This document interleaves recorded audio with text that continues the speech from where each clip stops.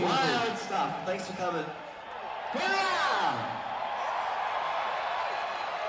It felt like yesterday when we first played at Baby's Alright nightclub in front of no people at all, and now look what the fuck what's going on.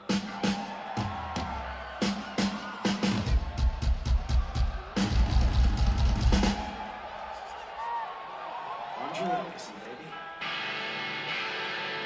Light and Hewitt. But honestly, thank you for coming. This is fucking very special. It means a lot. It's very surreal. We love you so much. B-E-A-U. Turn it up, Sammy!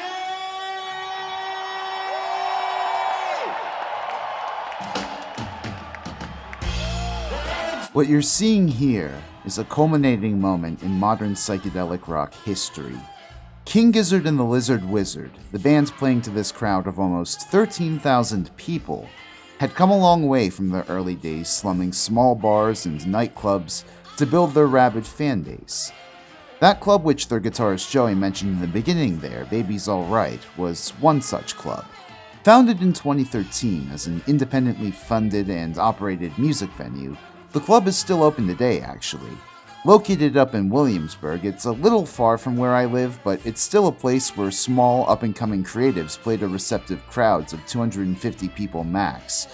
King Gizzard played a residency there the year after it opened as part of their first trip to America, and though hardly anyone knew them at first, by the end of their run at the bar, the shows were regularly selling out.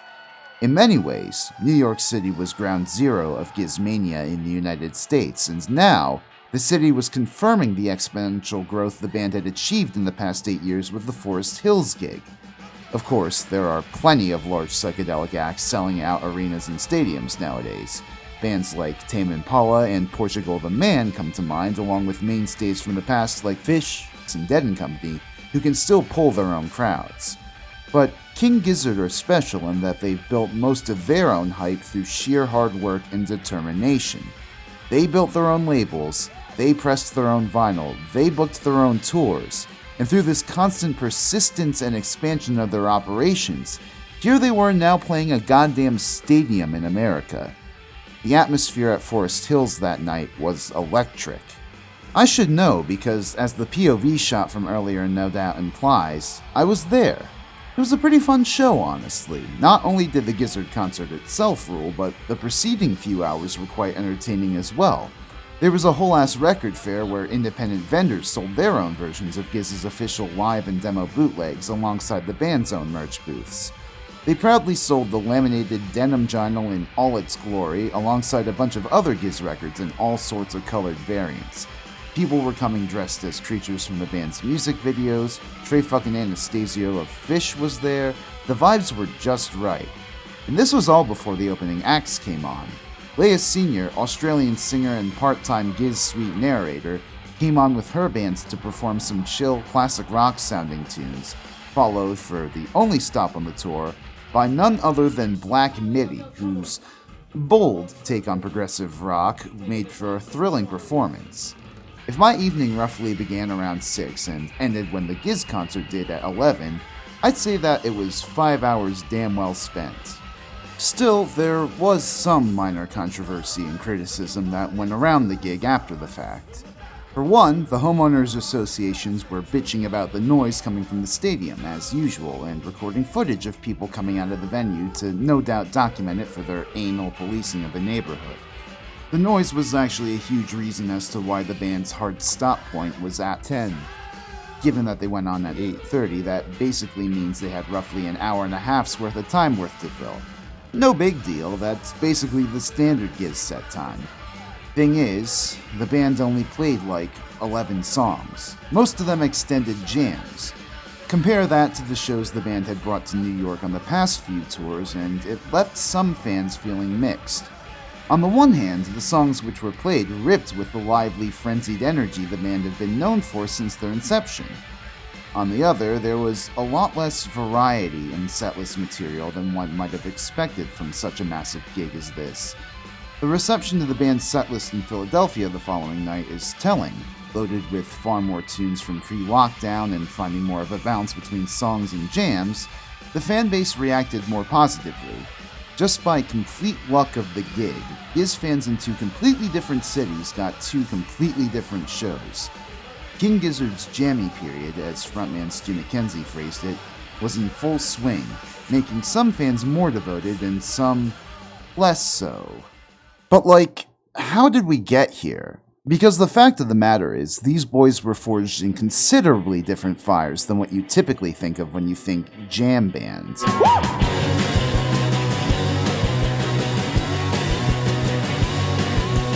What you're seeing here is a young King Gizzard performing on some community television station in Australia sometime in their earliest days.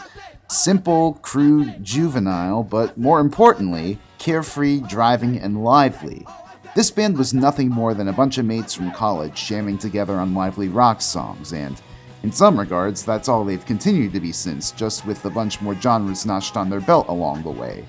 But it's this nugget of jam which is the beginning of a long thread from this garage rock frenzy to the psych rock odysseys of the present, one which, for my money, is overdue for a historical and critical analysis. Which is where I come in. Hello all! I'm Rezi Orenji. Now, before you click away, if you're new here, I'm a virtual YouTuber who does music reviews and deep dives into topics in rock music history. After reviewing all of King Gizzard's studio albums in my last video, which, if you've not seen that yet and want to, click on the card above, I knew that I next wanted to take the plunge into King Gizzard's long and storied history as a live band. It's crazy to know that, while pumping out multiple albums a year regularly, the band have toured extensively each year, especially so in their younger days as a hungry, growing psych rock band. Currently, according to Setlist FM, King Gizzard have played just over 700 shows around the world. You see, I'm a bit of a Setlist FM nerd. I love whenever a band I love plays a show, going on there and seeing the slight variations in sets between nights, if indeed they have changed it up. A lot of bands tend to stick with a pretty static set of songs night after night, and that's fine, but others try to switch it up. Increasingly in recent years, the Giz boys have been slotting into the latter camp. And get this, they hardly rehearse. Hardly have time to. Clearly though, all their years of playing together have made them into a master combo of 6 musicians and has kept them constantly evolving beyond what fans might have come to expect of them. Which then brings up the obvious question. How has the band's live concert evolved over the years, and how the hell can we tell? Well, over the next few hours, I intend to break down the band's history through the lens of their live gigs. The places they went to, the songs they played, and the chemistry they evolved. In doing so, I've been having to not only collect all these interviews and other articles on the band from indie music presses dating back to 2011, but links to long-abandoned social media pages and the opinions of gizheads from across the internet. But I can't truly speak on their live gigs' evolution without truly taking the plunge into their live recordings. That's not so bad. Most bands their age usually have 1 or 2 live albums to their name and presumably some killer pro shots and plenty more amateur phone videographers on YouTube to watch. So, how many live recordings of the band do we have?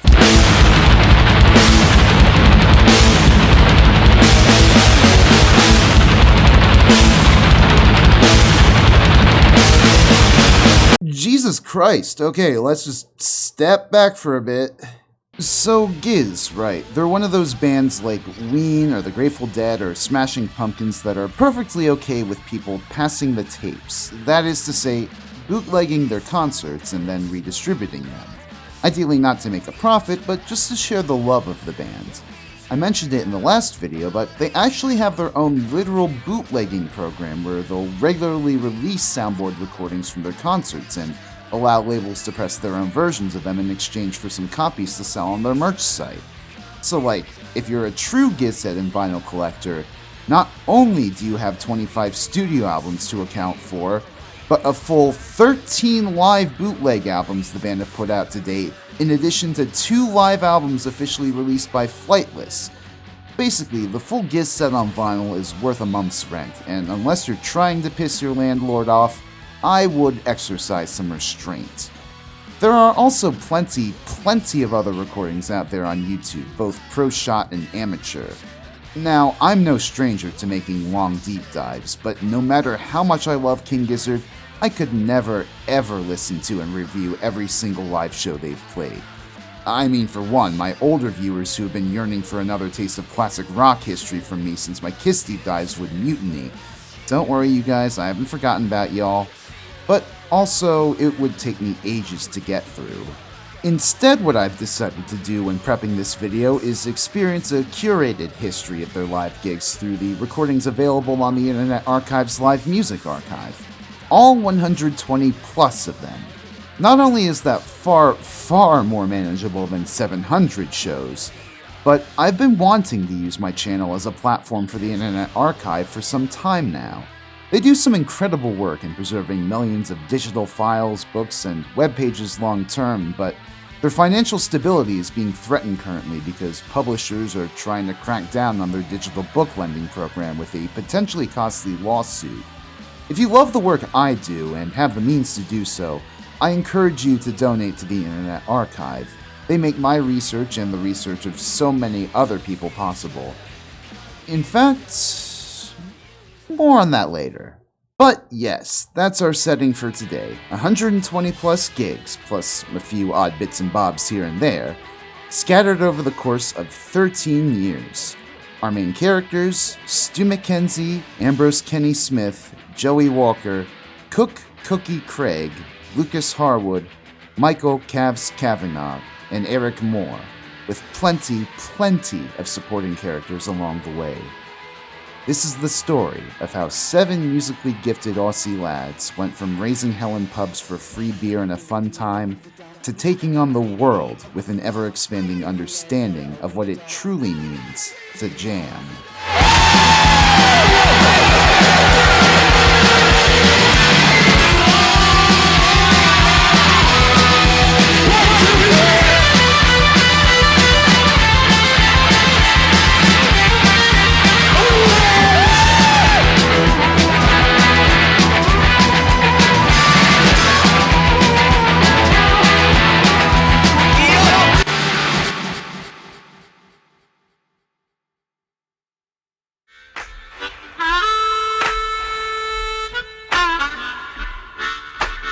Before we can properly begin talking about King Gizzard, we need to spend some time understanding their home turf.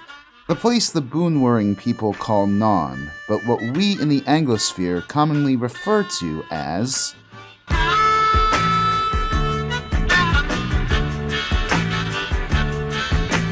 Australia's second largest city, the city of Melbourne, has long been a hotbed for Australian culture, and music in particular. That might, in part, be blamed on the weather. As Dr. Barry Hill, a specialist in popular music culture, performance, and technology, and former teacher to King Gizzard, would muse in an interview, there is a deep-set culture in Sydney. It's sort of like Los Angeles, while Melbourne is a bit more like New York, in terms of shit weather, pollution, and traffic. While I was working at RMIT, trying to drive down Punt Road on a Saturday, with the AFL on, you can forget it. Music culture is going to propagate more because people are just stuck in houses on cold days. Whereas in Sydney, you can just go to the beach. There's much more of a bodied, beautiful culture in Sydney, and Melbourne is more about we're funky, passionate artists. Indeed, Melbourne's music scene has an extensive history going back decades, if not centuries. The Esplanade Hotel, Melbourne's oldest running music venue, was opened back in 1878 and has played host to chamber orchestras, jazz bands, disco dancers, and so on. Rock first took hold in the city back in 1956 with a dance at the Preston Town Hall, and though Sydney and Adelaide usually were the cities producing the big bands at the time, Melbourne became the place that they played. So important was it to Australian rock, it became the place from where pioneering music video program Countdown was aired, and popular music publication Go Set was published. The city had its own spirited scene of mods and rockers in the 60s, but it was not until the turn of the decade that shit really got wild. Bands like Spectrum and Daddy Cool were popping up, propelled by chart-topping hits like All Be Gone and Eagle Rock. Broderick Smith, an English expat with a golden blues voice and sick harmonica abilities, began making a name for himself at this time, at first as part of Carson, but later the Dingoes. Rock legends AC/DC cut their teeth in Melbourne in their early days before finding international success. What put this all over the top, though, was Prime Minister Gal Whitlam and his government's increased funding of the arts. A burgeoning pub rock scene developed in the city, which would later give rise to not just alternative and indie musicians in groups like Nick Cave and Dead Can Dance, but also a smaller scene literally called the Little Band scene, where local artists just expressed themselves in small to mid-sized venues for the fun of it. This was Australian culture on steroids. In the decades since the 80s, however, creatively satisfied though they may or may not be, Australian musicians have been facing severe underpayment. According to a few Australian academics who have studied and even experienced the music industry there, it increasingly no longer became possible for mid-tier bands to sustain themselves off performing, selling merch, and possibly releasing music on a small scale. When you step back to think of the logistics, I mean, it makes sense, like, Australia's fucking huge. Sure, your small up-and-coming rock band may be popular in Melbourne, but you gotta then put in the legwork to make connections over in Geelong, and Adelaide, and Sydney, and Brisbane, hell, out in Perth. We're talking hundreds of thousands of fucking miles these bands need to travel in order to play to new crowds. And there's no damn guarantee those crowds will even show up like they would in a music-loving place like Melbourne. That's not to mention difficulties in liquor licensing. In recent decades, venues have moved away from charging for their concerts, hoping to recoup their costs through alcohol sales. Unfortunately, this has the effects both of underpaying the musicians and putting venues at the mercy of Australian states' varying liquor licensing laws. New South Wales government, for instance, passed laws in 2014 which restricted patrons from entering venues after 1:30 a.m. and the sale of alcohol after 3:30 a.m. This absolutely gutted venues across the state, leading to multiple venue closures until the law's reversal in January of 2020. Melbourne, by contrast, was not about to take any venue closures lying down. In January 2010, in response to a tightening of liquor licensing laws which unfairly deemed it a high-risk venue, the Tote Hotel, a notable indie venue in the neighborhood of Collingwood, announced that it was at risk of closing its doors, unable to pay for the additional security needed to continue serving alcohol. Within months, tens of thousands of Melburnians rallied to protest, most notably on February 23rd at the Save Live Australia's music rally. This grand slam of an event, sorry, I couldn't help myself, saw between 10 to 20,000 people march on the Victoria state government demanding that they recognize that live music does not pose a high-risk consideration for liquor licensing. The government did eventually relent, with the new director of liquor licensing, Mark Brennan, later confirming live venues would not be blanket deemed a security risk. Still, this highlighted a certain tension among the broader Australian popular music landscape. Governments of all stripes encouraged, even promoted Australian arts, but not so much to the point where artists could live too comfortably at home. No, as the decades wore on, it was expected that if you were going to truly make it as an Australian musician, even coming from the supposed live music capital of the world, you needed to find success abroad. Many such examples emerged: Silverchair, The Vines, Wolfmother, Airborne, Jet. My point is, by the late 2000s, early 2010s, there was a new meta developing for Aussie music success, even musical innovation? At around the same time, the Perth scene began to develop in earnest as musicians like Cam Avery, Nick Albrook, Joe Ryan, Jay Watson, and of course, Kevin Parker crossed paths and began experimenting with their own homegrown brand of psychedelic rock. Parker's solo project, Tame Impala, opened the floodgates, of course, but these five gents also collaborated on smaller projects like Pond, Albrook Avery, and Mink Muscle Creek. The success of Tame Impala abroad brought more eyes on these musicians, which in turn brought them more success, demonstrating the power of a tight-knit music scene, or at least a network of friends, in being the tide that lifts all boats. Of course, the Perth scene was not alone in its psychedelic inclinations. Wolfmother was around, if quickly devolving into the Andrew Stockdale experience, and you also had Melbourne's Midnight Juggernauts making some tasty electronic noises around this time, but neither of these bands came up in a scene of similarly minded musicians producing each other's shit or swapping each other's instruments. See, while Tame Impala got a major label deal, and all the financial fuckery that came with it, That didn't stop Kevin from continuing to make music with his friends for years after the fact. A new dynamic was emerging in Australian rock music, one which 7 young men from the state of Victoria were poised to embrace.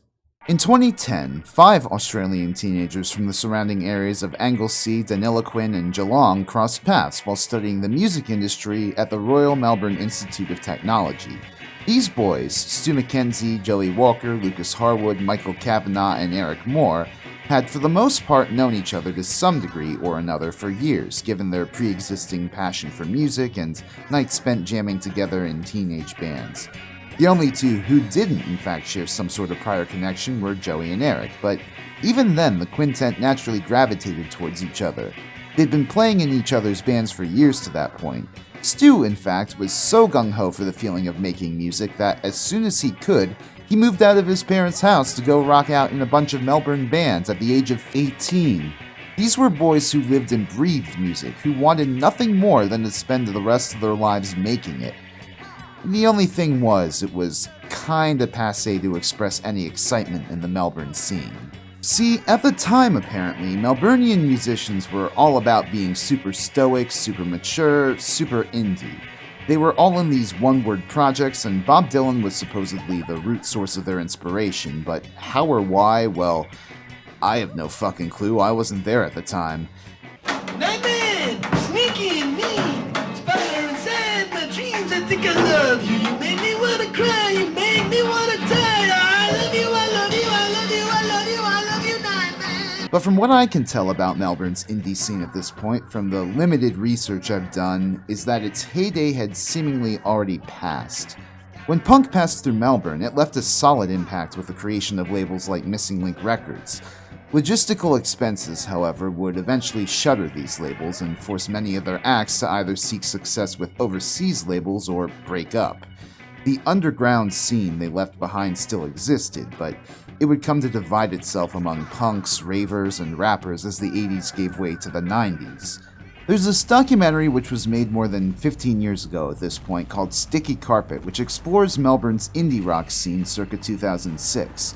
You can watch it for yourself in full on YouTube, but my important takeaway from it was that Melbourne's scene, though close-knit and supportive of one another, deliberately positioned themselves against the mainstream in the spirit of the area's more radical political bent. There were bands in the scene that wrote catchy pop, sure, but far more were embracing dissonance, buzzsaw chords, feedback, and other sounds that make the normies shit themselves in fear. This was right at the time where a neoliberal streak in Australian politics, both in the Labour and Liberal parties, was actively gutting the cultural reforms which had made Melbourne's meteoric musical rise possible. Naturally, there was some resentment towards mainstream appeal. But it's just unfortunate that because the government is so blinded by this theology of capitalism and this theology of the bottom line, you know. So I mean, they run the whole country like a milk bar. You know, it's a simple profit loss analysis on just about everything. Because now it seems as though there's this message being sent out from the companies that is like, you're not going to make money from record sales anymore, so here, take my cash and fucking we're going to sell you.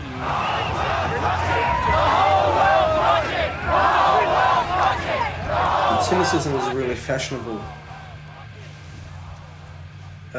sentiment these days. Not giving a shit, not caring, like, no, can give a fuck.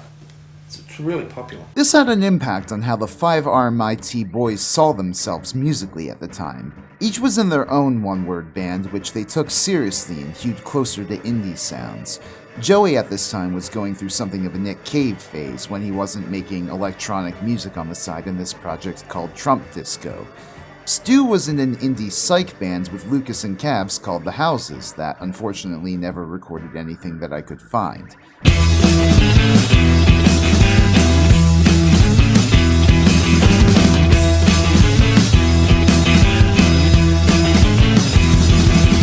Eric, to my knowledge, wasn't in any distinct projects himself at the time, but he apparently was a great drummer according to his former RMIT professor, just lazy with his assignments.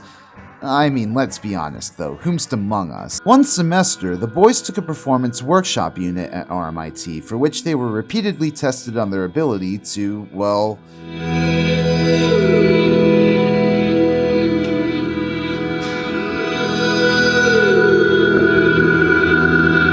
perform. Their teacher, Dr. Barry Hill, would record these performances for assessment purposes, and from the limited bits of footage he's put online with the band's blessing, it's fascinating seeing these young gizzards in action, flexing a musical partnership they've been building for years going back to their teenage bands in Geelong.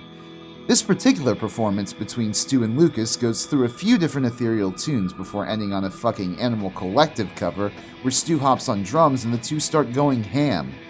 These were lads who loved making and playing music together more than the cynicism of the Melbourne scene towards the state of Australia could tamp down. The same could be said of Joey, Eric, and Cavs, who very quickly also came to find that they had substantial musical and personal chemistry both together and with Stu and Lucas. These 5 boys and a few of their other musical friends began jamming together for the hell of it as a fun side project away from the stoicism of their other bands, though only the named 5 would band together to bring this group before Dr. Barry Hill for Stu's final performance workshop assessment on October 26, 2010. What they're playing here is garage rock simple enough for any musician to come on stage and join in on, which was by design, but what the band lacks in interesting chord progressions, they more than make up for in the reckless abandon and wild energy that they bring. This performance is such a blessed time capsule. I mean, the music is okay, but the band really brings the house down for the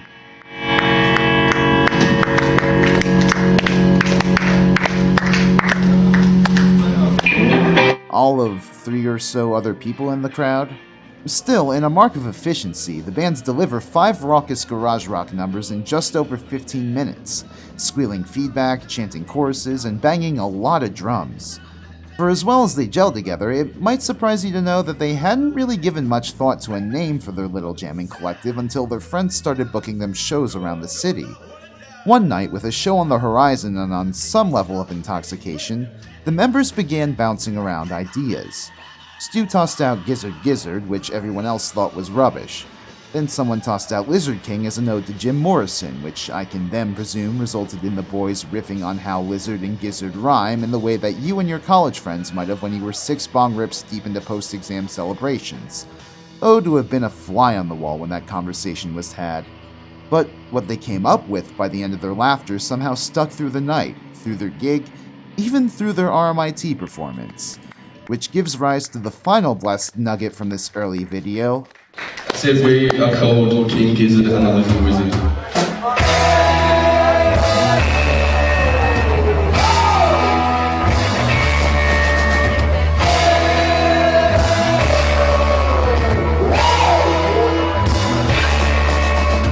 Oh boy, now comes the part in the video where I get to break out my handy-dandy tour maps. Though, minor spoilers, we're not going to be visiting too many places beyond the land down under for the next few years to come. I mean, I suppose that is to be expected given the aforementioned difficulties of Australian bands in the previous section, but to wit, this is the collective map for 2010 and 2011. Within 1 year of their formation, King Gizzard had only managed to tour out as far west as Adelaide and as far north as Brisbane, with most of their other gigs happening in or around the Melbourne area. Now, of course, the band was very much still seen as the side project band by its own members for a good ways into 2011, though playing an increasing number of odd locales. There's an early gig that the band supposedly played in a drainage ditch, which we have pictures of on the Internet Archive, Stu's being his characteristic wild man even this early on, Joey's got his Nick Cave thing going on, and who are you? Another gig from February 12th at the Geelong Gal also surfaced recently on Internet Archive, and it's a fun ripper with a lot of the band's early tracks. All that said, the band's early shows were more a way for the members to score free beers or have an excuse to hang with friends. There's this one old Facebook event page I found from all the way back in April 2011 promoting a King Gizzard residency at Melbourne's Workers Club for 3 nights that month, where one of the advertised perks is beers with Stu. God, the stampedes a simple message like that would cause if the band ever decided to post that on their social media today. At around this time, the band's lineup was beginning to solidify as more of the group's friends began sticking with their own projects. 2 new faces, however, had frequently cropped up in the band's performances by the spring, both old friends of Stu's. Cook Craig on guitar and backing vocals, and Ambrose Kenny Smith, son of 70s blues rocker Broderick, on harmonica and vocals. King Gizzard was a revelation for Ambrose, who at the time was also going through a one-name band phase in his life just barely a few months into adulthood. He'd taken up the harmonica at a young age, though found himself musically stunted when he was teased by his skater friends for his first album. So when I was little, I did all that busking stuff, and then all of a sudden, my dad's friend said he would record me. So then I wrangled together a bunch of half-assed songs. It was like a 7-track CD EP thing called Blow the Blues when I was like 8 or 9 or something. And then I got super ashamed of that because I got thrown into like the skate world and hanging out with a lot of like dudes that were immediately older than me. And then when they started to discover that, they would just tease me for days on it. So I think I like destroyed most of those CDs because I was so embarrassed. His teenage years jamming with Lucas, Cook, and Stu helped spark a reinterest in music, though he was still very much set in the Melbourne scene's way of making music. Until he saw Giz live. Recalls Ambrose. Lucas and I were in a band together, Stu and Lucas were in a band together, and Cook and Stu were in another band together. When Stu started King Giz and I saw them play for the first time, that was it. I knew it was going to take off quickly. Stu asked me to come play at one of the shows the following week or so, and I just kept rocking up there with them after that. It was so much more energetic and raw than all our other bands at the time. Bashing out 3 chords with repetitive lyrics really got the crowd going more than I'd ever seen before. It was, and still is, the most fun thing I've ever had the privilege of being a part of. And so, what would become King Gizzard's main septet going forward was finally gathered, creating a hectic cacophony whenever they played their simple material live, and no doubt many a logistical nightmare for venues to figure out in the years to come. In any case, that video I showed at the beginning where the guys were playing the early song Eddie Cousin on local TV is, in my eyes, a perfect Eric Andre-esque distillation of the band's early years. They're rocking out to this song that just oscillates between 2 chords the entire time, Eric smashing maracas against the floor tom, everyone in the band is howling the song's only 3 words, and by the end, Stu's guitar strap has fallen off, as has Eric's cymbal. Somehow it all works because they sell the music so damn well with their enthusiasm. Energy really does carry a performance a long way, and from the scattered bits of live footage we have from this time, the band's got it in spades. That said, King Giz were quickly developing their own repertoire beyond just jamming on simple chord forms. As early as 2010, they were self-releasing music online and in limited quantity vinyl, including 2 singles and an EP titled after Stu's old stomping grounds of Anglesey. Eric was acting as the band's manager, attempting to sign them to a label, but no one was biting. No matter, self-release served them well so far, might as well chuck another EP out there. Recorded live in a warehouse over a few hot summer days, this next EP, Willoughby's Beach, would release in the fall. It was preceded by garage rock banger for the ages Black Tooth, which itself spurred the band to book their first outings in Australia beyond Melbourne and Geelong. They headed as far north as Sydney and as far west as Adelaide this time, no doubt attracting keen new fans in the process, even some buzz from the press. One of the earliest articles I can find promoting King Gizzard is this tone-deaf blog post written around the time of Black Tooth's release by Nicholas Jones back in 2011. He talks about how the band consciously were going out there as the antithesis to Melbourne's one-name band scene, mentions their upcoming EP and tour in support of Black Tooth, and gives a pretty positive assessment of their live ability, stating that their live show starts off on the stage, but frequently ends up in the middle of the venue with an audience heavily weighted in favor of the fairer sex, all looking on in adoration. Clearly, the carefree wild nature of King Gizzard, the side project band, made them infinitely more appealing and commanding of audiences' attention than any of their previous main projects could hope to be. When it finally released, Willoughby's Beach, in all its 26 minutes and 9 tracks, stood as at least sonic proof of this, given the nature of its recording.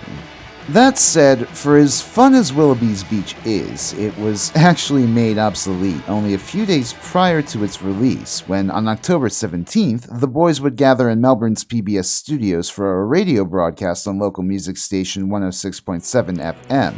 They play through the entirety of Willoughby's Beach here, with hints of the band's cheeky banter to come, and oh boy is it something. This song's dedicated to Sid O'Neill from the Vasco era. And Cocaine. My baby. And Cookie. And Cookie. He's eating the egg flip.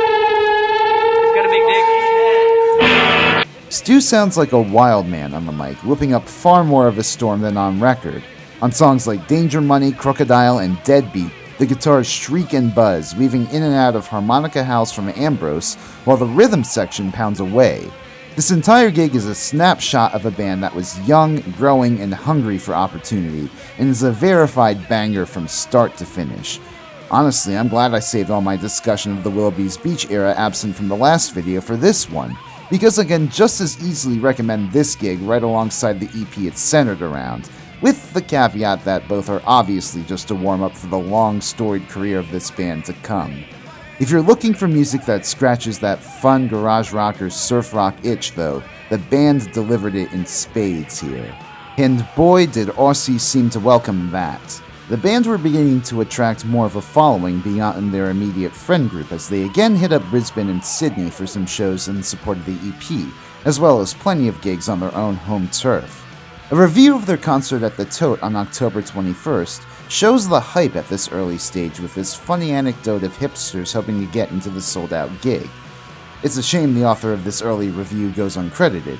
Clearly they saw something more in King Giz at this stage than I think the band even saw within themselves. The author says, quote, "It was hard to feel as though the spirit of the psychedelic 60s had not been truly reborn and the Tote was witnessing the second coming of the 13th floor elevators." That's high praise for a band with a discography as simple as Giz's so far, but I see where they're coming from, given that garage rock and psychedelic rock share a long history together dating all the way back to the elevators. In any case, the band's building hype helped to secure for them their first festival slot, opening the Meredith Music Festival in December. As Ambi tells it, given the reputation Meredith had locally, this was very much an "oh shit, we've made it" moment for the band.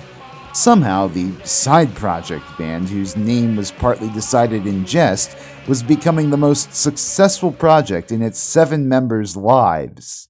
They funneled this realization into their performance at Meredith on December 9th, which we thankfully have preserved in another bootleg, this one incidentally recorded by a man named Chris Jacques who had no idea who King Gizzard was going into it. As a result, the recording isn't necessarily the best, the sound's very muffled in areas. Still, from what you can hear, it's another damn solid gig under the Giz Boys' belt. Here we can see that the band aren't shy to throw in a cover every now and then for fun. As Melissa Tan identified in her review of the gig, apparently they did a version of Split End's She Got Body, She Got Soul. I say apparently because the unknown track captured in the bootleg, which I assume is the cover, doesn't quite sound like it, but they certainly interpolated the Stooges' I Wanna Be Your Dog in Crocodile.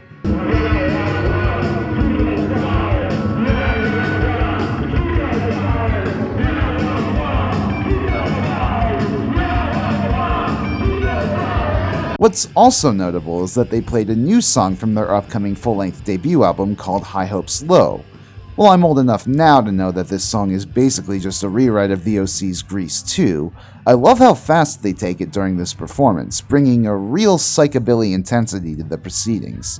So wild was the gig and the audience's reception to it that apparently they whipped up a mini dust storm.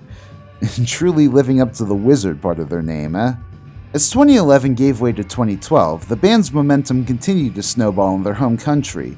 They were not only acquiring new musical allies in and around their scene, the band befriended space rock queens of the Victorian Bush Stonefield, while Ambrose launched a band called the Murlocs, which began generating its own buzz, but Eric Moore, fed up with the label search, decided to form his own label, Flightless Records, from which to press and distribute King Gizzard's music.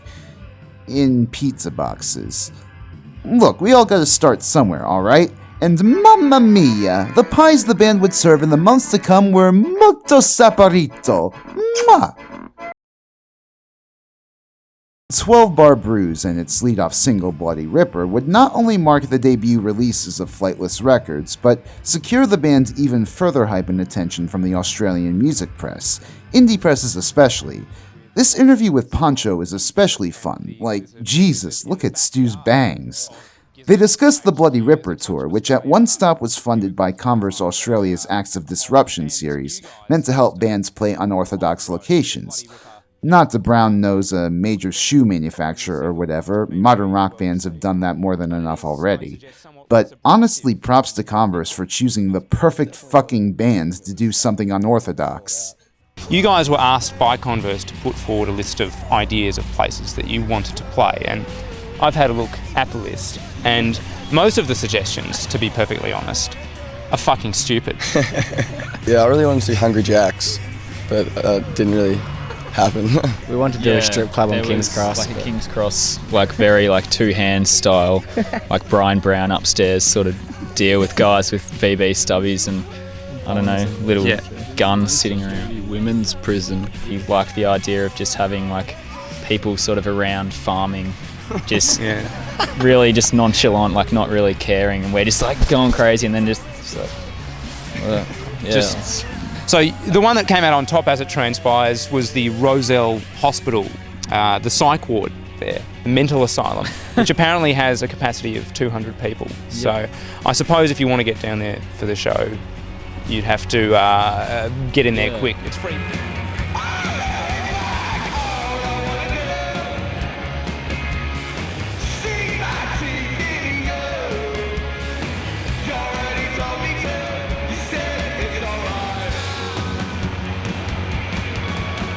These 2012 gigs, at least from the surviving bits of footage online we have of them, are sick as the Aussies might say.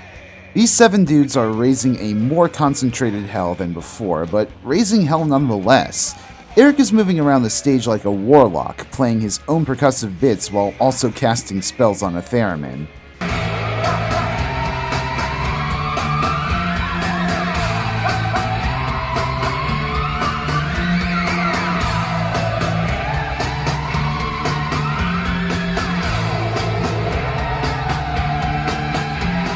The other boys are sweating up a storm and bopping around the stage just as much as the people in the crowd are.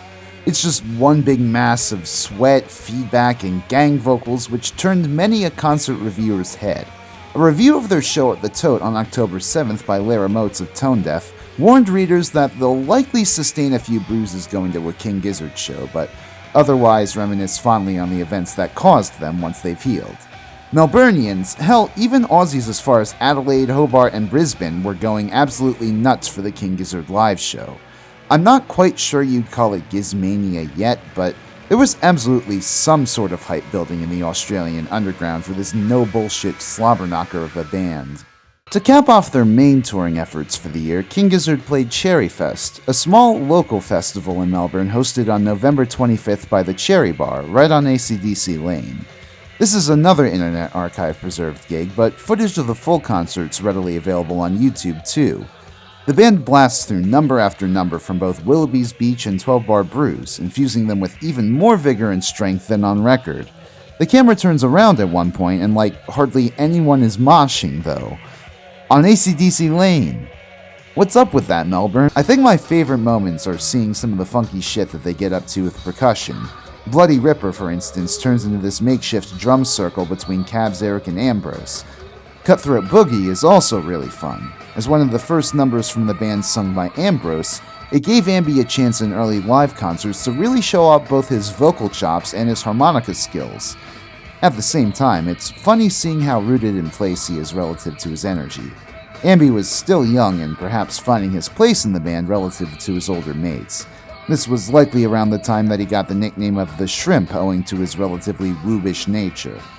Even here, though, we see hints of a more unhinged frontman under the surface, begging to be let out.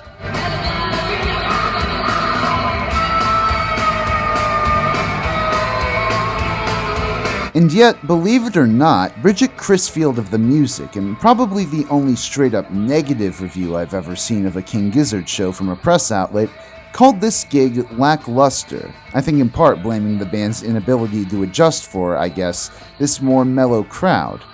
I mean, I guess that's kind of valid given that from the crowd shots, there were certainly more old folks in the crowd than the band would have been used to at that point. Perhaps it was a sign. Perhaps the band was due for a shakeup. Stu once said in a Reddit AMA in April of 2020 that he was getting tired of King Gizzard getting typecast as surf punks, probably as the promotional cycle for 12 Bar Brews was reaching its end. And so as the Mayan calendar came to a disappointing close and the world limped into the cultural morass that was 2013, the band let loose a 1-2 punch of weird, which would forever alter their future trajectory.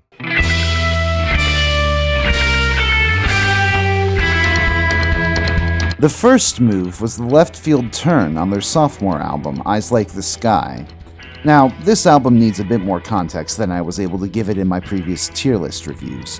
While it's true the band flirted with Western audiobook type music featuring Broderick Smith's narration with 12 bars Sam Cherry's Last Shot, it was only when they got the chance to perform that song with Broderick Smith live at Castlemaine's Bridge Hotel on July 21st that the gears really started turning for Stu, who then wanted to compose an album-length spaghetti western narrative using Broderick's narration. Now, to be clear, the band were already lucky enough that one of their members' dads was a Melburnian rock legend, even agreeing to appear on their debut album, so the fact that Brod then agreed to join Stu and the rest of the band in their little stagecoach jamboree that was Eyes Like the Sky is absolutely buck wild, just a blessed collaboration from the nepotism gods down high. Or it would have been if the band could actually tour off the damn material, but, well, as you'll notice with this footage of them playing The Raid, there's no goddamn Brod to narrate these tracks with. And for that matter, what's with the animal masks? To the extent that Eyes Like the Sky made an impact on the band's live setlist, it seemed mostly to be as an instrumental mood setter or interlude before launching into the rest of their garage rock madness. Thankfully, the bands weren't lacking in new material to tour with for long. The second major change which happened in 2013 was the band's growing shift towards psychedelia, perhaps first observed in the covers they'd sneak into their live concerts. I've already mentioned how High Hopes Low is basically a VOC sound-alike, but the band would also regularly play snippets of I Wanna Be Your Dog during performances of Crocodile, and, at one show in early 2013, played a cover of Naz's Open My Eyes. Unfortunately, a live recording of the latter doesn't exist. They played it at a concert celebrating the Nugs' anniversary compilation they recorded it for, and that's it. Regardless, these influences merely lingered in the background of the band's garage punk career until a return to PBS Studios on February 8, 2013 for another radio session. It was there where the band's simple pickup jamming that had subsided over the past year was about to return with a wild psychedelic twist when they debuted a new work-in-progress song titled Head On Pill.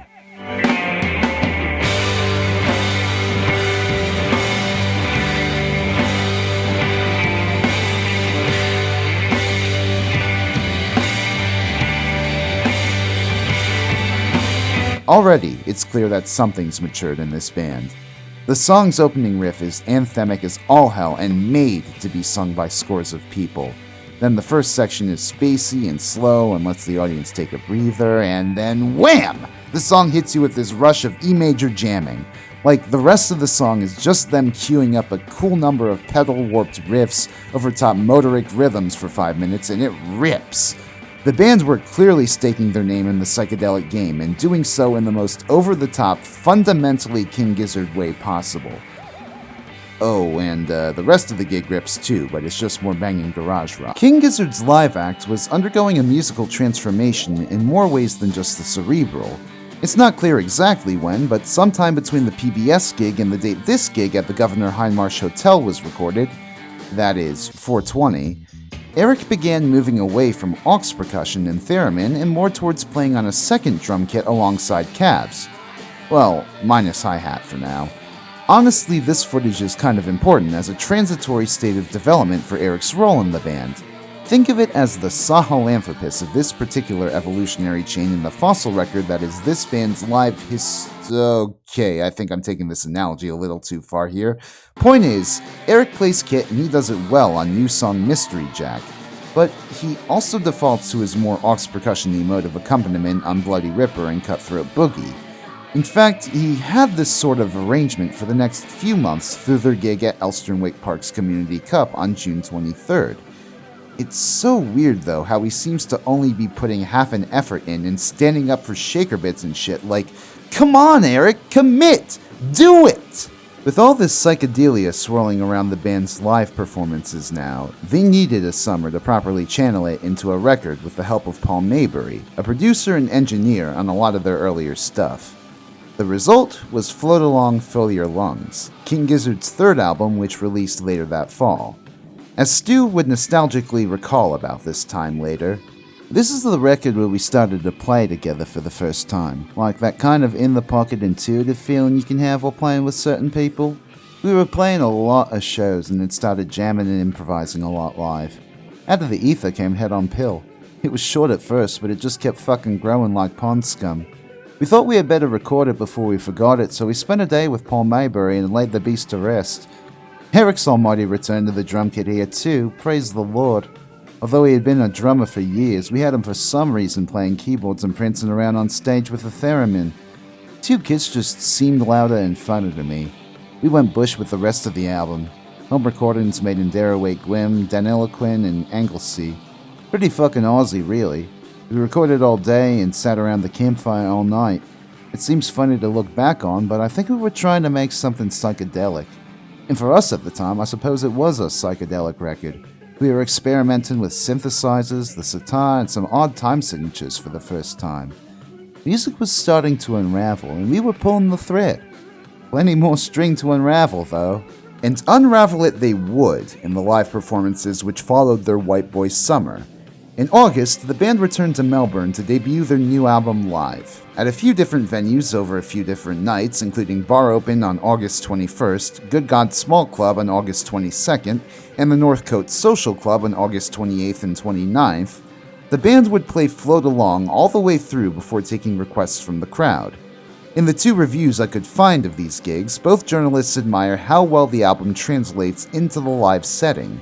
Stephanie Tell of The Music recalled that Bar Open's floor shook from the mosh pit which formed during Head on Pill, while Laura Motes cited 30 Past 7 as a highlight at Northcote, which we have absolutely no evidence for, unfortunately. Hell, just to warn you, we have hardly any audiovisual evidence of the next few months' worth of gigs. What we fortunately do have evidence of are two songs on the 29th, underrated cookie classic Pop in My Step, and the album's title track, Float Along, Fill Your Lungs. It's cool we have evidence of the former being played live since it's such a rarity. Please, Cookie, bring it back, I need it. But what I really want to talk about is the latter.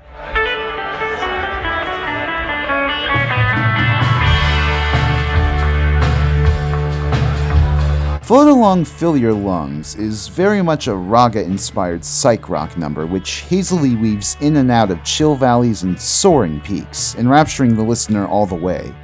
The studio version is fine enough as is, but live, it's an entirely different ballgame. For one, the band extend the song by like 4 minutes at the Northcote. The band used that time to wander and explore their scales a little, bringing their budding philosophy of jam to another level entirely. And as the band unleashed psychedelic bliss upon the Northcote, the psychedelic projections of their good artist friend and frequent collaborator Jason Galea bathed the venue in the colors of the titular album's cover. It's an audiovisual marvel, honestly, and a fitting evolution to the band's performance.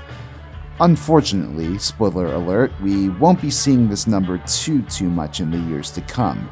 Jamming requires being able to concentrate and focus on one another, and it was hard for the Giz Boys to do so using standard monitors and trying to fit 7 instrumentalists and 2 drum kits and an endless number of crowd surfers in a small-ass venue. Seriously, how big is the Northcote? With Float Along's release, the band once again engaged in an extensive Australian tour. Well, as extensive as Aus allows, anyways. And actually managed to make it out as far west as Perth and Fremantle this time. If you want to be technical though, they were actually in Perth as early as April of that year, only little less than a week after playing as far north as they ever had in Cairns. They were catching on in their home continent for sure, helped along by their generous recording and release schedules. Only a few months after Float Along, for instance, the band dropped another album, Oddments, on March 7th. Heralded a few months earlier by perennial favorite, They Will Never Play the Song Live Again, Let It Go. and subsequently launched yet another tour of the Australian continent that spring, playing a huge host of shows largely in the east. Oddments didn't really change that much up about King Gizzard's live concerts, which Float Along didn't already do, apart from new concert staples like Sleepwalker and Hot Wax. The band were still playing loud, fast garage psych against a trippy backdrop. The entire time, however, they had an even more ambitious plan for the summer. See, on October 9th of the previous year, the annual AIR Awards happened. That is, the awards ceremony honoring Australian independent music. And not only were King Gizzard nominated for Best Independent Hard Rock or Punk Album for 12 Bar Brews, not only did they win that award, they were nominated for and won a generous $50,000 grant from Carlton Dry? Feels like the most Aussie thing for a beer company to throw money to underground music acts, but it was quite the generous move on their part to explicitly target those grants towards helping get those artists overseas. As Dr. Hill and so many others have preached, it's crucial for Australian artists to break into markets where the nearest cities aren't hundreds of miles apart ASAP. What a fantastic little company. Wonder what other good deeds they've done for the community of Melbourne. Still, the bands now had a golden window of opportunity, and not just that, but a potential in. Meet Michelle Cable, founder of and manager at Panache Entertainment. Though based out of New York City at the time, she happened to be in Australia for one of the band's gigs, immediately fell in love with their operation, and wanted them to come to the States. Given the fact that such an endeavor involved travel, lodging, and transporting gear for a goddamn psych rock septet, they were unable to act on this until the grant, at which point their way forward became clear. As soon as the band knew they got the money, as Ambrose recalls. And then Stu called me one day when I was skating and he was like, hey, we just won it. Like, we're going to go to America for like 2 months. And I was just like, let's go. Yeah.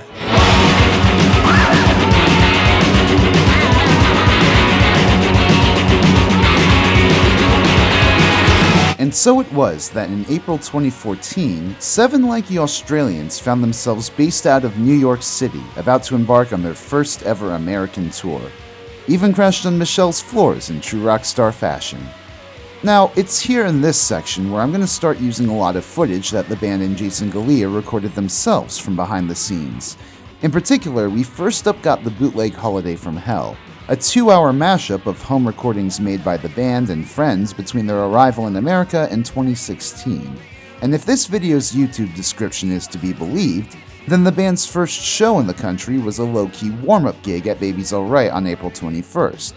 It makes sense, given the fact that Michelle Cable was closely connected with the venue's owners, but the way everybody treats the band's following American show, this one might as well not even exist. For one, the only evidence we have of it is a supposed clip of new song Am I in Heaven, and even if it were real, the band themselves repeatedly claim that their first show in America was actually their next. Sorry, Baby's Alright, but you'll get your time in the sun in this section. Oh, good lord, will you. No, King Gizzard's domination of America truly began in the Lone Star State itself, Texas. More specifically, the band found itself in Austin for day one of the Austin Psych Festival on May 2nd. The Psych Festival in question had been running for a few years up to this point and was the brainchild of Texan psychedelic rockers the Black Angels through their collective the Reverberation Appreciation Society. Michelle Cable had actually been involved with them in the past, at least as far back as the previous year's Psych Fest that I can find. But that is to say that when King Gizzard were ready to go on their first American tour, she had a hand in getting them on that bill. The band were finally in front of American crowds, as Dr. Barry Hill had so enthusiastically recommended, and now it was time to sell themselves. Dr. Hill actually once recalled some of his advice in hindsight of the band's later success. I feel really sort of vindicated because of what I talked about in my lectures about the music industry at the RMIT program. The notion that as an Australian act, it's so important to get overseas quickly and really push your stuff to an overseas market. Because we're a premium, we're exotic. We present as authentically different to all musicians that they see overseas. I tell my students, imagine a lot of bands from Iceland come to play at your local pub. Everyone's gonna go just from that. Because it's like, Iceland? What the hell do they do there? We're so far away. A lot of people will never make it to Australia in their lifetime. When Australian bands come over, it's like, oh, these people actually do stuff that's different. They think we have kooky animals here, that we have this amazing lifestyle and this amazingly rich community in terms of not only money, but also we're starting to put together really interesting music.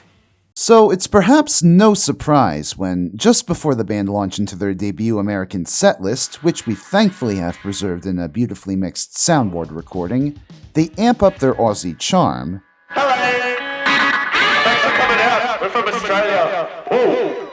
We've never played in America before. Thanks for having us. Before proceeding to take the audience for a ride.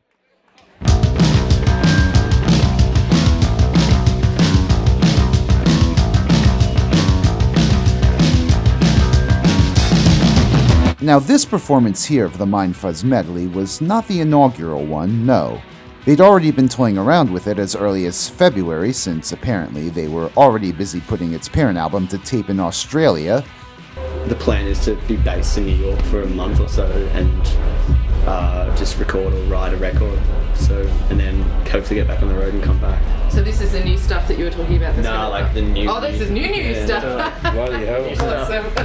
Yeah, the new stuff we played today is nearly finished, like recording-wise. Yeah, so that album's nearly ready to go, which is pretty fun. So the stuff in New York is another album? So... We'll probably have to... But this recording, hell, the entire concert recording, is our first evidence of a change of King Gizzard's live philosophy. The Mindfuzz medley, for those of you not in the know, is about 12 minutes of psychedelic krautrock with a recurring ostinato in the rhythm section running throughout. And god fucking damn, when the boys run through it tight like they do here, it's energetic bliss that gets the crowd going. To paraphrase Edgar Wright, you'd be mistaken for thinking it's all one big song, and Michael Toland, living in a pre-Mindfuzz world to be fair, certainly was in his Austin Chronicle review of the gig. But god, does it fucking rock. Most of the set maintains a similar energy. There's a crushing performance of Am I in Heaven and a 16-minute Head-On Pill which echoes the studio version, but with even crazier feedback in the back half.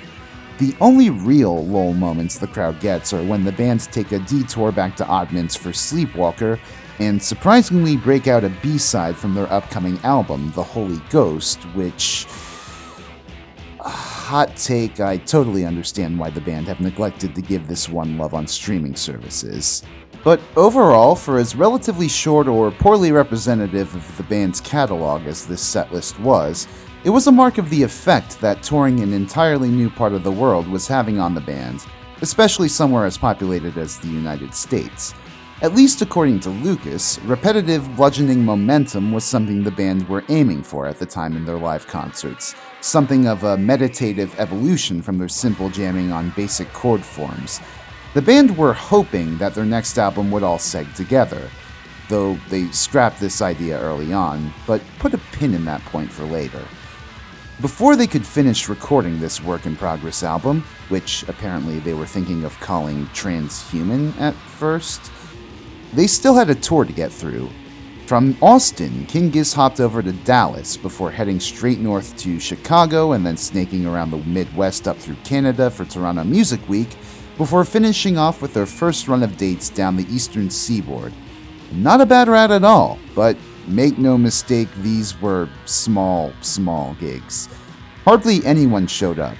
Those that did, though, sometimes they came to the next gig, and maybe even the gig after that. These early American followers saw something within the band that, because they weren't raised in a similar cultural context, they were unlikely to themselves get. You see, it was around this time that the members of the band started getting asked if they'd listen to the Grateful Dead.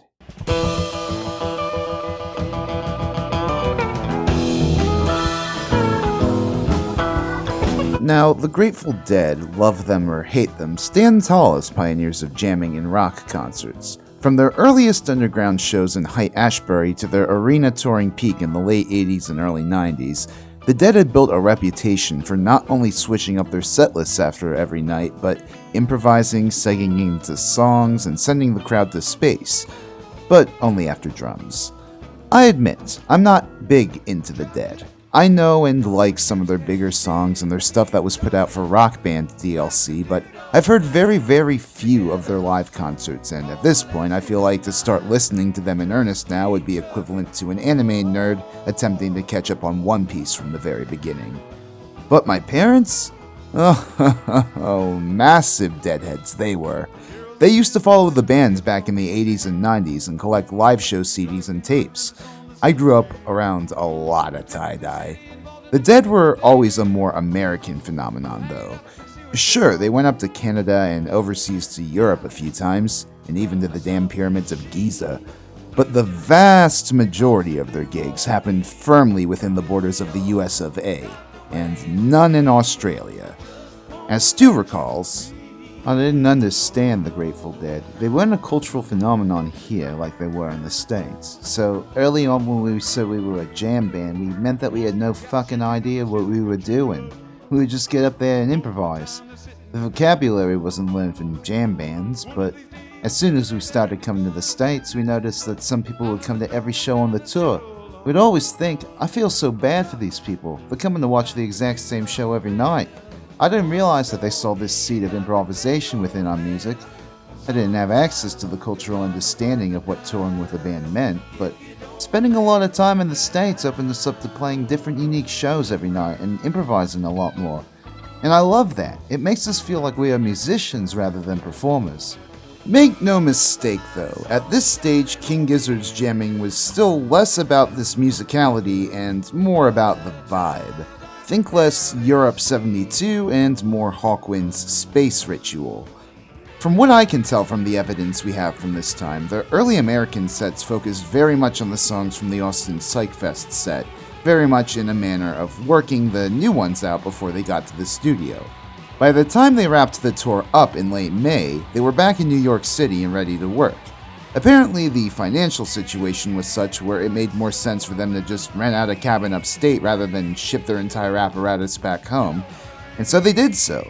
For an entire summer, they lived up in a dirt cheap ski lodge in Hunter, New York, and bought some cheap recording gear via Craigslist to work out some overdubs and new ideas, but still regularly found themselves coming down in a piecemeal fashion via soccer van and bus to New York City, both for shows and recording. And so it was that the band went into June beginning their Brooklyn Summer Fun residency.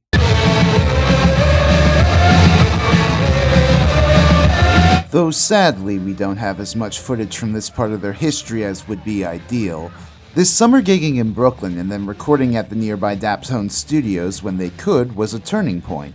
It was here where they first made connections with the other artists that Panache oversaw, including Mac DeMarco and The OCs. They actually played a gig with The OCs in McCarran Park on the morning of June 14th, and the two bands hit it off so well that John Dwyer made a deal with the band to put out their upcoming album in the States on his own album Castleface Records. They especially developed a deep relationship with Baby's Alright at this time, playing no less than 5 gigs at the venue before summer was out. And shit, look at these crowds. You can tell that, though it's still only minor underground buzz, the band were developing a buzz in America, a fanbase there who got the band on just as visceral a level as the Australian fanbase. And from the evidence that we have of the gig setlists at this time, they were at least now trying to switch things up a little more for the newfound diehards by reaching back into their catalog for numbers like Deadbeat and Crying, as Bootleg Holiday from Hell shows when they performed at Warsaw the night of June 14th. Just with one trip overseas, the band were already evolving at an exponential rate, a fact only further confirmed when they made a homecoming victory lap that August. Well, okay, technically it was called the Sino Ost Tour, implying a larger Asian leg to it, but in reality they just played a single show in China, so... Whatever the case, the band's return to Australia was received with rapturous reception, including this review of one of their gigs at the Ding Dong Lounge on September 18th by Connor Callanan of Tone Deaf. Stunned by just how much time the material from their upcoming album, by now entitled I'm In Your Mind Fuzz, took up, Callanan was no less enraptured and even said at the end, quote, The way in which King Gizzard and the Lizard Wizard can entice their audience to enter their multicolored, multifaceted, heavily layered yet energetic world was a sight to behold. There is no way for these 7 disciples of psychedelia to go but up. From the simple, shabby garage psych of bands like the 13th Floor Elevators, to an all-encompassing body-moving psychedelia in the vein of the very best Hawkwind and Noi, King Gizzard had made an even more apparent shift in their ability to absolutely command an audience. Unfortunately for the Australians, though, the band were immediately after making plans for another tour of the States to strike while the iron was hot. When they returned to the States in October, they engaged in a tour limited to essentially the Northeastern Rust Belt, starting with, what else, a gig at Baby's Alright before looping from the Northeast through Canada and Detroit back round to Buffalo before ending with another tour up the Eastern Seaboard before... Okay, their schedule was a little weird towards the end of October. They were busy playing so many gigs and doing so many promotional activities that they'd be in Brooklyn one night, then upstate in Kingston the next, then back in Brooklyn, then they might go out to some random college gig like SUNY Binghamton or Brandeis University, but it was all in service of just staying in the area for a few big events. The College Music Journal marathon gigs happening in New York City between October 21st and 25th, the Mac DeMarco show they'd been booked to open on November 4th as early as July, and the additional studio time they booked at Daptone for the day prior. That said, 2 of the shows they played at Baby's Alright, plus a cheeky Halloween gig, had been miraculously preserved for us by NYC Taper and show the band in peak condition. If you're a fan of the Mindfuzz era, the Baby's Alright gig on October 13th, where the band played through most of that album and then closed with Hit on Pill, is a must-listen. It's also notable in that it's the first recorded evidence we have of Stu breaking out his flute for a gig, courtesy of Hot Water.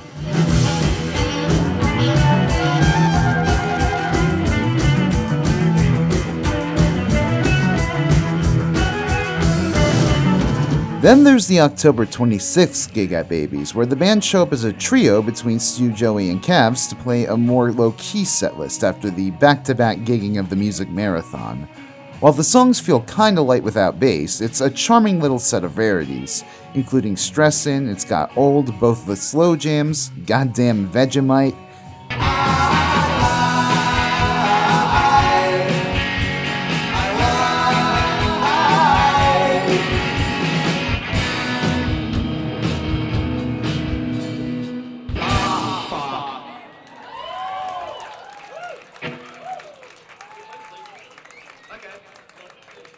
I'm really sorry everyone had to listen to that. Everyone just got 20% dumber after that. and the final recorded performance of God Is Calling Me Back Home to date, where Stu is presented with a small cake with way too many candles for his birthday.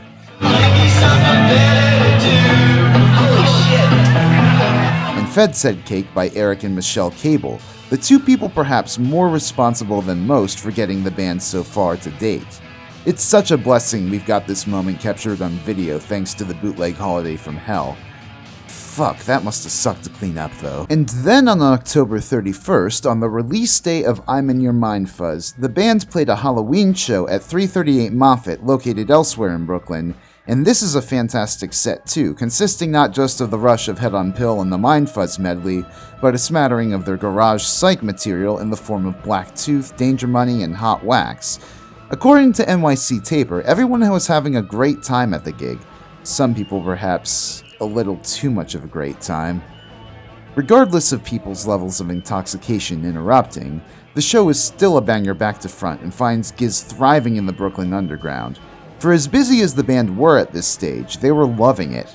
As Stu told an interviewer who met him in the middle of their CMJ run, "We've been so damn busy. I think this is our 16th show in 13 days, so we're all pretty knackered and tired out, but it's cool. You kinda get in the rhythm of it, I guess, and now I think I'm gonna fall into some weird depression as soon as we don't have a show." After wrapping up their stay in America on November 4th, the band shipped off to Europe on their first ever tour there. After a festival show in Iceland, they engaged in a run of dates up in London, Scotland, and Northern England, where they were very well received. Chris Hughes of Get Into This said of their gig at the Liverpool Arts Club on November 14th that this is as good as anything that the modern psychedelic scene has to offer. and we feel that Liverpool has been blessed with a visit from a band who would so easily fit into its own local scene. We've got a bunch of recordings from this time. Not full ones, sadly, but bits and pieces of the band just utterly kicking ass nonetheless, including clips from Sound You Can See of the band doing Hot Wax and Head on Pill at Shacklewell Arms. They proceeded to then rock a number of venues in the Netherlands and even tiny little Luxembourg before returning to England for another few dates, and then wrapping the entire thing up at Vodafone Mexifest in Lisbon, Portugal, and a Rough Trade England show. The year had almost been through, and King Gizzard had inarguably seen far more of the world than their humble bushland hearts had ever dreamed. They were jazzed, and possibly drugged, up, as their interviews no doubt show. Skyrim, yeah. Got into that. He's deep in the Skyrim world. Yeah. What's your alias?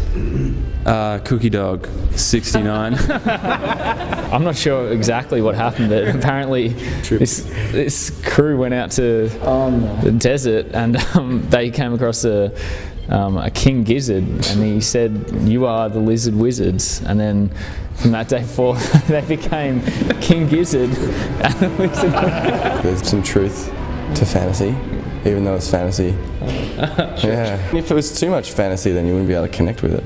Like, it wouldn't make any sense. I'm sorry? You need some hot wax. You need some hot wax. I mean, even in space, they got spaceships. The year ended for the Giz with yet another victory lap back home across the Australian continent, wrapping it all up with 2 nights at the Hi-Fi in Melbourne. The band had done it. In just 7 long months, they made their first impression upon the American and European psychedelic underground, cemented themselves as Aussie psych rock icons, and evolved their live sound to embrace Medleys. Okay, hang on, that isn't right. I meant Medleys. Okay, I guess we're due for another sidebar. You know all that recording King Gizzard was doing in New York at the tail end of the year?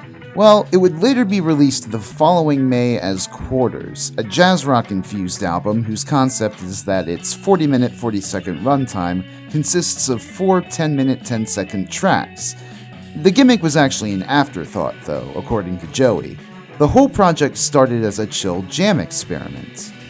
We weren't really jamming anywhere near close to the degree we are right now on stage, but on I'm Your Mind Fuzz, which I think preceded Quarters, there's some little moments, like Slow Jam 1, which go into a little bit into that territory of what became Quarters. So it's like, oh, cool, that's fun, let's do that. That was definitely the first iteration of us trying to jam in an improvised way. The album recordings were products of live take jams, and then we would stitch it all together.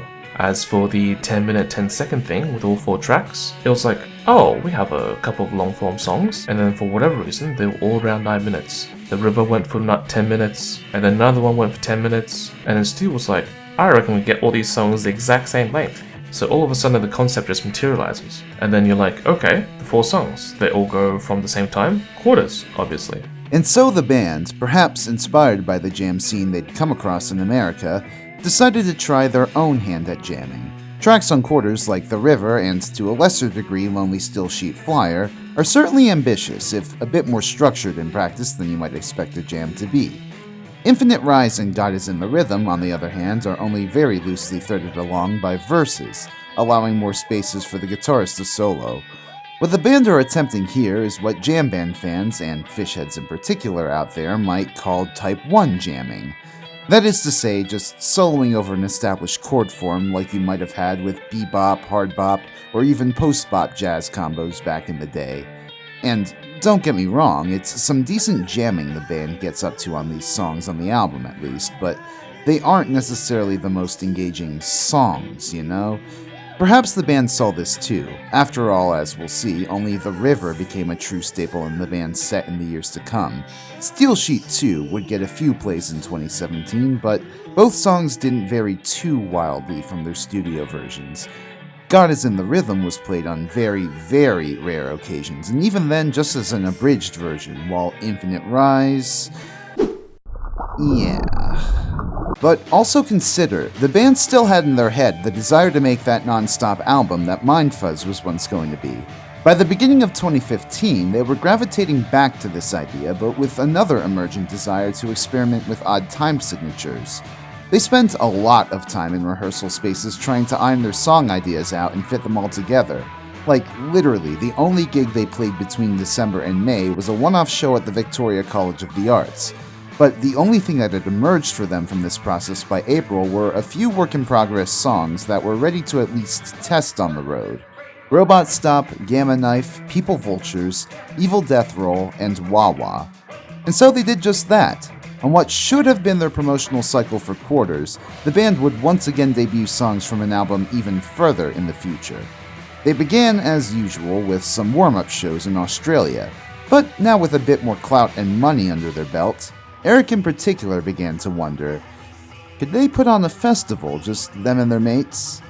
And so King Gizzard got together at the Cornered Hotel with a bunch of their friends in the Melbourne scene, including the Murlocs, the Babe Rainbow, Love Migrate, and Dreamin' Wild, for the inaugural concerts of GizFest. After these trial festival shows, which didn't do too bad in the slightest, they shipped over once more to America for their first slot at Bonnaroo, before traveling a familiar arc through the Midwest, Canada, and Northeast, and wrapping up with a gig at, where else? Baby's Alright. Alright, so disclaimer, we're now approaching the point in King Gizzard's history where an active taping culture began to develop.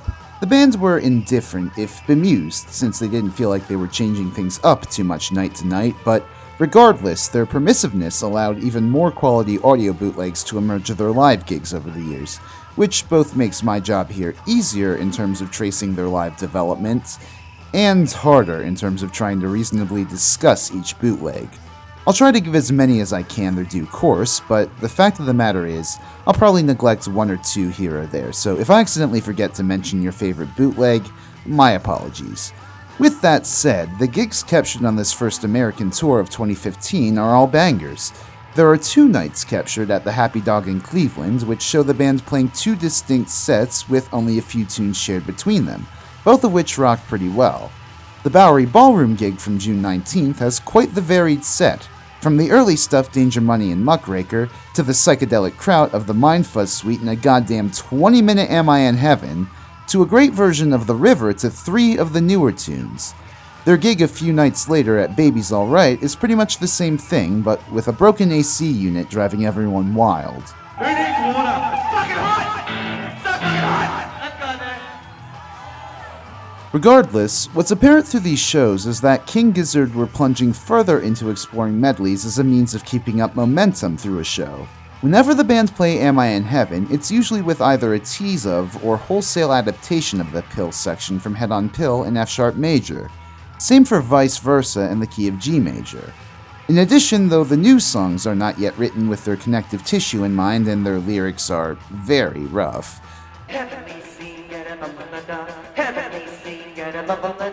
They certainly seem to get the crowd buzzing. That's not to say the band's exploration into jammier territory through The River isn't enthralling in its own right, but they largely hew close to the arrangements on the studio recording for that rather than deviate on wild explorative tangents. As I mentioned earlier, given the fact that the band are 7 people, they usually had trouble listening to one another through external monitors. You hear it a lot on these early bootlegs. The band will call to whichever guy is running the sound booths to adjust the levels, as is to be expected perhaps from venues this size. This never really gets to the point of hampering a gig. Well, at least not right now, we'll get to it. But it certainly encouraged them to be a lot more tight-knit as a unit, as opposed to going too far off on their own paths and risking the entire thing falling apart. No sooner were they done in the US, however, than the band decided to ship back off to Europe for another tour there.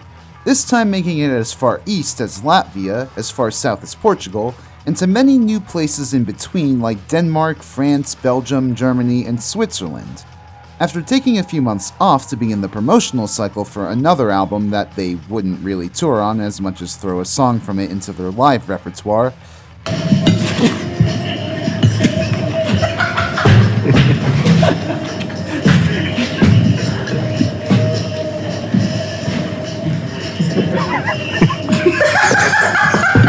the band yet again went on a tour of America, this time making their grand debut on the West Coast. After playing a bunch of shows in California, because goddamn if its cities aren't the most stealthily populous in the country, the Giz Boys went up to Oregon and then Washington, where for the first time they were booked to play a studio session for Seattle independent radio station 90.3 FM KEXP. Now, in comparison with Melbourne, of course, American cities have never had as robust a love for independent radio given the sheer dominance of commercial broadcasters since the 1920s. Some stations, however, have overcome the odds through a steady stream of listener contributions and internet streaming, ensuring a stable financial base and a wide reach beyond the limitations of radio waves. KEXP is probably the premier example. These guys currently sit at over 3 million subscribers on YouTube and regularly broadcast to hundreds of thousands of listeners around the world via their website. Going as far back as this past decade, the station has regularly hosted bands in its studios to play brief live sets, which are filmed and eventually uploaded to their YouTube channel. Consequently, it's become something of a hub for introducing American indie crowds to new obscure music. So, in comes the Gizzard Septet on the morning of September 2nd, 2015, to record their own session at KEXP Studios, hosted by veteran KEXP DJ Cheryl Waters, and in a compact 20 minutes, they deliver tight, killer recordings of The River and the Mindfuzz medley in a solid demonstration of their tendencies towards both medleys and jam. American audiences tuning into this session or watching its video recording months after must have had their minds blown. In fact, YouTube comments on the full session practically confirm this. But more importantly, Cheryl Waters and the KEXP crew really loved the band. Thank you so much. It's such a treat to have you here today. We've been such longtime fans. Oh, great. It's a treat to be here. Yeah. Watched many YouTube performances in here. It's pretty weird to be here. It's pretty exciting. I hope it's just the first of many visits for the band. Now, the band would go on to record other radio sessions in the years to come. Hell, there's literally a Daytrotter session from this same tour with the same songs. But, as we'll see, they'd come to build a special rapport with KEXP. With all this underground media buzz building, King Giz were becoming a headlining act in America at this stage, taking along their own opening acts and playing full hour-plus long sets with full Jason Galea visuals going in the background, albeit at club-to-ballroom-sized venues. With how intense their performances tended to be, though, the band were usually left drained by the end, which meant they didn't much feel in the mood for encores. They preferred to just let the entire set speak for itself. There were a few times, though, where Stu popped back on for a brief encore of Stressin' with just him on the guitar. I wonder why he did this the few times he did. Was the crowd just getting too rowdy towards the end and needed cooling down, or was Stu just bored and felt, hell, let's have some fun? The world may never know. But in the weeks after King Gizzard's first KEXP sessions, they'd head out east, moving from Vancouver to Montana to the Midwest to the South to Philly, before ending with a gig in Brooklyn at Music Hall of Williamsburg. Sorry, force of habit. The performances from this leg of the tour, of which we've got one from Raleigh and one from Philly, are both great, though I'm a bit more biased towards the Philly recording made by Mark Knight on YouTube, which sounds incredible and has a great version of Black Tooth on it. At last, though, after months of touring and warming up to the tricky time signature swaps of the new material, the band finally stitched it all together into a monster of an album, one which finally made good on the promise of the continuous album so well that it actually ended up looping. The band played a few shows in January the following year, but they didn't make their next move until February, where they launched yet another European tour with Chicago-based jazz rock band Mild High Club supporting. It was in the middle of this tour, at the beginning of March, when the band finally dropped a trailer on their channel, advertising their 9th canon release as a band.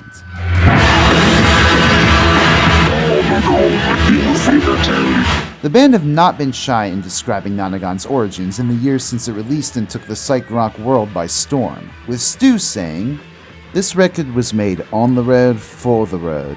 Our shows are getting louder, heavier, faster, and tighter. The sets were becoming a jigsaw.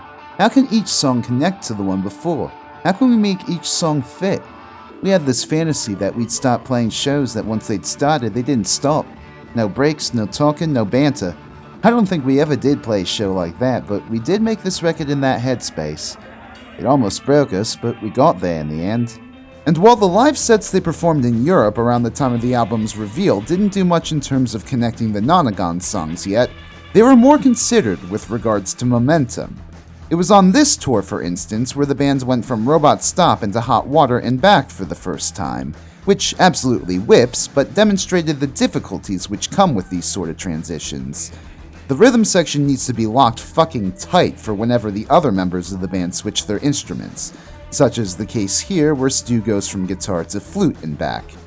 This was also the final tour for some time where the band would dip into their older garage psych material, breaking out tunes like Hot Wax, Danger Money, hell, even a few tracks from Eyes Like the Sky here or there. Shame that the only audiovisual evidence of the latter, that is a full gig recorded at Manchester's Gorilla on February 15th, was recorded with all the audio quality of a potato.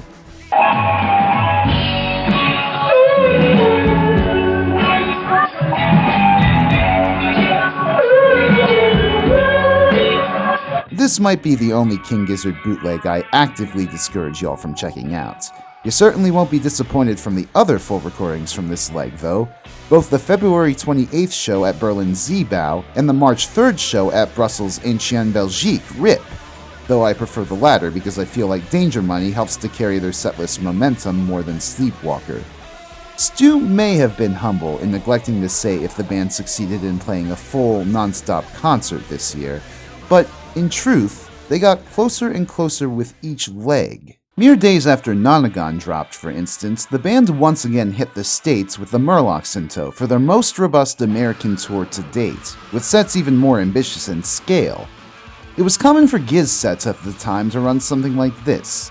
They would play the first 4 tracks off Nonagon first, or the Nonagon Suite, plus maybe Hot Water, then Trapdoor, which at this time awkwardly stood alone, then the Mind Fuzz medley, then Evil Death Roll, maybe The River, and then finally an extended head-on pill which teased tracks like Am I in Heaven, Robot Stop, Sea of Trees, and even something new?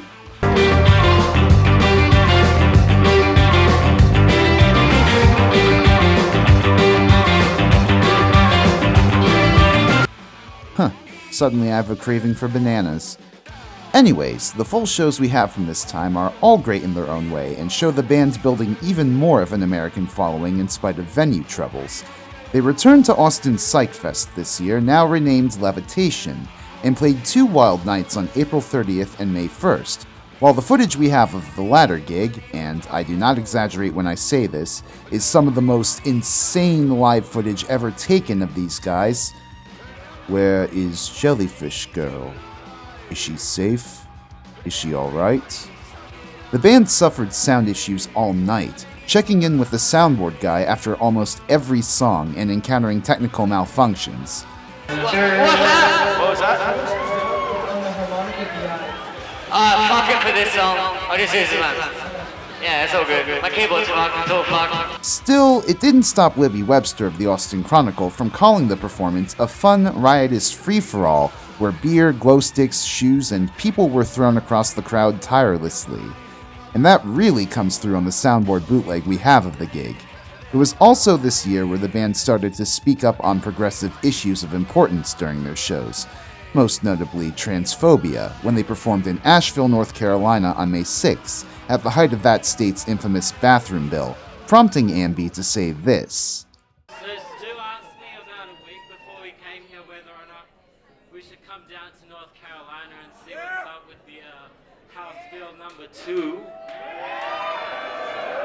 It's been real nice, everyone we've met here along the way, and how everyone has been real keen to tell us that they're not into it, and that makes us really happy. We hope that you guys are too. And sometimes trans people do awesome things like play guitar in the Murlocs, so you should be really nice to them anyway. That Murlocs guitarist he's referring to is Lalik Milinkovic, a non-binary Serbian-Australian who had joined them for the tour on rhythm guitar. That Ambrose and the rest of King Gizzard had the conviction to stand up with their marginalized friends speaks volumes about their character, and I'm glad we've got this little bit of history captured during this set. Also captured is an argument Stu gets into with security when they begin kicking out crowd surfers towards the end.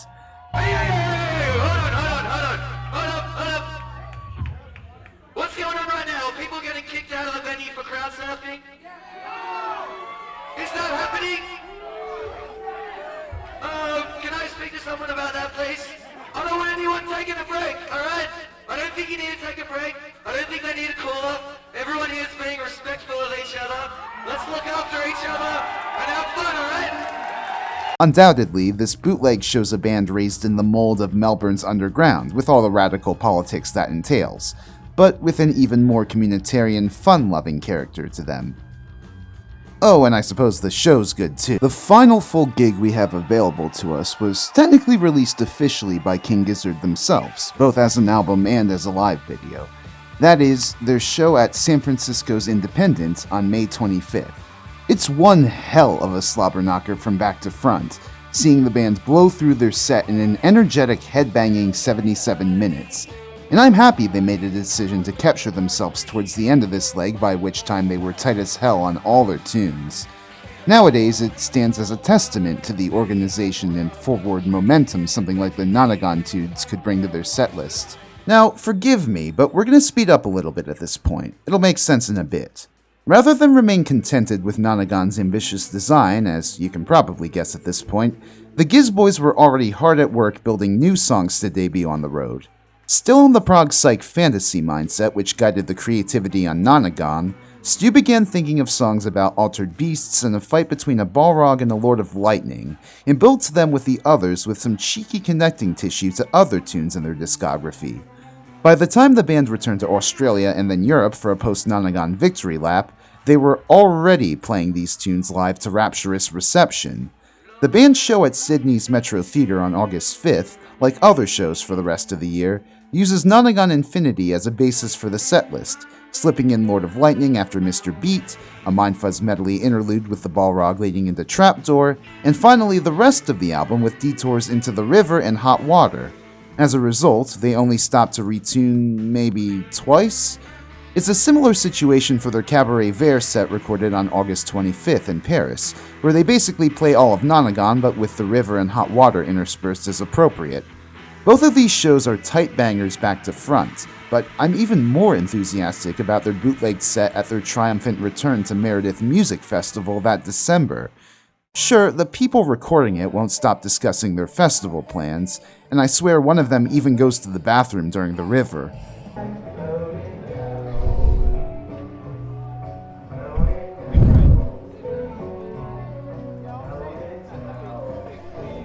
But I'm pretty damn sure this is the only full King Gizzard show we have where the band never stop playing.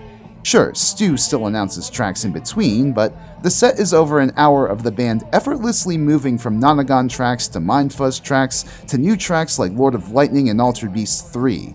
It's nothing short of incredible seeing these dudes who were little more than garage rockers 5 years prior weave in and out of these multi-layered prog-inspired bangers. Speaking of prog,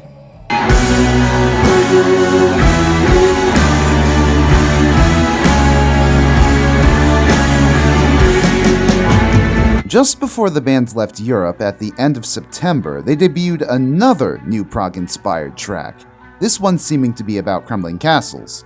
I want to stress, by this point in the year, Gizzard fans were probably expecting a second album to drop soon.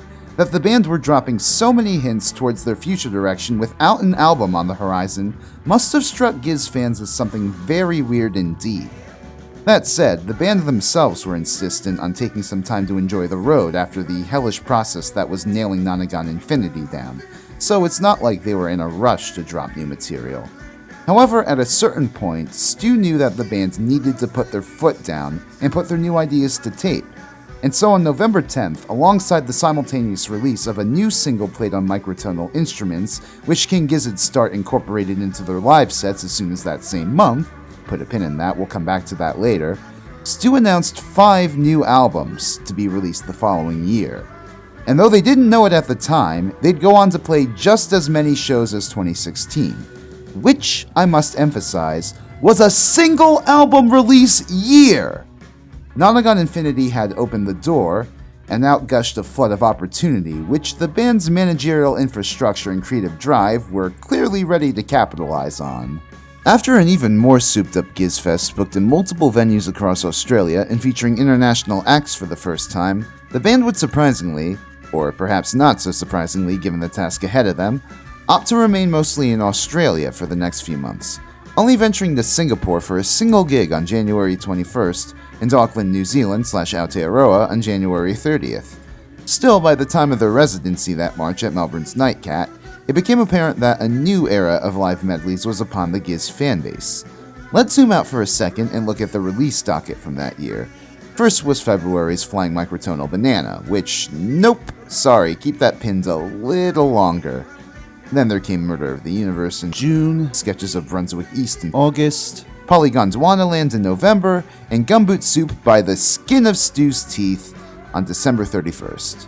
Of those latter 4 albums I listed, 2 were dominated by multi-part prog rock and metal-inspired suites developed from the material debuted live in 2016.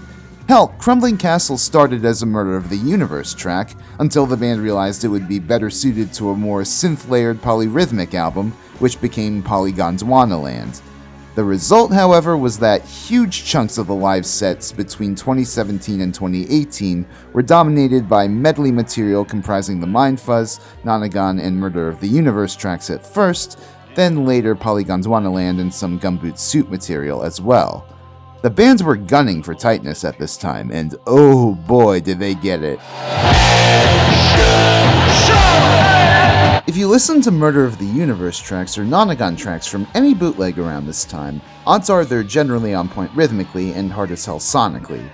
King Gizzard performed a massive chunk of the Tale of the Altered Beast regularly throughout 2017, and later joined it with a Hantayumi and the Murder of the Universe introduction in the back half of the year once Murder of the Universe had actually been released. In between, they would throw in the Lord of Lightning, possibly with cellophane attached. The full Mindfuzz medley was sadly abandoned for the time being. Or sometimes the Lord of Lightning would come after People Vultures, as some context on Murder of the Universe implies. In any case, Along Am I in Heaven would usually be there at the end to add a few more teases to the tally. A lot of the changes in setlists from 2017 to 2018 came in how the band reworked their medleys, sometimes from show to show, but mostly from tour leg to tour leg. If you want specific dates in 2017 where I think they do these medleys really well, check out Webster Hall on March 31st, the Audio Tree Music Festival in Kalamazoo, Michigan on September 13th, Kalamazoo, how do you do? the Fillmore in San Francisco on October 12th, and good Lord Almighty, the KEXP session in their Seattle gathering space the day prior. This KEXP session is probably the peak achievement of Giz's medley period from a purely technical perspective. Throughout the concert, the boys moved from track to track off Murder of the Universe as if they actually all flowed that way on the album instead of existing as pieces of separate medleys. Stu is whooping and emitting feedback from his guitar, Lukey and the rhythm guitars are creating intricate 3-part harmonies, and Eric and Cabs are practically soul bonded, they're so locked in with one another. It's nothing short of astonishing. And then 2018 became the year of Polygon's Wannaland. I mean, technically they began playing Crumbling Castle back at home in November during GizFest 2017, but they only truly developed that material live in the first half of 2018. Still dominated at first by Murder of the Universe and Nonagon medleys and the pin thing that I will not mention yet in their winter European leg, but with some poly material here or there. The band had decided to transition live from Crumbling Castle right into the Fourth Color around this time, creating a live moment so transcendent it...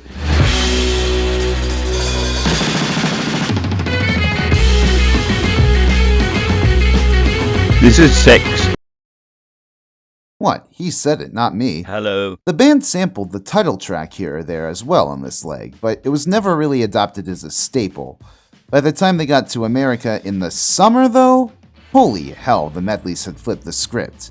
Now shows usually ran with an introductory Murder of the Universe medley consisting of Digital Black, Vomit Coffin, Lord of Lightning, and an Altered Beast segment or two, a segment for Pin Topic, a Polygon's Wannaland segment where after Crumbling Castle and Fourth Color, they'd play Deserted Dunes' Welcome Weary Feet, Castle in the Air, and Gumboot Soup's Muddy Water in a killer show of prog rock mastery, a disconnected performance of The Wheel since it just slaps that hard live, and finally a Nonagon suite to wrap things up.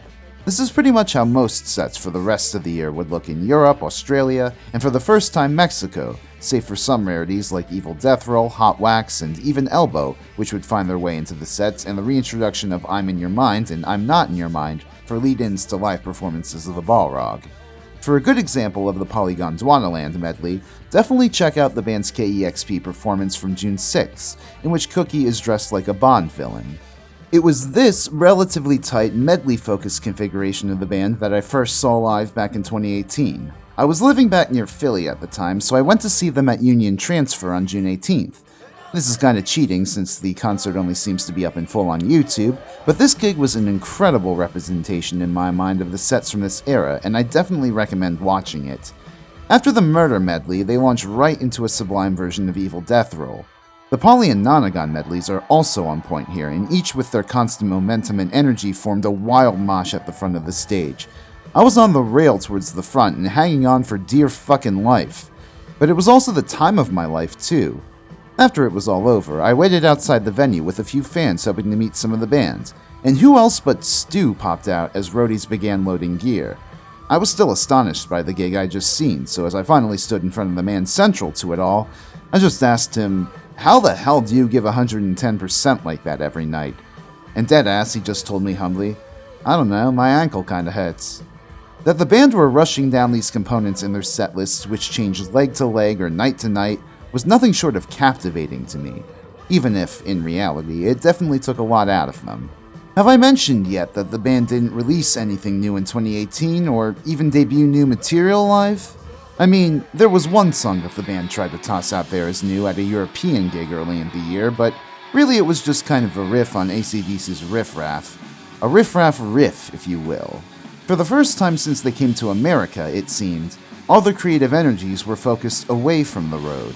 In the wild countrysides of Victoria, courtesy of Gareth Lydiard, in the sweaty studios of Gizzard HQ back in Melbourne, and in their own panicked minds on the road as they realized, oh fuck, we have 13 albums worth of material from which to play sets with 2 more on the way. Where the fuck do we go from here?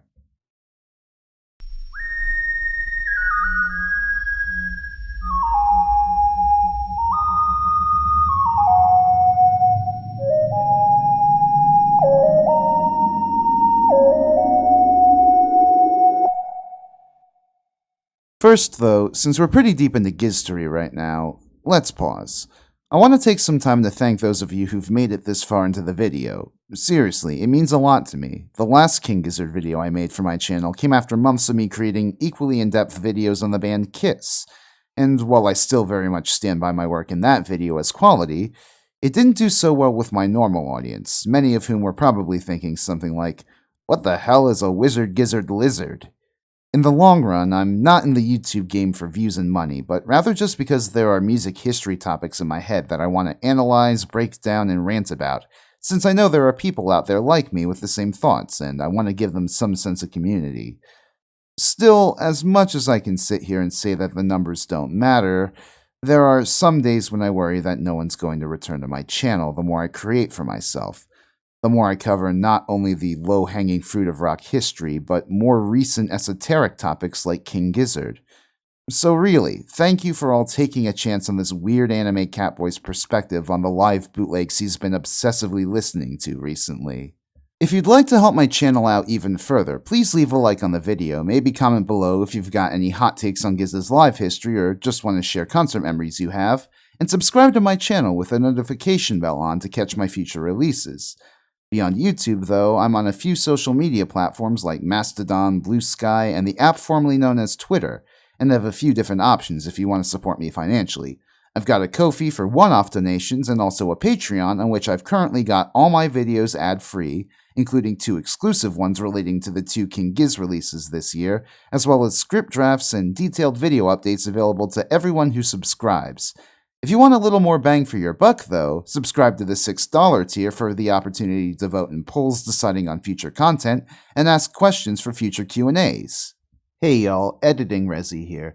I thought I should mention, not that these bands are in any way related, but I've also currently got this subscriber/patron goal that I've set for myself, where if I hit 2,000 patrons or 10,000 YouTube subs by the end of the year, I will make a follow-up series to my Fall of Kiss videos where I explore Kiss from the death of Eric Carr through their farewell tour.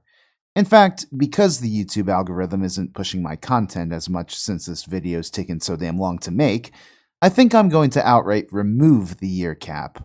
I myself eventually want to talk about Kiss in the 90s, so it'd be a shame to let that opportunity pass me, or y'all already in my audience for that matter, by because of a self-imposed deadline. So yeah, 2,000 patrons or 10,000 subs, and you'll get more Kiss content. Make it happen, King Gizzard fan. Now, with all that out of the way, if you're new to my channel, something that I like to do for these big, multi-hour videos is include a little intermission topic as a palate cleanser. Something tangentially related to the band I'm covering, but no less critical to the full story. There are probably a few different things I could highlight about King Gizzard themselves here, but instead, since I know my usual audience is still very much warming up to them, I'm going to step away from the band themselves and talk about something just as important to their gigs, their opening acts.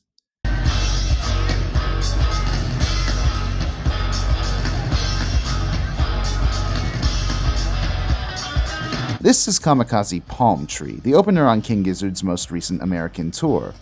These guys are very much a Your Mileage May Vary band, which lean hard into avant-garde experimentation. And in truth, I don't have that much a problem with that, but holy shit, the vitriol they received from some of the King Gizzard fanbase would make you think that they've been listening to fucking Top 40 pop their entire life. People were on Facebook groups, Reddit threads, and tweets raging against the band as boring, as the reason they had a bad trip at any of the gigs, and as just straight up bad. The entire ordeal showed just how important the opener was in pacing a King Gizzard concert, just as much as any jamming or medleys the band themselves might perform. And so I think I'd like to take some time in this intermission to present a list of some of the best King Gizzard openers of the past 12 years, whether on their normal tours or GizFest. Not only would it be important to give y'all a sense of the network of friends they've made, but maybe even helpful. Who knows, you might find your new favorite band. So without further ado, I give you...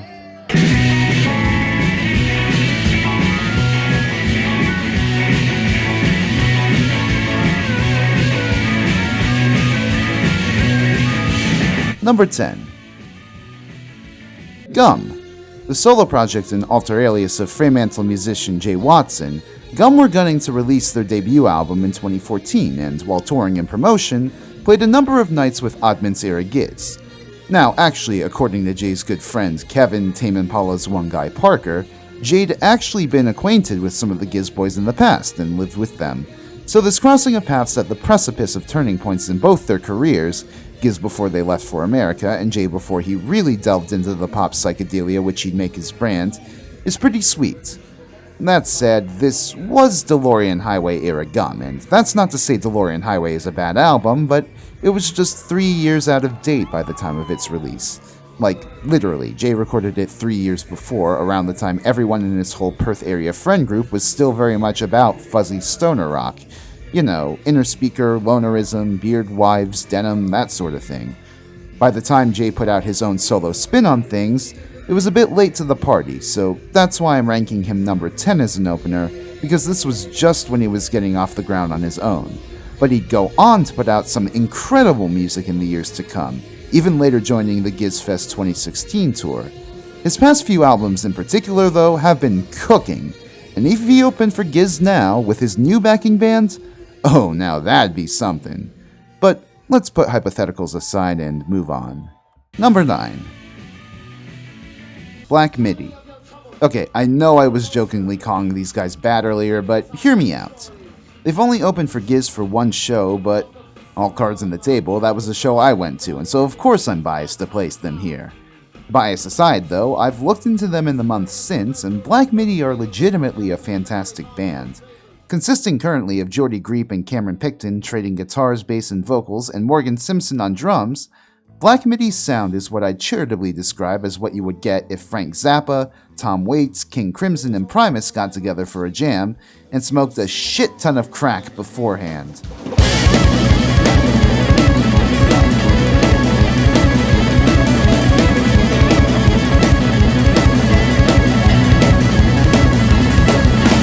They've put out 3 albums so far, each of which is some of the hardest hitting, jazziest, most absurd rock music I've listened to in the past few years.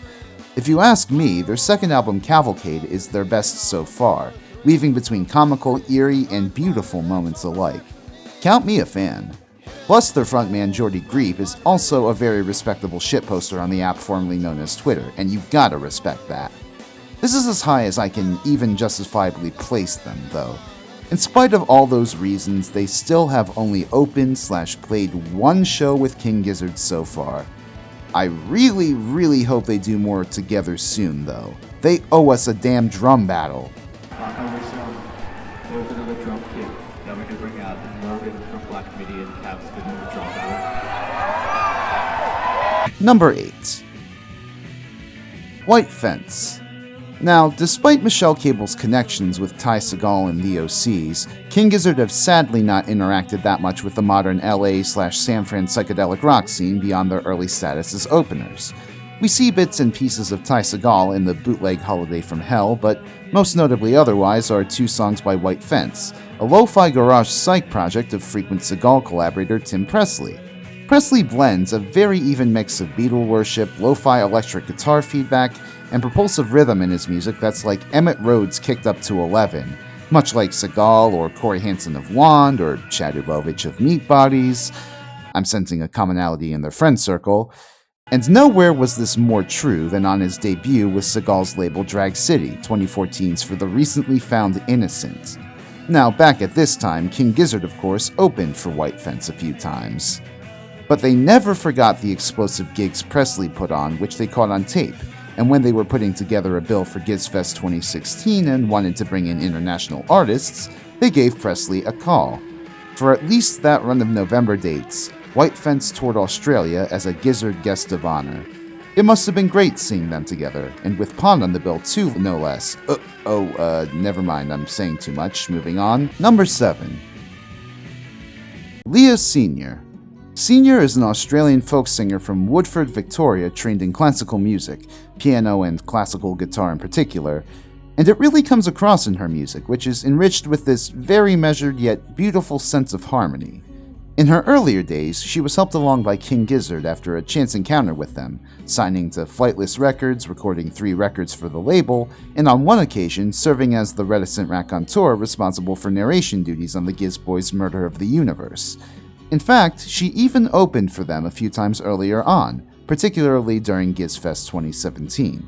It wasn't until after recording her 2020 album, The Passing Scene, though, killer album by the way for any of y'all into Joni Mitchell or Neil Young, that she got together a band ready to tour the United States, which included a childhood friend of Stu's on bass. Jack, the bass player in Leah's band, was in Stu's first ever band ever in music. When you guys were like 15 or some shit. We were like 6 years old. 6 years old. Barely a pube between you. We had no pubes, we played Hendrix. Exactly.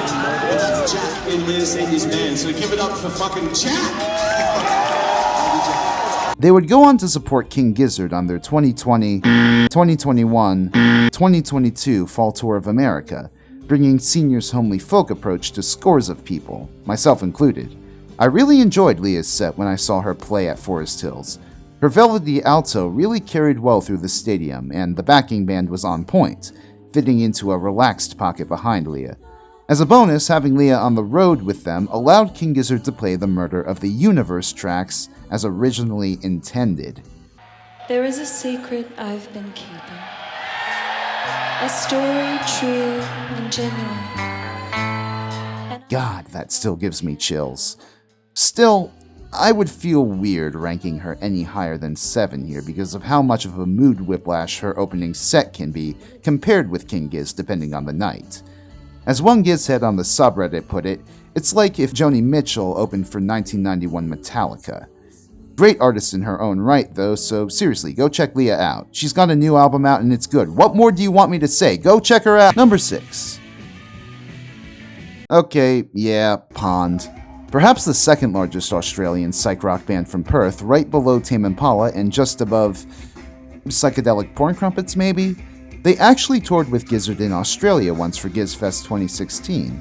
Not only had drummer/bassist Jay Watson played in the past with King Gizzard, but so had frontman Nick Albrook, who notably opened all of Giz's Float Along Fill Your Lungs debut shows. And so the full band, including Joe Ryan, Jamie Terry, and James Ireland, readily agreed to play with the Giz Boys when Eric Moore came a-callin' in 2016. My mind is going wild imagining seeing their sets back then back to back. This was just at the time where King Gizzard were still doing their Nonagon stuff and Pond were touring in support of Man It Feels Like Space again, which, if you haven't heard that album yet, do. It's an incredible psych rock journey back to front. I hesitate to call both albums their respective bands' primes, since they've made incredible work since. Specifically with Pond, their stellar psych pop records The Weather, Tasmania, and 9, go check them out. But this tour was certainly an incredible moment in both bands' histories. It's a shame that the two bands haven't toured more together, but Pond's musicians are perhaps the only other ones who can rival King Gizzard's in terms of busy touring and recording schedules. Seriously, those Aussies are always fucking making music. Is it genetically encoded or something? Whatever, moving on. Number 5. Mild High Club. A rock band from Chicago led by multi-instrumentalist Alex Breton, whose sound is rife with psychedelia and jazz. Mild High Club have a long history with King Gizzard, going all the way back to the beginning of 2015. Even before Breton's band put out their first album, Timeline, they were touring with King Gizzard, at first across America in fall of that year, and then across Europe in the spring of 2016. So well did the two bands get along, in fact, that Mild High Club would come all the way out to Australia to play GizFest both in 2016 and 2017, and later tour again with King Gizzard on their first European leg of 2018.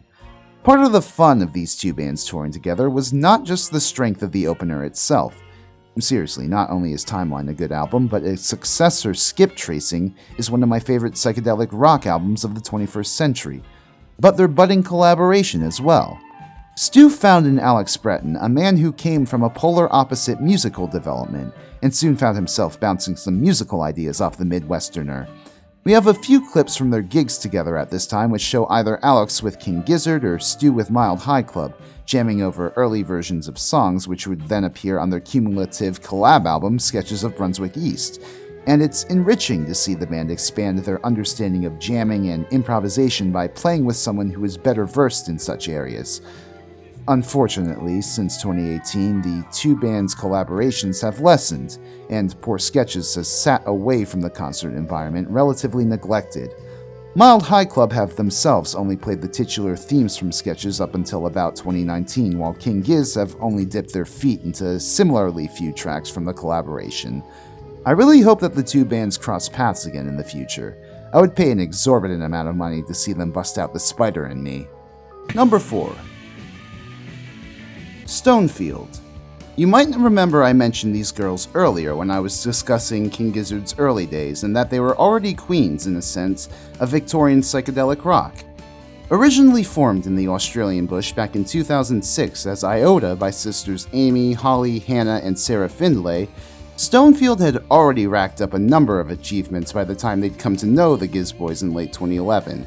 Winning a few Triple J Unearthed awards, traveling overseas for a performance at Glastonbury on the John Peel stage, and even playing to tens of thousands of football fans at a pre-game show at Melbourne Cricket Ground for Women's Round, and all before some of them could legally drink. As they got to know and play with King Gizzard over the next few years, however, Stonefield became enamored with the growing family of independent artists at Flightless and joined the label in 2017. Eventually dropping the albums Far From Earth and Bent There over the next 2 years. Both are some stellar records. To all you fans of Hendrix, Led Zeppelin, Deep Purple, and hell, even Black Sabbath, these records scratch that exact itch, but with female lead and harmony vocals.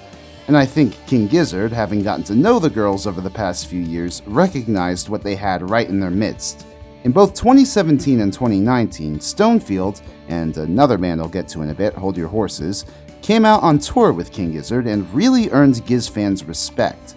Seeing these girls open for Giz back in 2019, I was struck not just by Amy Findlay's commanding backbeats and vocal melodies, but the powerful riffs and pedal effects from her sisters. It's just a shame that since the pandemic, Stonefield have kinda gone radio silent. The only times we've heard from them since is when they played the Return of the Curse of Timeland and Amy went on to marry Cavs in the most adorable wedding ceremony I have ever seen. Seriously, me and who? I hope Stonefield returns soon. For now though, they seem to have receded from the public eye as quick as they met it. Number 3.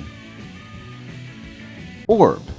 No, not the Orb. Trust me, the band has already had to deal with that confusion for years. It's Orb, which I imagine if spoken properly would sound more like Formed in Geelong by bassist Jamie Harmer, drummer Daft Gravelin, and guitarist and vocalist Zach Olson, The band are what you would get if Syd Barrett went on to front Black Sabbath after leaving Pink Floyd. Their riffs bang, their vocal melodies are simple yet hypnotically catchy, and Gravelin's drumming is some of the most idiosyncratic stoner metal drumming I've ever heard. Seriously, what are these hi-hats?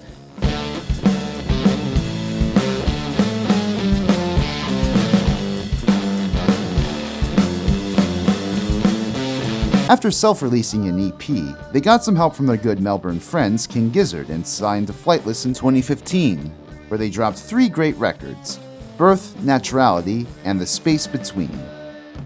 Please get Birth on American Spotify, Flightless, I am begging you! Because they were such great friends with the Giz Boys, they not only got to play Gizfest, from which we got this cute little version of Hawkwind's Silver Machine, but they also joined Stonefield and Giz on their 2017 and 2019 tours.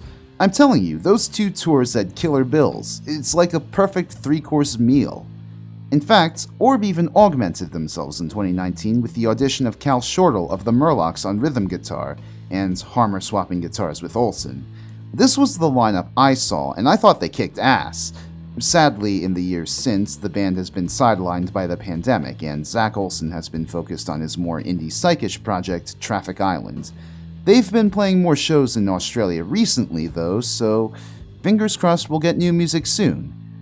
And seriously, Orb, lads, get Birth on American Spotify, please. Number 2. Immel and the Sniffers. Holy fuck, I think I speak for the Gizzard fanbase when I say these guys were a surprise. Consisting of 4 hell-raising Melburnians who, in Ambi's own words, are... The Sniffers are Australian pub rock par excellence.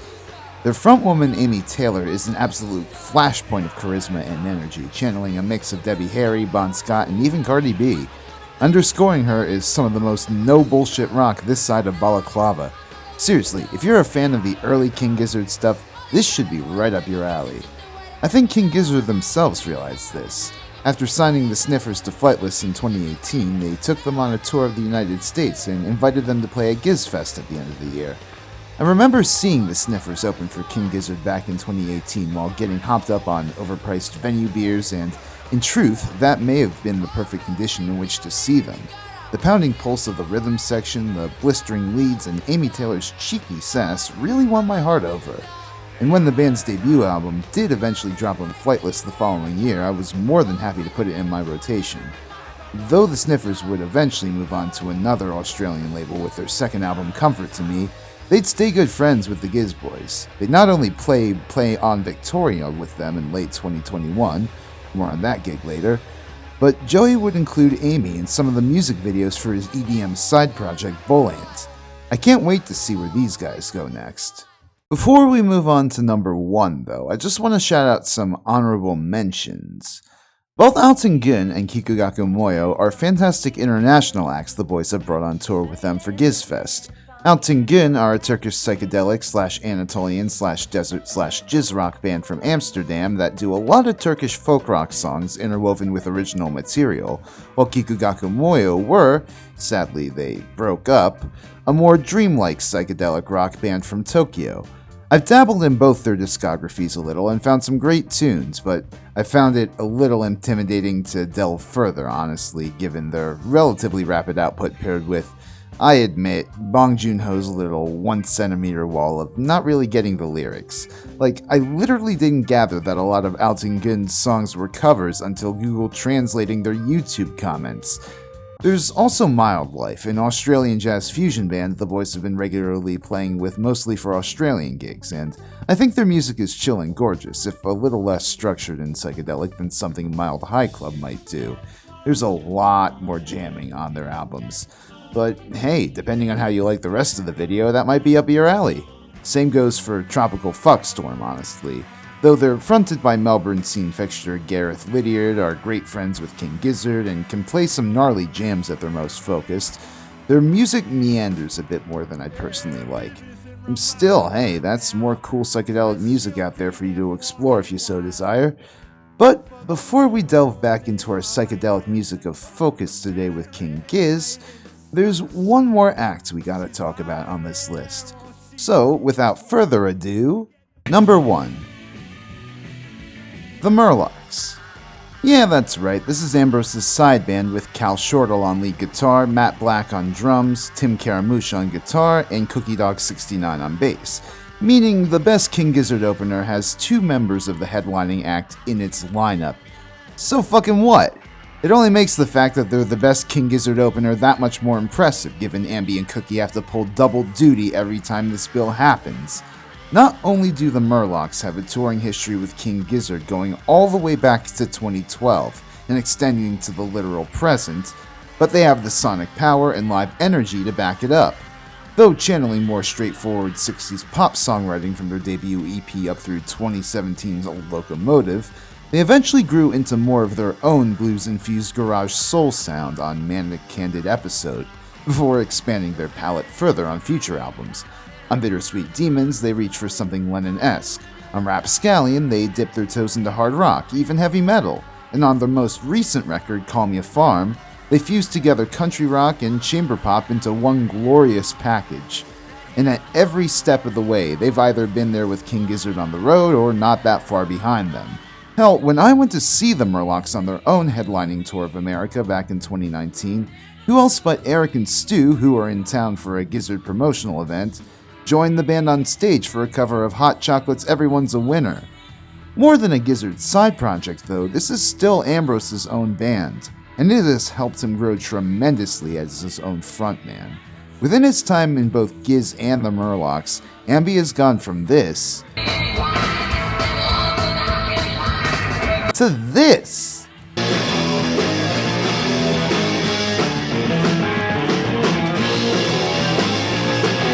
I cannot recommend the Murlocs records enough for those of you who like some King Gizzard but want more classic rock vibes. Hell, you want recommendations for good live Murlocs? They have their own kick-ass KEXP sessions from the Manic Candid and Bittersweet eras on YouTube.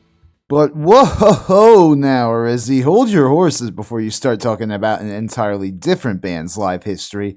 We've still got 5 more years left to cover in our study here of King Gizzard's live trajectory, and technically even that's not true because where we're going next involves going a little back in time.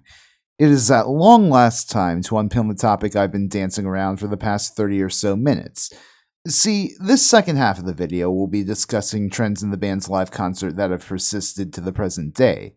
It was by 2018 that the band's evolving concert ethos reached a crossroads. In part because of the persistence of Medleys, sure, but also because of a looser, more rustic-sounding portion of their set, which pulled heavily from their first album of 2017, Flying Microtonal Banana. I am, of course, talking about the microtonal set.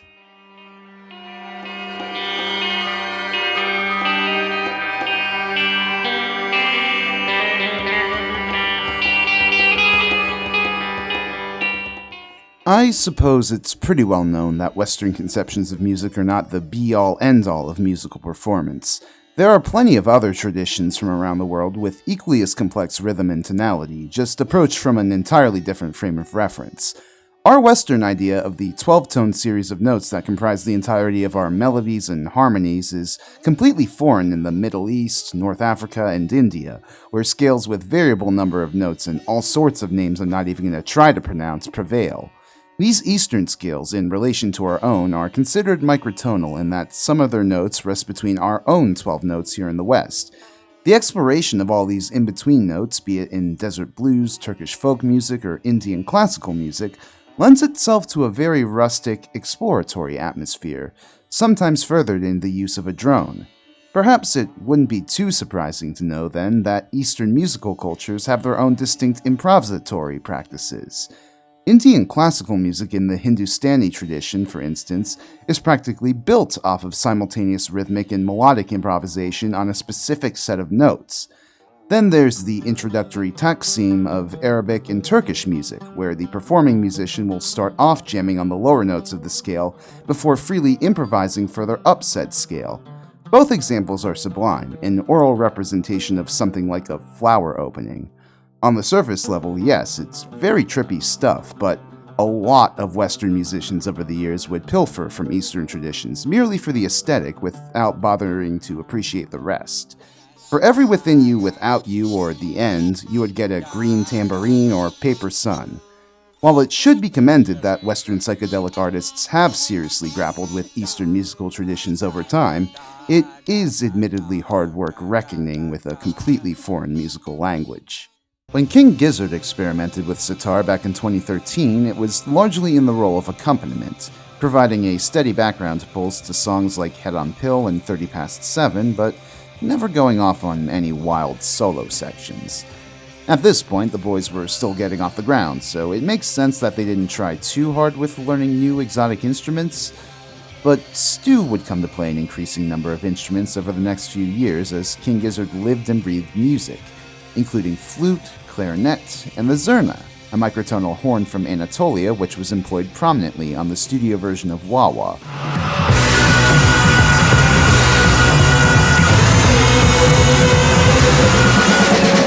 By 2016, Stu was getting further interested in Eastern melodies to the point where he was writing some songs on a baglama, which is like this Turkish microtonal lute. Of course, given that he wasn't about to turn King Gizzard into a full-fledged Turkish folk band, he needed to somehow translate Eastern microtonality into a Western rock context. Enter a close friend of his, Zach Eccles, who just so happened at the time to want to get into the business of making guitars. Together, the two of them not only made the iconic flying microtonal banana itself for Stu, but budget microtonal guitars and basses, microtonal harmonicas, microtonal keyboards. There's my drums. They're tuned to microtones, similar to the guitars actually, as you can tell. Basically, they took a bunch of cheap instruments and pounded things into them or ran patches to allow them to play notes between standard Western pitches. And it felt weird. Like at first, Stu wasn't sure how to even touch his banana. You know, that sounded a lot better in my head. He wasn't sure how to even approach his microtonal guitar since the fretboard was so unique. But once he got the hang of it, his mind buzzed with possibility. One thing was for sure, the baglama tunes were getting thrown out the window. At some point in early 2016, King Gizzard gathered to write and record some tunes on their new instruments at their new base of operations, Flightless HQ. Located in a warehouse behind a cafe on Melbourne's Lygon Street, the space doubled as both a rehearsal space and a recording studio for both Flightless's artists and King Gizzard themselves. No doubt a mark of their snowballing self-sufficiency now that they had more capital of their own to get such an idea off the ground. The spark of creativity that the microtonal instruments brought to these early 2016 sessions cannot be overstated. It was such that, perhaps drawing upon improvisation in Eastern music, they felt the need to write looser songs. As Stu recalls, we just set up mics on everything and we recorded on this little 8-track on a little half-inch Tascam reel-to-reel machine, and then each day we would jam a new song from scratch, and then by 4 or 5 o'clock we would type it, and that was the tape. Every single song is that. Every single song is like, we learned it that day, and by the end of the day, we recorded it. And you can actually hear that on an early demo for the song Sleep Drifter that the band would later release as part of their bootlegger demo series. It quite literally is a rough cut of the final backing track for this song, just not properly arranged.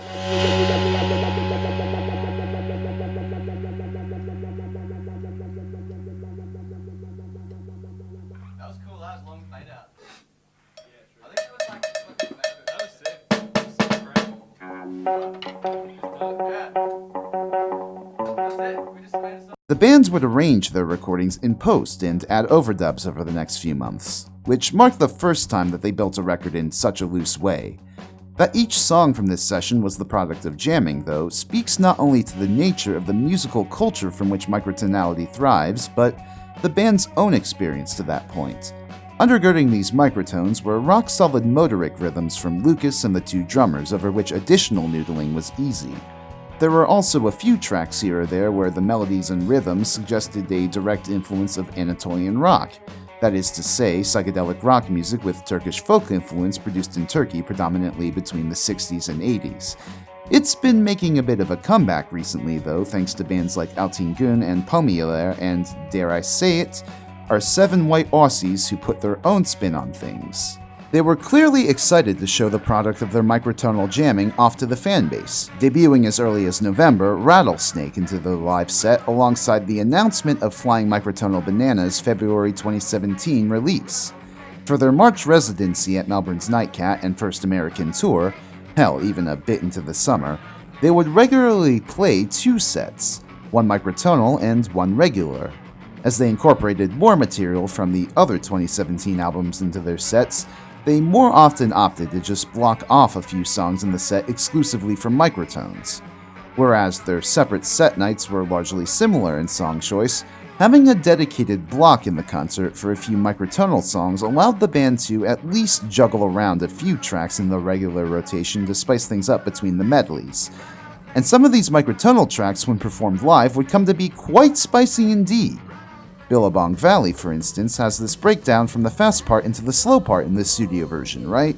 But in the live arrangement, Joey literally uses that space to insert his own little taksim on guitar. When I saw the band play Billabong live at Union Transfer in 2018, I can distinctly remember how ethereal, almost liberating that moment was, brief as it was in the overall concert.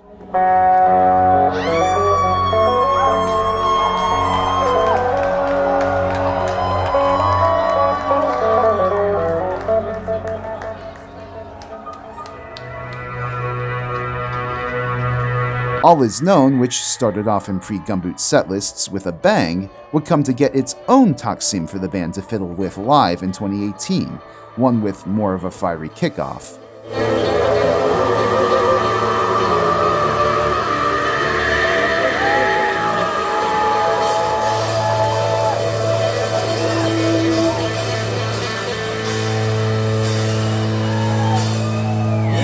Then there's the more motoric, dynamic Sleep Drifter, which got a completely different arrangement when performed live, with a lot more space for the guitars to noodle.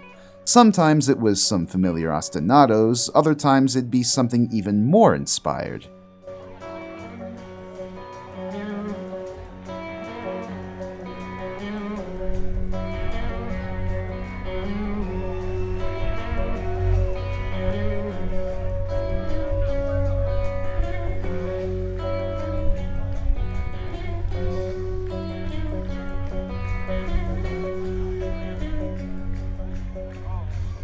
You can make a song of that riff.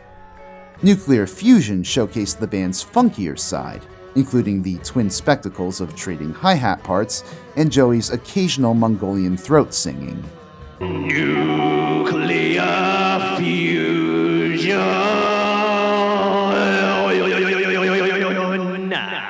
Perhaps the titan of the microtonal set, however, was Rattlesnake, a 7-minute Anatolian krautrock jam with the most tailor-made chorus in the band's entire catalog for crowd sing-alongs. Rattlesnake, rattlesnake, rattlesnake, rattlesnake, rattlesnake, rattlesnake, rattlesnake, rattlesnake, rattlesnake, rattlesnake, rattlesnake, rattlesnake, rattlesnake, rattlesnake, rattlesnake. And what's more, there's an entire extended interlude in the middle in which the band plays a series of guitar riffs, some cribbed from the studio version, some a bit more variable to improv, but all keeping the song's blistering momentum going.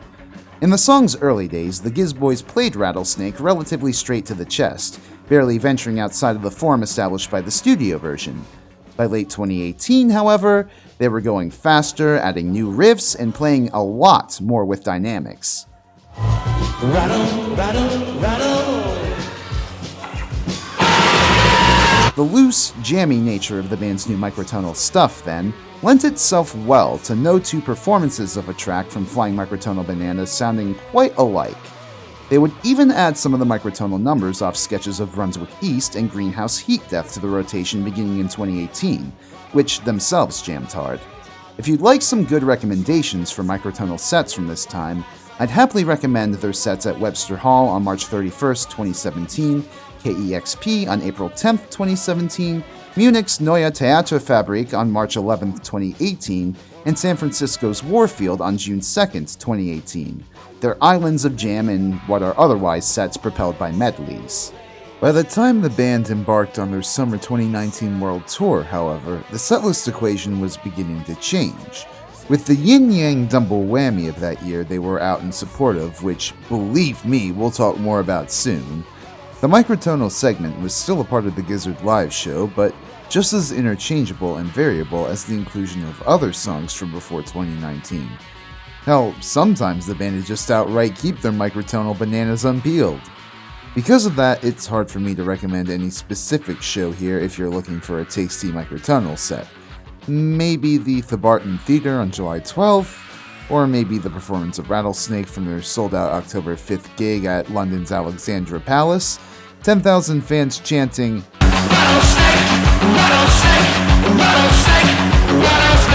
"Can't be wrong." That said, there are a few improvements. For one, the jamming is generally a lot cleaner, owing to the fact that the band are now for the first time using in-ear monitors.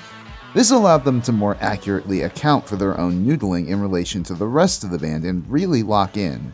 Also, around this point, Cavs was really beginning to spread his wings as a drummer.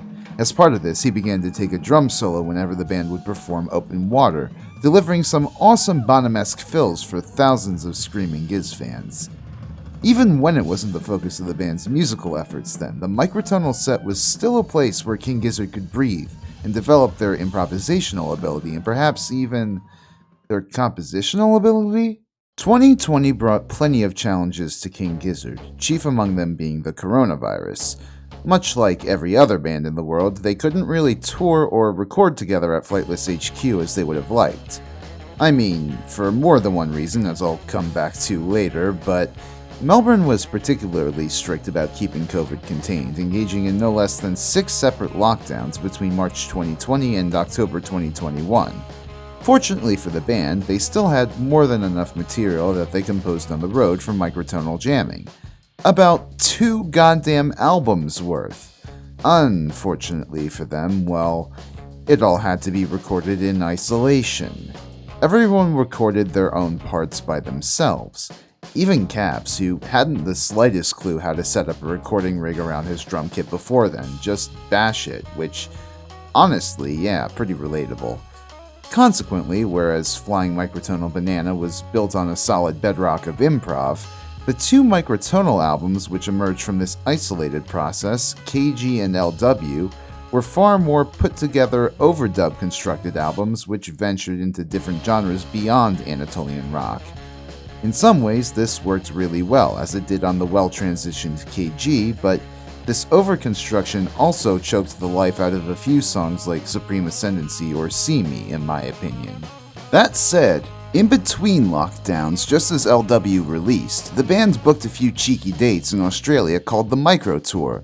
Like, it was literally a micro tour touring microtonal songs. Oh, that's so cute. In order to take their new material for a live test run alongside old microtonal classics from the 2017 albums.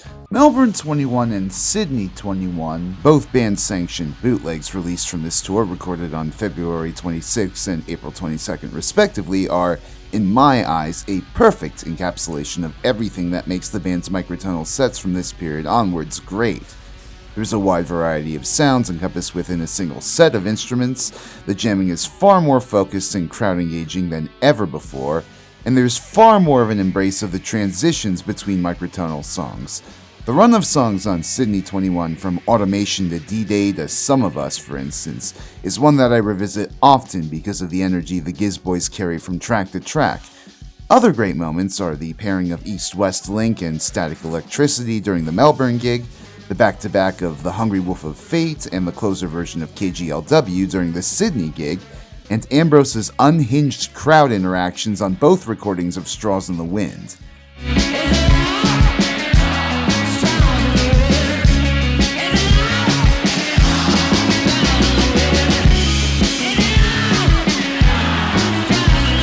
Honestly, the greatest strength of these live sets is that they choose to strip back the more superfluous instrumentation from KG and LW in favor of a more raw energy. Compare, for example, the chamber popish studio version of Ambrose's anti-pederast screed Supreme Ascendancy to how it rips on Sydney 21, and the difference is night and day.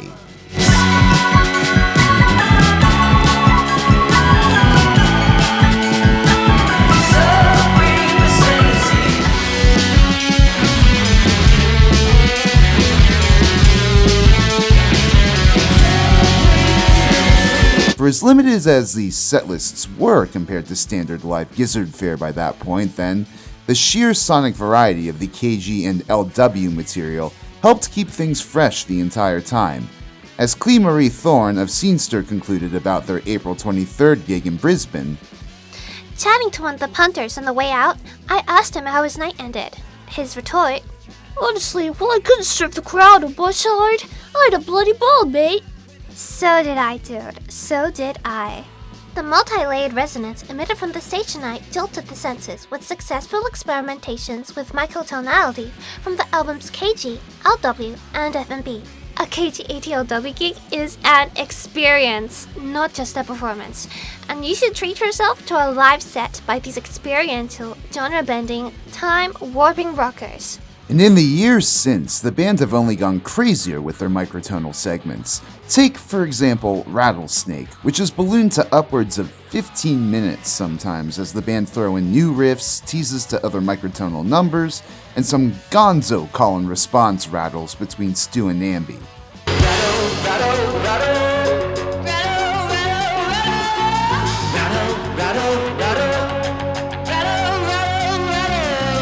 Open Water, whenever the band go to bust it out, transforms into a microtonal thrash tune midway through thanks to Cav's new double kick abilities.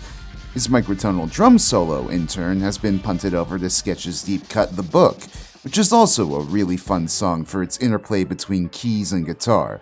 Sleep Drifter has also been given new life, especially mashed up with its sister song, KG's Honey.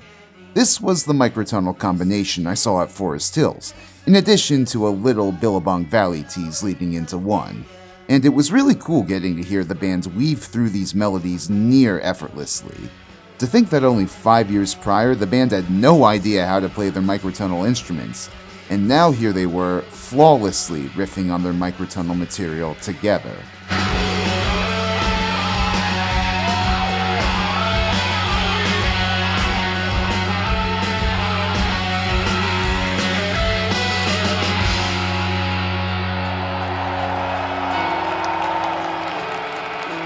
Now, if you'd like some specific show recommendations from this period where they do the microtonal stuff well, I'd suggest 4/20/2022 at Tucson, Arizona's Rialto Theater, April 27th at Petaluma, California's Phoenix Theater, May 22nd at Mr. Small's Theater in Millvale, Pennsylvania, June 3rd, 2023 at Pelham, Tennessee's Caverns, and June 18th, 2023 at Remlinger Farms in rural Washington. All these sets feature a prolonged microtonal portion which go into some of the quirks and tidbits I mentioned earlier. All in all though, if you're listening to any live Giz bootleg from this modern period since they started getting back to touring the world post-pandemic, you're bound to find enjoyment out of any microtonal portion, even if it literally just consists of 25 minutes of Rattlesnake and Straws in the Wind.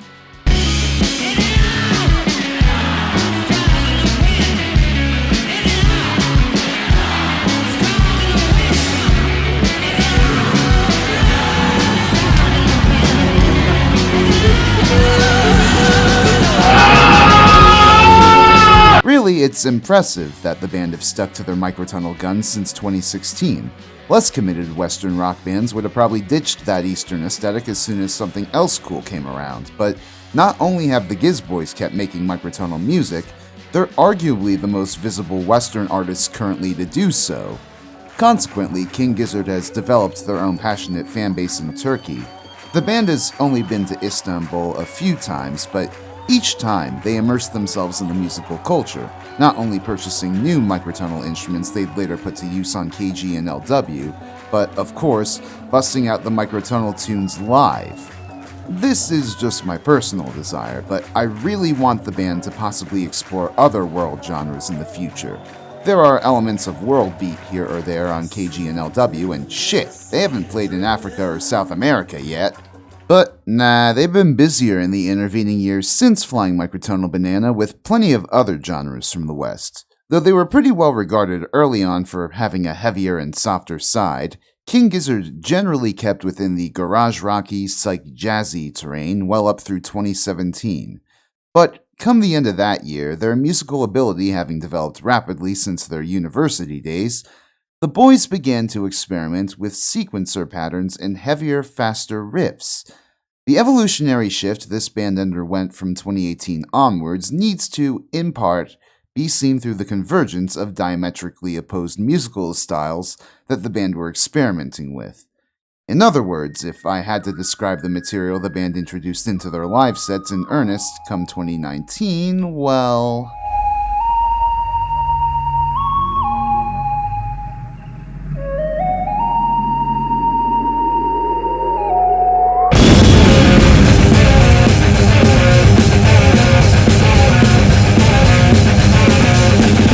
But first, it's worth noting those earlier experiments. Gumboot Soup, though an album that was very ramshackle in its ultimate assemblage in my opinion, had two hints to the band's future direction with both a swingy doom metal tune in the form of The Great Chain of Being, in addition to the smoother synthesizer and sequencer-centered Superposition. Since Gumboot Soup was basically the first King Gizzard album that came out after I got into them, I remember well on social media like Facebook and Reddit that people were intrigued at the possibilities of a heavier Giz or a more synthesizer-based Giz. In fact, since Great Chain of Being was a perfect stomper for the live environment, I remember fans were confused that it wasn't in the band's live sets in both the American Summer Tour or either European leg in 2018. You're gonna have to trust my admittedly shoddy memory here. It's been 5 years and a lot of catnip in between, but before I had my chance to speak with Stu outside Union Transfer, I'm pretty sure I can remember a few other fans asking him why they hadn't debuted Great Chain, and I think Stu said something to the effect that it'd get its time for sure. But when and where? Well, where else but back home as a warm-up for GizFest 2018, where the band decided to focus their efforts on one gigantic night at the Melbourne Showgrounds. And shit, what a lineup! Tropical Fuckstorm, Stonefield, Amel and the Sniffers, Altingun, Leia Sr., and the cherry on top, King Gizzard delivered a killer set consisting of medleys, old gems, including the first few songs of Eyes Like the Sky with Broderick Smith in the flesh narrating, a rattlesnake, and early into the set, a ripping version of Great Chain of Being. It was around this time that Stu began using a red Gibson Explorer guitar on stage, filled with holes, thus dubbed the Holy Explorer. And oh baby, did it sing on this track.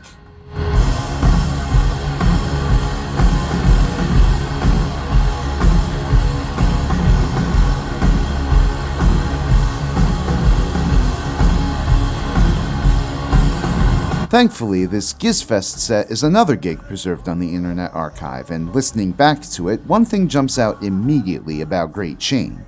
It's in a different tuning from the studio version, definitely in that deeper, more Sabbathy vibe. We in the Gizzard fanbase thought nothing of it at the time, really. It's standard for bands to downtune songs in a live setting all the time for their voices or for any other reason. Plus, only months after GizFest, the band threw us a curveball when they went the complete opposite direction. The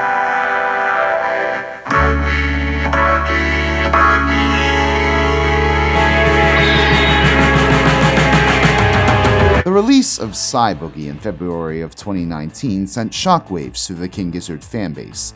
Not only was that song a catchy little synth-pop bop, but the limited edition singles B-side Acarine was one-half synth-textured prog jam a la Polygon Dwanaland, one-half EDM rave. People were hoping we'd get a full-on electronic rock album. Hell, I was. And King Gizzard betrayed us! Okay, that's a bit harsh, but as more of the album to which Psy Boogie and its B-side belonged, Fishing for Fishies, got revealed, it became clear that the album was less full-on synth stuff as much as a conceptual slide from more folksy boogie sounds to more synth-textured tunes. As much as I couldn't shake the feeling of blue balls, Fishies was still a fun album when it came out, an overall lighter, more understated affair than I might like, but still a fun ride, and it has a valuable message about protecting the environment. Say, speaking of protecting the environment, King Gizzard was also wondering around this time. Did you know that if we fuck up protecting the environment, there is no Planet B? Because if not... The release of the music video for Planet B for the second time in 2 months sent shockwaves through the King Gizzard fanbase. Not only did it seem the band were up to their usual 2-album-per-year shenanigans that defined the release schedule pre-Nonagon, but they were releasing 2 completely different albums, a boogie/synth hybrid, and a full-on thrash record. After Fishies finally dropped in late April, the promotional cycle for the latter album began in earnest, with even more fucking twisted videos coming out, all of which were shot by a friend of the band and filmmaker John Angus Stewart. The album was eventually revealed to be Infest the Rat's Nest in late June, just around the time the third and final video for Organ Farmer came out. And oh, would you happen to look at that? Looks like the band were set to hit the road for the next 3 months to promote it, starting with an Australasian leg. Yes, we can finally discuss the 2019 tour in earnest, and I am so excited because, oh boy, our Giz Boys really started stepping up their live shows from here on, not just sonically, but visually as well. Of course, that's not to say their sound or visuals were garbage before. As often as he could, Stu would fiddle with the levels, and visual artist / 8th Gizzard, Jason Galea, could put on a hell of a projection. But the 2019 concert? That was a goddamn experience.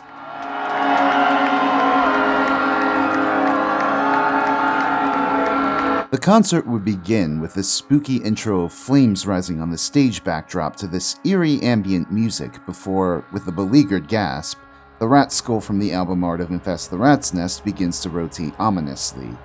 The flames rise higher and the music intensifies in feedback before finally, the valiant, young, red jumpsuit-clad drumming duo of Eric and Cavs takes the stage to thunderous applause. Then, when on stage, they either launch into Self-Immolate or Venusian 2, depending on the gig, and then the rest of the band comes out and says hi, Joey acknowledges the sound crew, and particularly director Sam Joseph, with the now famous Turn it up, Sammy! And then they launch into their riffs. Or sometimes the full band comes out all at once and they do another song from Rat's Nest, you get the idea. But it's a far, far more considered intro than before, and holy shit does it rip. It sets the mood perfectly for some moshing right away, giving the band the opportunity to showcase some bangers from Infest the Rat's Nest up front. And oh man, let's just get this out of the way first. Each and every one ruled live. Planet B slaps. Mars for the Rich slaps. Organ Farmer slaps. Slaps. The band played every song off the album at least once in 2019, even before the album had released. And you best believe that I, who went through an 80s thrash phase as a nerdy teen, was lapping it the fuck up. Even though we later learned Rat's Nest was the work of largely just Joey, Cavs, and Stu in the studio, it really comes to life live with the triple guitar attack, Cavs' newfound double kick abilities, and even Ambi's added aux percussion parts.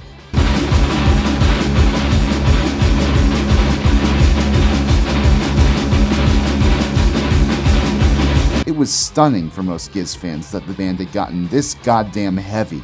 To quote Mac DeMarco, "You know, I had a crazy moment a couple weeks ago. I hadn't seen him play in a year, maybe a little more. Maybe like, very briefly, but I haven't seen him play. So I'm playing at Fuji Rock, and it was like, the full set. And I know they've been a little heavier for a little while, but their set sounds like 1991, like Metallica or something. I was like, what the hell is going on? I don't know the name of the record is. I heard some of the singles, but yeah, they sounded good. We share the same booking agent, so we played together over the years. Good dudes." A really great show from this time that you can find on YouTube is this small club gig they played in Seoul, South Korea on July 28th while they were on their Australasian leg. They play all of Infest the Rat's Nest back to front, plus The Great Chain of Being as an encore. That image of Stu chugging the opening guitar notes to Great Chain while both he and Joey are sweaty and shirtless just oozes stoner metal. You better believe that my ass was eating this footage up in the weeks leading up to Rat's Nest's release. Hell, I wasn't the only one desperate to hear this material as a full album already. I remember people uploading these fan-made compilations of the studio recordings we gotten to date, paired with as high-quality bootleg recordings of the rest of the songs as we could get. Gizheads are a funny bunch, really. We're spoiled rotten by this band who regularly release new albums and heaps of live bootlegs and demos, and yet we're still the type to try and piece together upcoming albums from what the band's shown of them for that little bit of extra music. I swear to God, I wouldn't be surprised if one of us invented time travel in the future to send microscopic recording drones back to capture every single King Gizzard performance in 4K. But, hey, just in case you forgot, the band were promoting another more laid-back and synthy album too, so how did that work? Well, in most shows on the tour, there would be a dedicated middle portion for the band to play the more boogie chillin' songs, woven in with medleys and microtones, of course. A lot of the Fishies tunes got played on the tour, even Real's Not Goddamn Real, which is brilliantly captured on the bootleg release of their concert at Adelaide's The Barton Theatre on July 12th. For some songs, especially This Thing, Acarine, and of course Psy Boogie, more of the band was taking up the synths than ever before. Of course, with more wires and shit now running across the stage to accommodate the new keys, this meant sometimes the risk of more technical errors here or there. New difficulties aside, the introduction of more synths to the Gizzard live setup allowed them to more regularly and reliably perform more key-centric or otherwise smooth oldies in their catalog. Stuff like Let Me Mend the Past, Work This Time, Tezita, Down the Sink, even the goddamn Horology suite in its entirety. And goddamn did these tunes not have their own charm to them as well. Having your face rocked off the one second by a string of tracks off Rat's Nest, only to bop your head the next to the fun piano grooves of Birdsong, was a common occurrence in set lists around this time. The juxtaposition of these two different sounds, I think, lended itself towards better producing energetic peaks and valleys in King Gizzard's live sets. To illustrate this, let's go through the stop that I saw them at on this tour, August 28th at New York's Summer Stage Concert Series in Central Park. Sadly, this concert wasn't recorded in full for posterity, but we do still have the setlist in my memories, so I can damn well try to reconstruct it. After a killer opening run of Self-Immolate, Perihelion, and The Great Chain of Being, which took me for a ride into the front, they transitioned into the more boogie-chilling keys-dominated portion of the set with Plastic Boogie, the Horology Suite, and Boogeyman Sam. The energy picked back up again with a back-to-back Evil Death Roll and Hantayumi and the Murder of the Universe suite combo wherein, I shit you not, the crowd at one point was gathered around someone's lost shoe and chanting "Shoe! Shoe! Shoe!" in time with the music.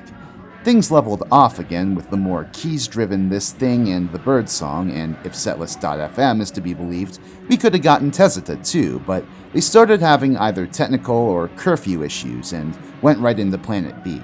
They closed out with Mars for the Rich, then Psy Boogie, and then at last an extended Am I in Heaven jam with teases to stuff like Altered Beast or Robot Stop. Phew! What a goddamn roller coaster of a setlist. And I thought Union Transfer was a ride. Make no mistake, even when there's no full recording of this set for me to listen back to, I'm fine with that. The feeling of this concert is etched into my body years later. While there were definitely songs King Giz repeated night to night like on previous tours, the sheer variety of material you could potentially expect to hear night to night balanced things out. If you want some great concert bootleg suggestions from this time, I definitely recommend their Australian sets at the Melbourne Forum on June 26th and Adelaide's The Barton Theatre on July 12th, their show at the New Belgium Brewing Company in Asheville, North Carolina on September 1st, and their gigs at London's Alexandra Palace on October 5th and France's La Olympia on October 14th. Also, once again, the band swung by Seattle on their American tour and blasted through a bunch of Rat's Nest songs live on KEXP. Great little scent all the way through, especially the blistering versions captured of Venusian 1 and Hell. While plenty of concert reviewers were drawn, of course, to the energy and intensity of the new Rat's Nest tunes, there seemed to be more of a growing sense of, holy shit, these guys really can pull off multiple radically different rock subgenres per concert. Like, to quote Colin Haru in Music Madness magazine, it's one of the things about a King Gizzard show that's most elating. The whole crowd was kept in suspense as to whether the next song would bring about moshing, dancing, or both. This, in turn, lent itself to even more fans trying to make multiple nights of a Giz concert in a row. The Grateful Dead comparisons, which years before may have seemed slightly premature, now seemed a bit more apt. Even when the world tour ended in Barcelona on October 19th, the band still held onto the Rat's Nest live aesthetic for a few months longer. Unfortunately, Gizfest didn't really pan out for the year, but they instead had a set of Asian dates, playing some well-received gigs in Jakarta, Bangkok, Shanghai, and Singapore on November 15th, 16th, 21st, and 23rd respectively. Apparently, they almost broke up in Shanghai when a night of fun after the gig became too much fun. As Ambi would later explain, We almost broke up this night. We got a little picture in China. We have too many Jaeger bombs in Shanghai. Shanghai. Then we had Not hot enough pot. Jaeger bombs. We had hot pot, and everyone was absolutely maggot. And everyone just started arguing about the intensity of how spicy the hot pot was. I don't think they say absolutely maggot here. Yeah, I know, that's why I threw it in. Fortunately, they made up after sobering up and returned back home after finishing up with their tour. With the coming of the new year, King Gizzard played some more dates in Australia, including a slot on the touring Laneway Festival. They even set up a benefit marathon show at the Croxton Hotel on February 21st, in response to the tragic bushfires which ravaged Australia that month and the Liberal government's, shall we say, slower response. This show is thankfully bootlegged for us on the Internet Archive, and as their first real marathon gig, which isn't just a microtonal set than a normal one, it's quite something. The two sets the Giz Boys play in this show both rip in their own ways. They largely pull from their recent tour set lists, although, in preparation for future marathon shows in America they had in the works, the band began incorporating more material from earlier albums. Her and I, Willoughby's Beach, and Sea of Trees get their first outing in years here and sound just as fresh as ever, especially Her and I, which we'll get into a bit more later.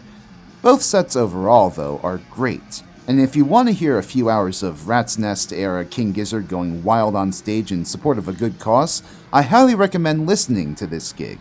Unfortunately, rather than serve as the first step of a grand new romp across America, complete with the aforementioned marathon shows at Berkeley's Greek Theater and Colorado's famous Red Rocks Amphitheater, the Croxton gig was the end of an era. The month after, with the arrival of COVID in the West, the world went into lockdown and the boys went into isolation. Slash the studio, I guess. And it's especially tragic too because the boys were promoting not an album with the cancelled American tour, but a concert film, Chunky Shrapnel, directed by John Angus Stewart. Stewart followed the band around on the European leg of their world tour in 2019, capturing cheeky, behind-the-scenes moments with the band and some truly stunning concert footage on 16mm film. There are some incredible moments captured here. Ambrose on Let Me Mend the Past, the river leading into Wawa, the introduction of Self-Immolate at goddamn Alley Pally, just fuck, what it must have been like to be there. That's what else is stunning about Chunky, is the sense of wistful nostalgia you get for these moments captured in time, which is accented perfectly by Stu's own ambient soundtrack for the film. When I first saw the moment in the film where there's a collage of footage of the band exploring European cities set to the lonely tones of Anamnesis, it made me painfully aware of a past that, post-pandemic more than ever, now seems nothing more than richly colored film projections. Even more powerful is the ending jam on Head on Pill from the last night of the tour in Barcelona, wherein the members of Orb and Stonefield take to the stage for one big jam while the Gizzard Boys crowd surf and pass a beer back to Sam Joseph.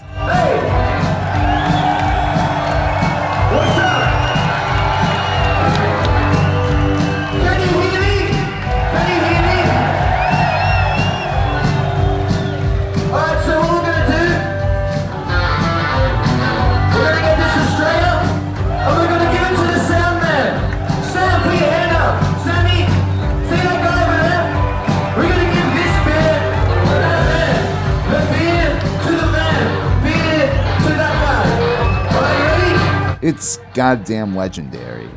Brilliant as the film is, though, I feel like I should come down on the Chunky Shrapnel soundtrack album for just being an abridged audiobook version of the film more than a cohesive live album. It's got good performances, but it's more a snapshot of good performances from across a tour, plus some ambient tunes, than a cohesive recording of the single night, which I've honestly come to appreciate more over the years as the band's setlists have gotten more unique each night, as seems to have happened more frequently around when this album was compiled. I'm honestly really curious to see what would have happened in a world where COVID just straight up didn't happen, or was contained super early on and King Gizzard got to go on their American journey. Would we have gotten more sets based around the same heavy soft heavy pattern as most Rat's Nest sets? Would we have gotten hints of the new microtonal songs early on? What trajectory were the boys planning for themselves pre-COVID? Hard to say for certain, but regardless, the bands were now stuck. Now, of course, I've already said how at this time the Giz focused more on their microtonal tunes, and that is largely true. The band were firmly engaged in promoting the KGLW duology in between Melbourne's bouts of lockdown.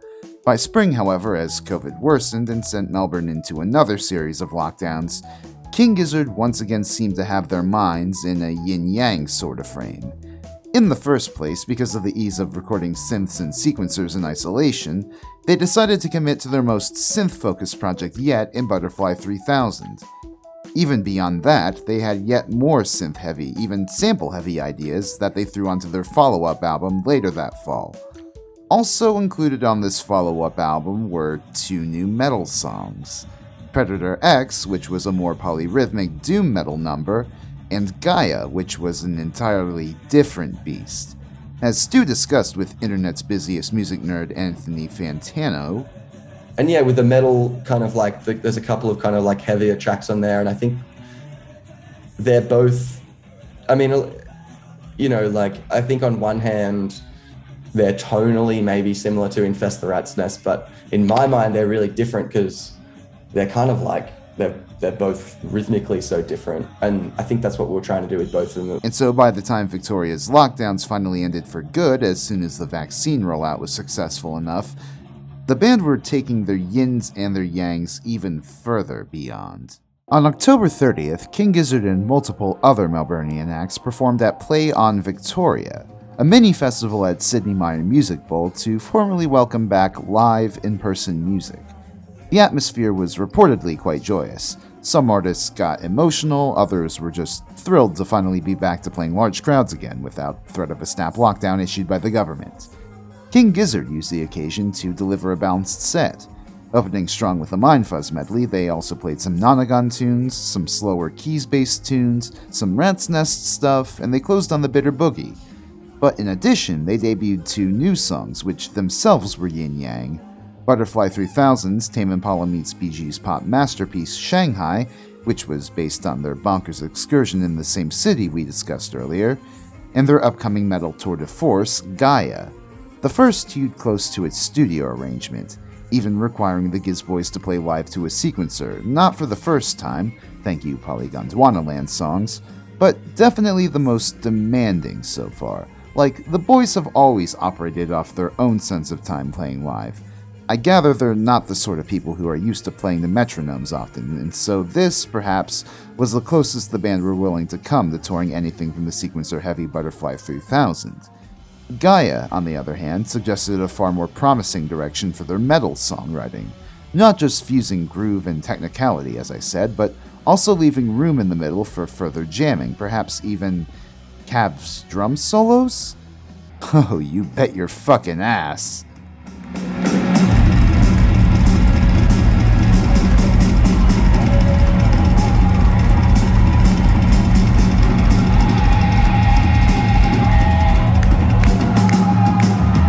This incorporation of further sequencers to their yin sound and jamming in their yang sound would only be further confirmed in their setlists the following year, when their follow-up to Butterfly, Omnium Gatherum, was revealed, released, and at long last, toured on around the world once more. That album not only gave us the aforementioned metal tracks to bolster the band's yang, but the gorgeous synthscapes of Magenta Mountain, the satanic sequencer-based rap of the Grim Reaper,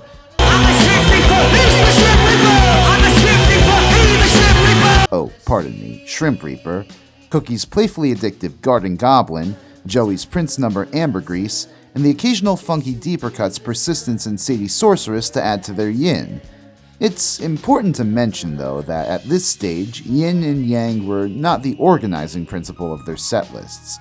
They weren't necessarily doing the heavy soft heavy thing, but rather splitting their sets up into distinct blocks according to what guitars and or keyboards they needed for their songs.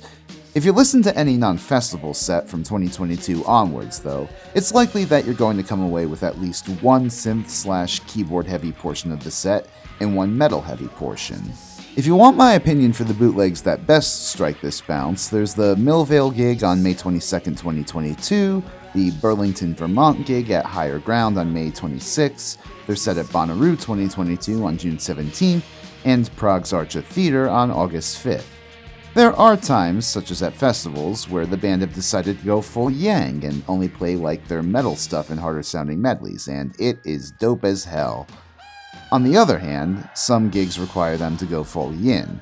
There are two brilliant shows recorded at Gagarin 205 in Athens, Greece on May 31st and June 1st, 2022, where, because Cavs was delayed in coming out with the band thanks to catching COVID, they play with a damn drum machine. Honestly, the results aren't half bad. I'm only slightly joking when I say that the live version of Magenta Mountain from the second night is the best version of that song. Jump forward to this year, and the band has gone even more crazy with Yin-Yang Fever, opting for a repeat of 2019 in the albums they've chosen to record and tour on. The big tentpole release of this year, of course, has been the return to metal, Petrodragonic Apocalypse. I won't say much more here about the album itself, other than it's definitely an improvement on Rat's Nest. But live, oh man, do its songs kill. Pounding with the same technical groovy rage as Gaia, the songs which have been played from PDA to date, which is basically everything except Flame, burn with the same straightforward drive and burning intensity as ever in a Giz live performance, but over far more wicked grooves than ever before. Stu's now singing from his throat as often as Joey, and what's more, Ambi even gets a new role during the metal set as the proud lover of an open hi-hat that he bangs each and every night.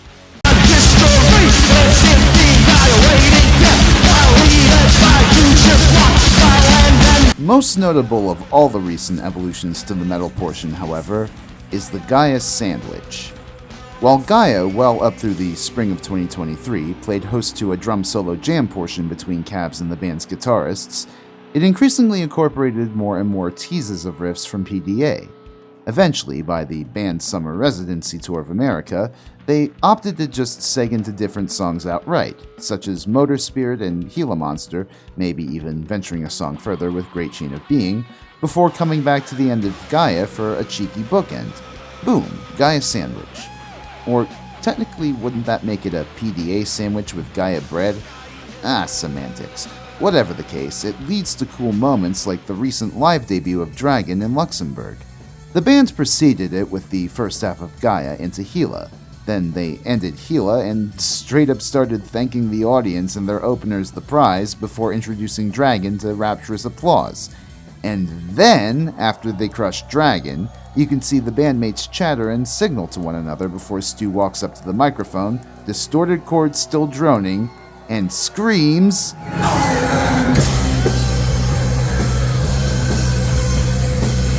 revealing the entire live debut of Dragon to be contained within a Gaia sandwich, the absolute Mad Lads!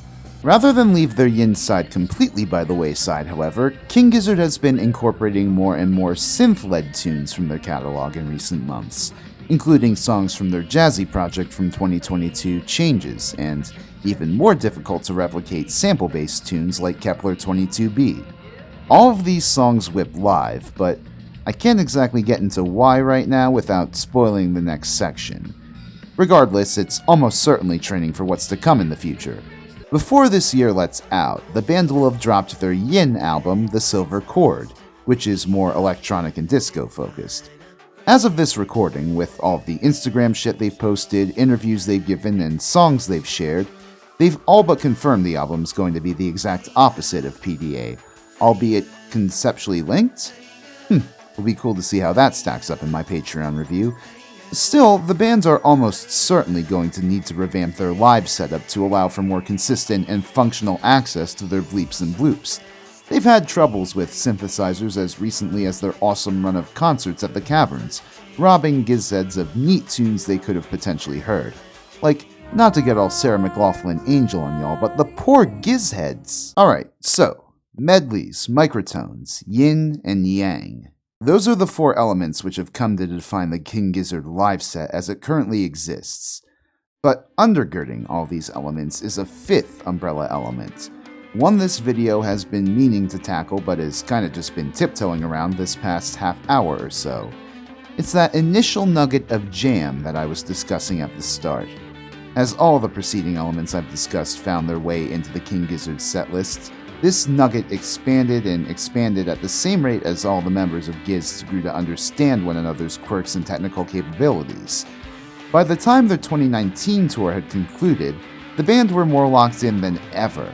And yet, there was also a part of them wanting to venture further and further, to play more of fewer songs, to explore ideas as they develop off the top of their head, even to break out of the pre-written structures of their songs.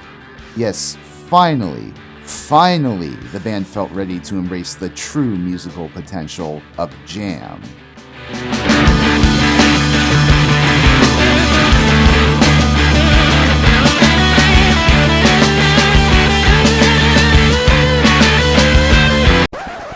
Okay, so I actually kinda lied just now. Technically, the bands really began to jam with each other when they got their in-ear monitors in 2019. I misled you to build up a narrative, how dare I? But if I'm being all that honest, there aren't too many jams of note that the band busted out that year. Some songs got a little bit extended here or there, but mostly in the whole Type 1 style of things, with a few notable exceptions. There was, of course, The River, whether it was the full version or just an abridged version leading into Wawa.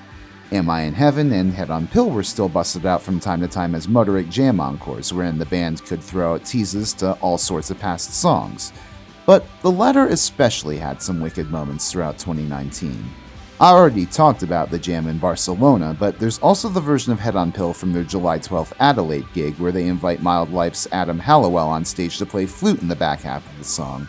And the result is 30 minutes of pure psychedelic bliss. It's notable that in both instances, the band made sure to communicate the key of the song to their guests, a sure sign of their expanding familiarity with jam. Auntie should come play flute. Auntie, come out at some point during the next half an hour. Come play flute. It's in the tree. In like 20 minutes, come out. Then there's the Bitter Boogie from Paper Maché Dream Balloon, which they started playing for the first time this tour as an encore when they wanted a more calming come down from the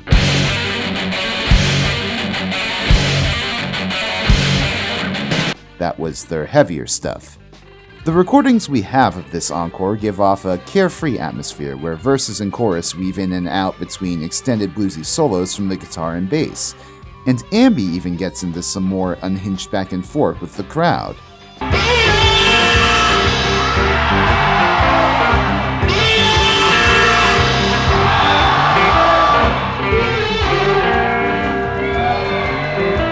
Hell, as I mentioned, they even started bringing back jammier deep cuts of theirs like Float Along, Fill Your Lungs, and the literal slow jam 2, Her and I. Our lads yearned for the jam. And in fact, little did we know, they already had a jammier sort of idea brewing for a new song. I already discussed its origins at length in my previous video on ranking the band's studio albums, but this new jam they'd thought up one night with Gareth Lydiard while wearing hats after a long day of recording for Fishies, fittingly called the Hat Jam, lingered in the back of the band members' heads for all of 2019.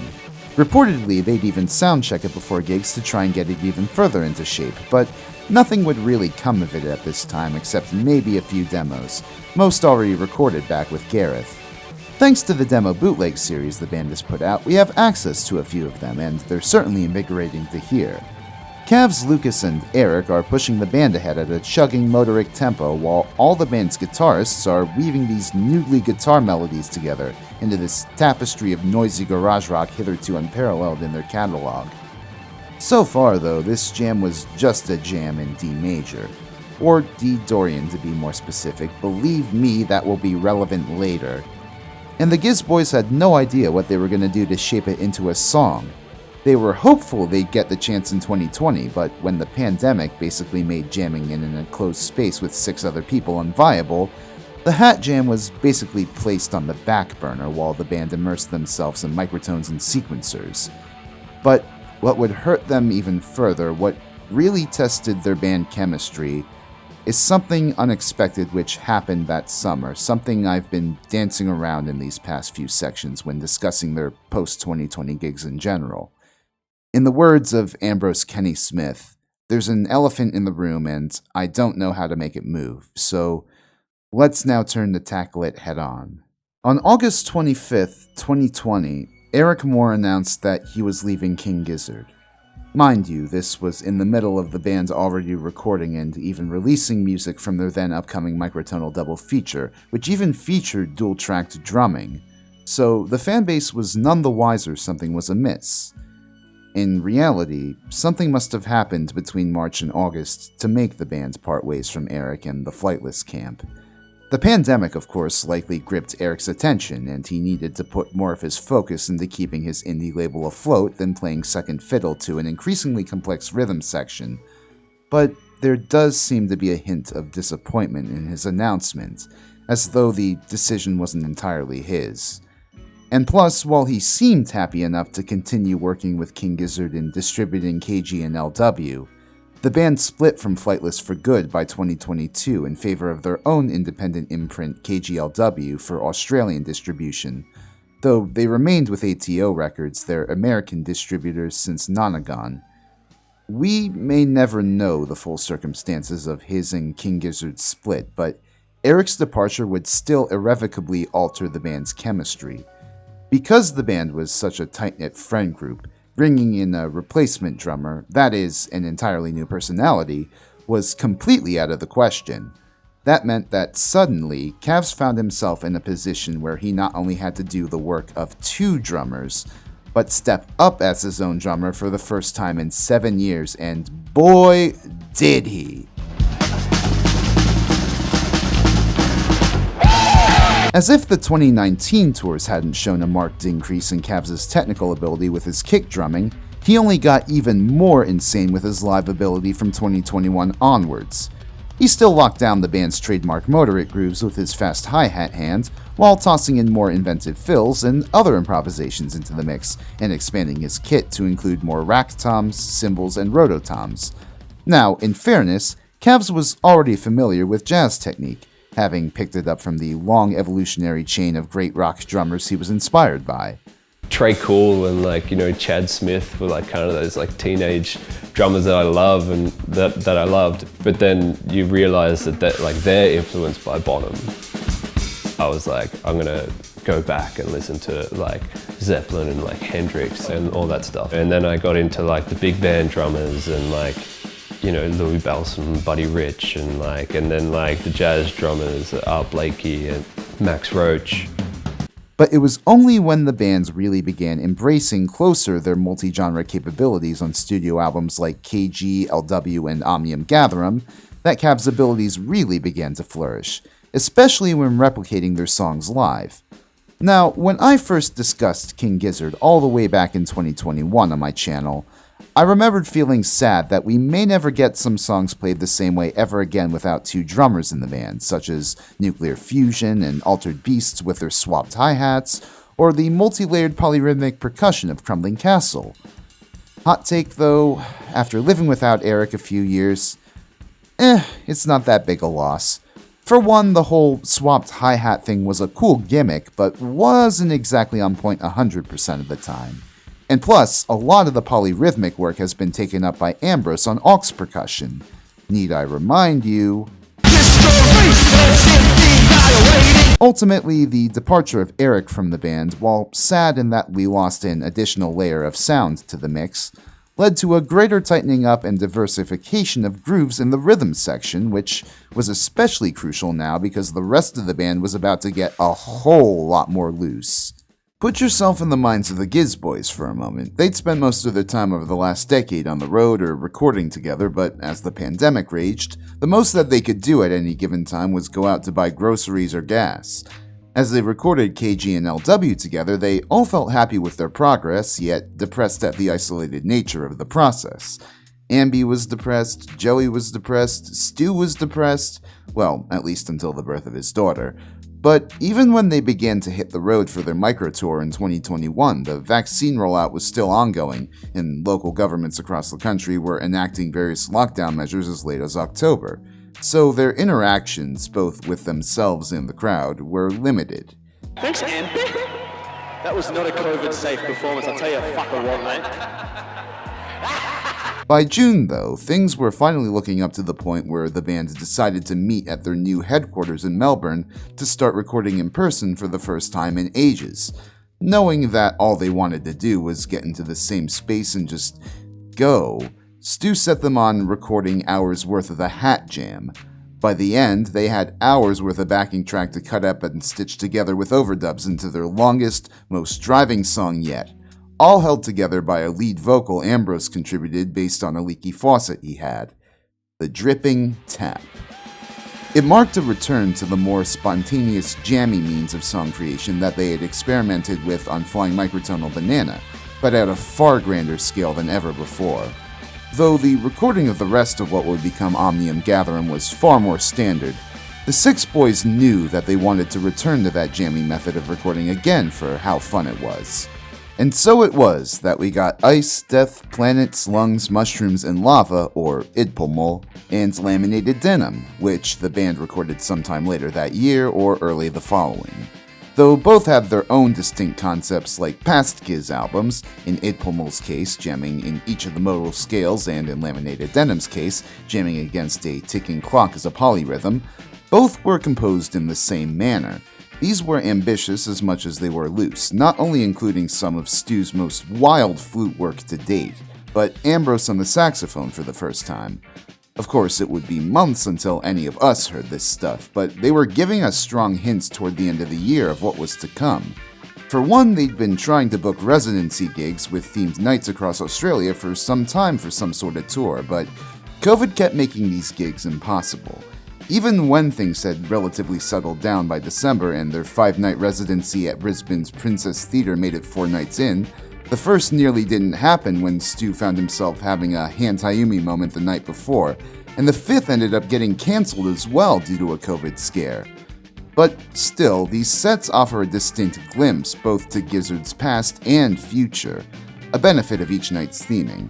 Perhaps most immediately pertinent to our purposes, the band had a jam night where they only played a grand total of 9 songs, but each song was extended by jammed interplay between the 3 guitarists and plenty of crowd interaction.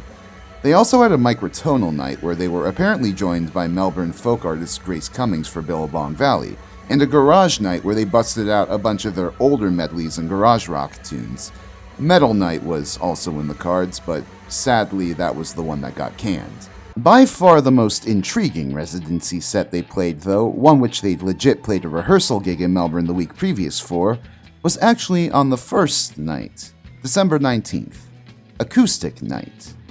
While in part a fun chill gig where the band play a bunch of their softer, more low-key tunes and Cavs gets loaded in the back, Cav is drinking red wine and Coke. Fuck yeah. Country boy. There are quite a few jammy surprises here as well. For one, their opener, The River, goes insane in the middle part quite a bit more than in the past, as though the band was allowing themselves more room to venture away from that part's familiar riffs and melodies the fans have been accustomed to for years by then. The same goes for both the slow jams, which make an appearance towards the end of the set. Additionally, the Bitter Boogie jam returns in its full acoustic glory, with Ambrose even contributing an extended saxophone solo, which...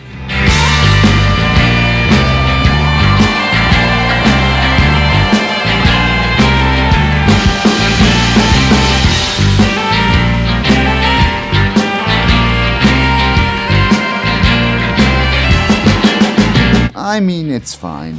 I'm not going to pretend to be an expert in sax tone. I've seen a lot of people criticize ambi sax playing, saying sometimes it sounds very flat, perhaps a bit blunt and unrefined, but, you know, I think it gets the job done. Like, he takes a solo over the version of Muddy Water that they performed here, and it absolutely works with the song's sea shanty aesthetic.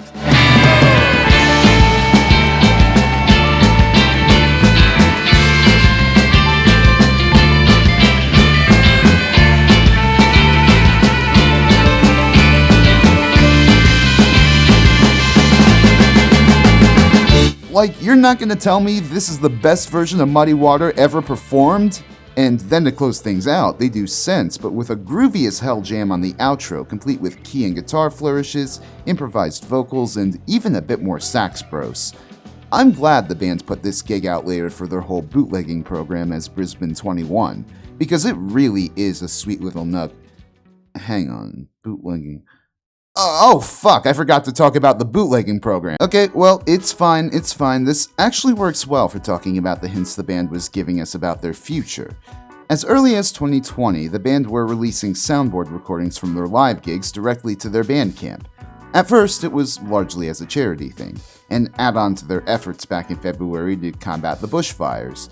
But after Eric left the band went full hog into releasing official concert bootlegs, demos, and other material like early songs for that bootlegger program I mentioned at the very beginning. A radical new means of engaging the Gizzard fanbase by allowing them to share in the band's profits and even jumpstart their own record labels either as a career or hobby. By the end of 2021, the band had put out 10 soundboard recordings, 1 demo compilation, and an early track compilation called Teenage Gizzard for bootlegging, with plenty more on the way. Of course, this wasn't the first time the band had tried something like this. They literally released Polygondwanaland back in 2017 with no strings attached. But it was far more of a radical shift in philosophy towards embracing the tape-sharing culture surrounding the band, a culture which came to influence the band themselves. As Lucas put it, making the shows different every night references the Grateful Dead, Deadheads, and fans sharing bootlegs and different versions of songs. That engages the fans and makes them want to come to more shows, but it also engages us. Even when we are playing a song we've played 100 times before, it's different and interesting. Do you think it's by mistake that there's an entire collection of bootlegs on the Internet Archive for people to listen to for free without ads whenever? Nah, Stu straight up sanctioned that shit in a tweet. They love listening back in their old gigs and allowing their fans to listen to and share their gigs with others, which, as we'll later see, fed into them wanting to further diversify their set lists. But the most explicit hint towards the band's future came on December 23rd, when Spin published an interview conducted with Stu mid-November about both the past year and the coming year. Stu mentions offhandedly, in response to a question about the pandemic, that the band had been composing music in this more jammy way as a recuperation from, or an antidote to, as Stu phrased it, COVID isolation. When asked if a more jammy album is on the way, Stu confirmed there were at least 2 jam-related projects in the pipe for next year, before recapping essentially what I've told you up until now, that the band started off very loose and jammy before gradually tightening up with more prog rock and metal influence, but also that now they sought to really take in playing with each other again and let the songs breathe on stage.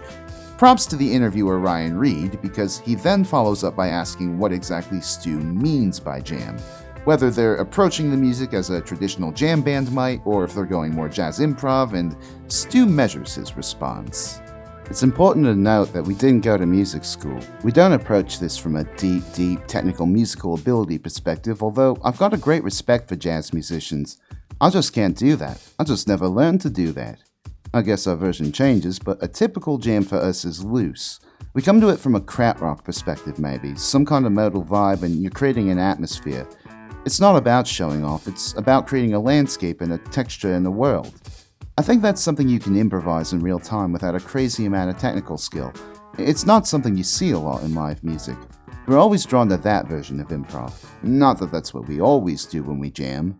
So let's return back to our discussion of jamming types for a second. You remember a few hours ago when I was talking about type 1 jamming, how it hewed close to a song's traditional rhythm and harmony, essentially just extending the song? That's essentially what King Gizzard had largely been doing up until the pandemic. The whole notion of creating an atmosphere reaches all the way back to the band's Hawkwind roots, and indeed, that bludgeoning sound would continue to pervade the Gizzard live concert in the years to come. But that cheeky final point Stu made in that quote hints at a desire to push beyond the mere noodling they'd been doing up until now. He was aiming for Type 2. Type 2 jamming, to put it simply, is when a band breaks free of the shackles of a song's structure to just go on completely different harmonic, rhythmic, dynamic, hell, even instrumental tangents. It's the free jazz to Type 1's more traditional bebop framework. But to really show you what I mean, I can't just use poor jazz analogies. I've got to show you an example from the jam band that originated the whole classification of Type 1 and 2 jamming in the first place. Love 'em or hate 'em, we need to talk about Fish.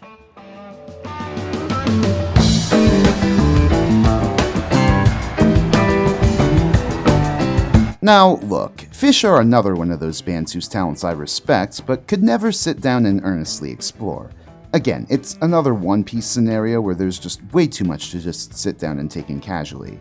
That said, I am familiar with a few Fish tunes thanks to the Rock Band series, including 1992 fan favorite Tweezer. The song is a pretty groovy funk rock tune with a tight pocket and immaculate guitar and piano interplay that gets progressively more demented as it continues. Trey Anastasio's guitar solo in the back half of the studio version is killer enough as is, but live? Oh, you better believe he used this tune as a launch pad from which to go to the fucking moon. One particular live version of the song stands tall in recent years that I'd love to use as an example. On July 31st, 2013, at Lake Tahoe Outdoor Arena, after a few years of getting the mojo back after their reunion, Fish unleashed a 36-minute version of Tweezer which was truly cosmic, venturing into an extended C major jam between piano and guitar, a driving space rockish section in F which beautifully crescendos into this organically produced call and response from the crowd,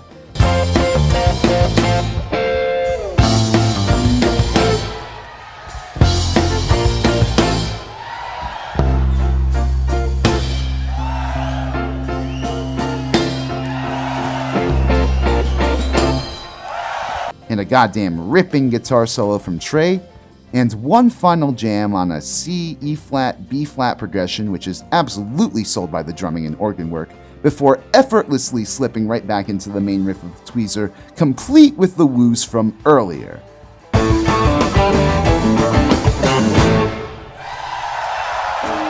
Listen, you can easily make fun of a stereotypical jam band follower, and I get that. But there is a good goddamn reason Fish got the following they did after the Dead broke up, and it ain't because of the numbers of hacky sacks and tie-dyes sold in their parking lot.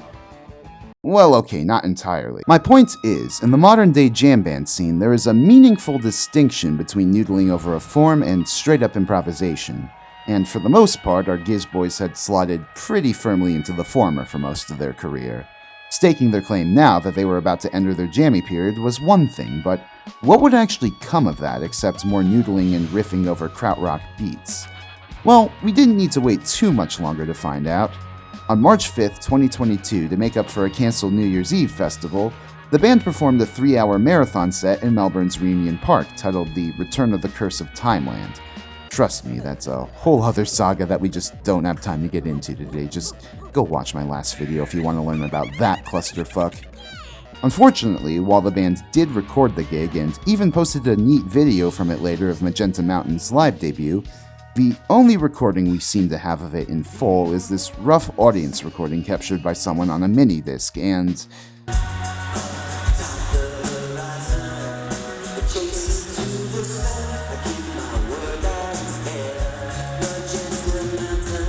it's not the best audio. A smaller gig played 2 days later at the Enmore Theatre, however, was captured in a far more listenable state, and serves as a more condensed version of the same concert. The Giz play a more sprawling Mindfuzz medley than ever before, extended jammy versions of Self-Immolate and The River, an easy-flowing microtonal duology of Doom City in one, goddamn mystery jack of all songs to bust out, and inspired versions of 5 new tunes from their upcoming album, Magenta Mountain, Gaia, The Garden Goblin, Blame It on the Weather, and of course, The Dripping Tap. All of them sound great, though perhaps the most interesting are Magenta Mountain, whose entire back half is transformed into an extended Stu guitar solo, Gaia, whose drum breakdown we already covered, and The Dripping Tap, which in this 23-minute performance is chock full of teases to past songs, improvised riffs between all 3 guitarists, and even a flute duel in the middle between Stu and Cecil Coleman of opening band Body Type.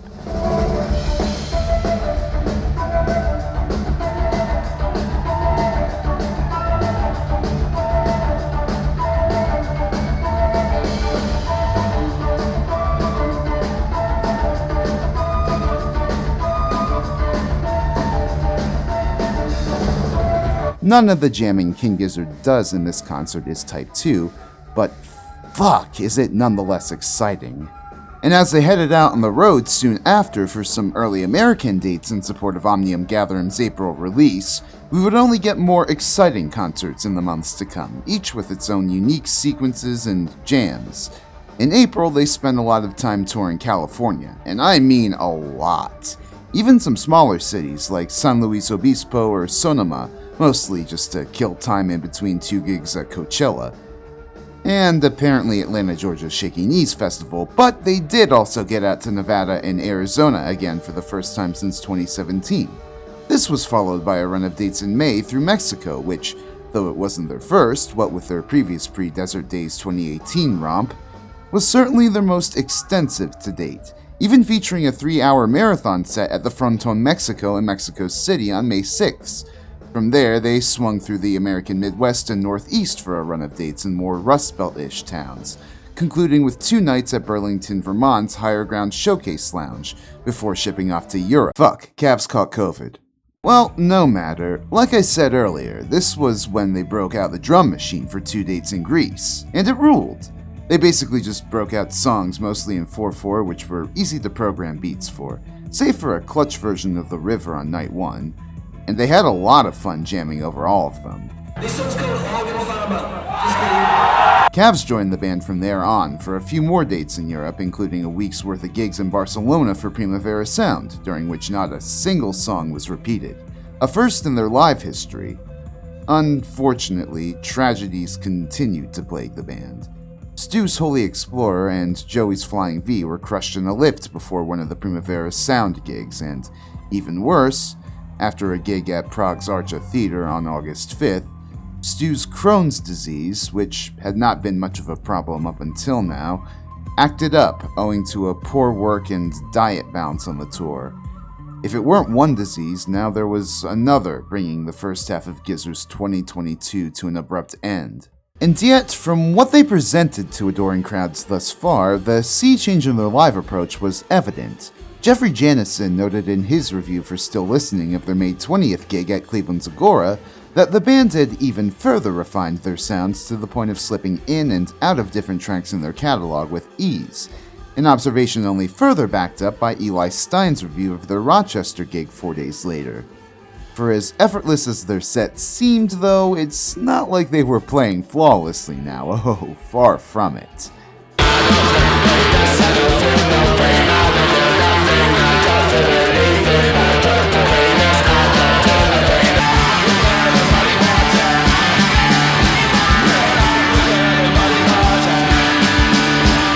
See if we can remember this one. And you fucked it up. I can't remember it. Still, the Giz was very consciously keeping things loose and varied from night to night, as that run of dates in Spain no doubt shows. It was also around this time that Stu was actually himself getting into the Grateful Dead and their whole idea of having a catalog of different recordings of his song over the years from live gigs. And so he and the band were very consciously putting together set lists from an ever-expanding pool of live repertoire. Stu had gotten super into Setlist FM and the history of what his band had played where and when. Oh, he just like me. He just like me for real. So what he would do is, whenever the band visited a city on tour, he would look up what songs they had played on their previous visit there, and strike those songs from setlist potential in a spreadsheet, and then they'd build their set from there. It was sacrificing a consistent show for a more spontaneous one, which only further helped cement their reputation as a band to follow on tour, if not a budding jam band outright. King Gizzard's live show only further improved in October when the band finally made good on that American tour they'd been planning since 2020, including their marathon shows at the Greek Theatre and Red Rocks. What's crazy is that this all happened from just before to just a little bit after Giztober. That is, the triple album release the band had announced for October while Stu was recuperating back at home. Those first 2 albums were Id Pommel and Laminated Denim, which, as I said before, were purposefully built out of jams. Reportedly, the band members tried learning each other's riffs and motifs they'd recorded for the albums to bust out live, and they certainly did to some extent, but at a certain point, they just kinda winged it. We'll talk more specific examples soon, but the songs from Giztober introduced into the band's live sets around this time largely consisted of, and I realize I'm being slightly reductive here, tentpole moments with extended Type 1 jamming sections in between, and it allowed the band to truly flourish as improvisers, Perhaps it was fortuitous that these songs arrived to the band's sets right when they did, as they were playing more and more marathon shows. As Joey discussed on KEXP, I think initially when we kind of on paper planned to do these marathon sets, they were a lot more kind of daunting, especially because this tour that we're currently on was booked in 2019 to happen in April 2020. So I think as the pandemic kind of went on, the notion of these huge shows was a bit daunting. But then this year's just been so good in terms of how we're playing together and just kind of, I don't know, unbridled, just it's easy. I think the format is actually kind of really conducive to how we're playing together now. Oh, yeah, by the way, King Gizzard returned to KEXP on this fall tour and destroyed. If you want an encapsulation of their jammy potential from this era, I highly recommend their session on it from October 7th. But yeah, backing up a bit, because there's a lot that happened this tour, it actually began with a top slot at Desert Days before a run of gigs up the West Coast, including the October 2nd marathon gig at the Greek Theater, which is just charmingly precious the entire way through. The Giz boys get the crowd going, rock hard, and even crack a few jokes at UC Berkeley's expense. Now that's some white boy funk, if I've ever heard some. What better place to play white boy funk than at Berkeley University? Their October 5th gig at Vancouver's P&E Forum is also a fun show back to front. And not just because whoever bootlegged it somehow had access to Giz's in-ear monitor feed. Is it possible to get this fan plugged in next to my... But all of this was merely prelude to the 2 back-to-back nights the band had scheduled for Red Rocks Amphitheater on the 10th and 11th.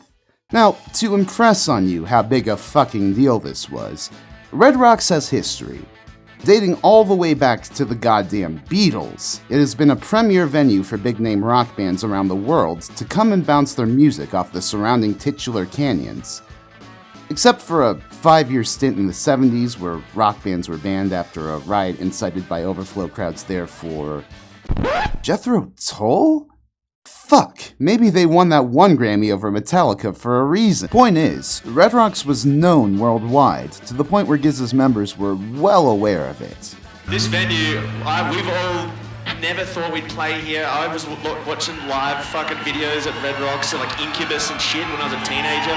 What the fuck are we doing here? Shout out to Rig Clip's fan documentary 1063 Days, which gives a nice on-the-ground perspective to the attendees' excitement. And in the end, not only were both gigs heaters filled with jams, rarities, and other fun twists and turns throughout. Happy birthday, man.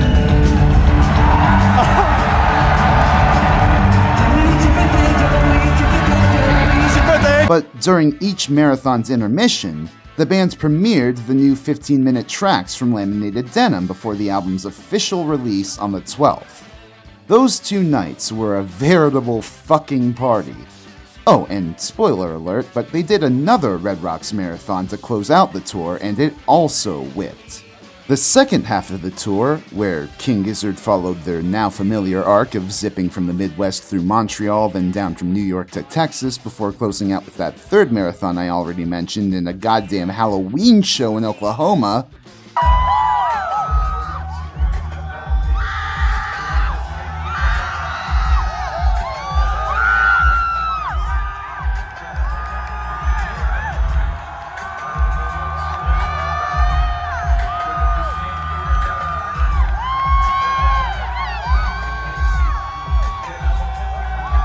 was equally crazy, if not even more so. This was the part where they played Forest Hills with Black Midi, which I've already gushed over enough in this video, so... hell, one more time, why not? So, as I mentioned at the start, even though their Forest Hills set was very jam-heavy, I enjoyed it. The opening Dripping Tap ripped, but then they played Magma and Lava back-to-back, and it was one of the most spiritually ascending moments in my life. And it wasn't just because I was burning a fat catnip J.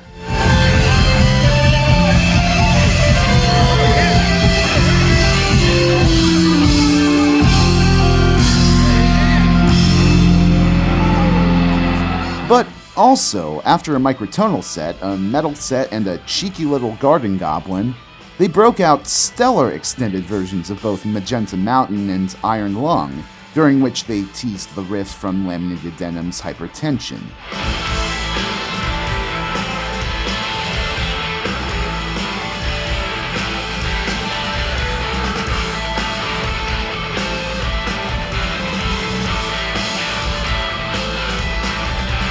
It was a roller coaster ride from back to front, even if it only ended up being 11 songs long. And the boys' gigs only got more killer from there. Their Philadelphia set featured an even bounce of medleys, jams, microtones, and metal, and from there, they started incorporating Hypertension into their sets in earnest, which they soon found was a great song to transition into or out of Iron Lung, or even some oldies like Mindfuzz or Nonagon tunes. The band was delivering killer shows night after night, and I am so thankful that most of them are preserved in good quality on the Internet Archive. Really, you can't go wrong with any gig from this fall 2022 tour, but good on the band especially for eventually releasing all 3 nights of their Red Rocks marathons as an official bootleg, which captures those gigs' party atmosphere perfectly. They also put out a recording of their set from Bonnaroo earlier that year, which they played in between European dates back on June 17th. That's got killer pacing, starting with Robot Stop into Hot Water before Grim Reaper, a straight 4 metal bangers in a row, and some great jams towards the end on Magenta Mountain, Work This Time, and Dripping Tap. Make no mistake though, while fans were generally excited about all these gigs and no doubt getting to hear more of them, even live as they happen through the eyes of generous live streamers, there was a growing portion of the fan base disappointed that more time was being spent some shows on just basic Type 1 jamming than playing songs from the band's back catalog. And okay, fair play, here we go. In truth, yes, the band were consciously through this year and the next focusing on playing essentially less songs but more jams. If you're the sort of person who liked those big sets back in the day where they played song after song in medleys so tight you could squeeze a diamond in them, you'll probably feel something is missing for you here. But I think that isn't necessarily giving the newfound live spontaneity of King Gizzard a fair shake. The jams they've come to incorporate into their live concerts, both old and new, are very much pushing the boundaries of what the band are comfortable with as musicians. Yes, there has been a lot of Type 1 jamming, but as 2022 rolled into 2023, I would argue that the bands were increasingly verging into Type 2 territory, if in their own unique, gizzardy way. And to prove this, I want to do another quick countdown list here of top 10 King Gizzard live jams. But because I've gone way in over my head at this point in the video, I'm going to try and keep my thoughts to 5 sentences per entry here like that recap bit in my last video. Stick with me, y'all, we are almost in the home stretch here. 10. Shanghai. Though the Giz Boys played the Butterfly 3000 tune pretty straight well through 2022, they began extending it the following spring by inserting a motoric jam in the back half of the song, which, on its best nights, gets utterly transcendent. The performances of the song at Red Rocks on the morning of June 8th and in Chicago on June 12th are both stellar examples of moments where the jams just go off. Stu and Ambrose trade absurd lyrics related to weed metaphors and butterflies.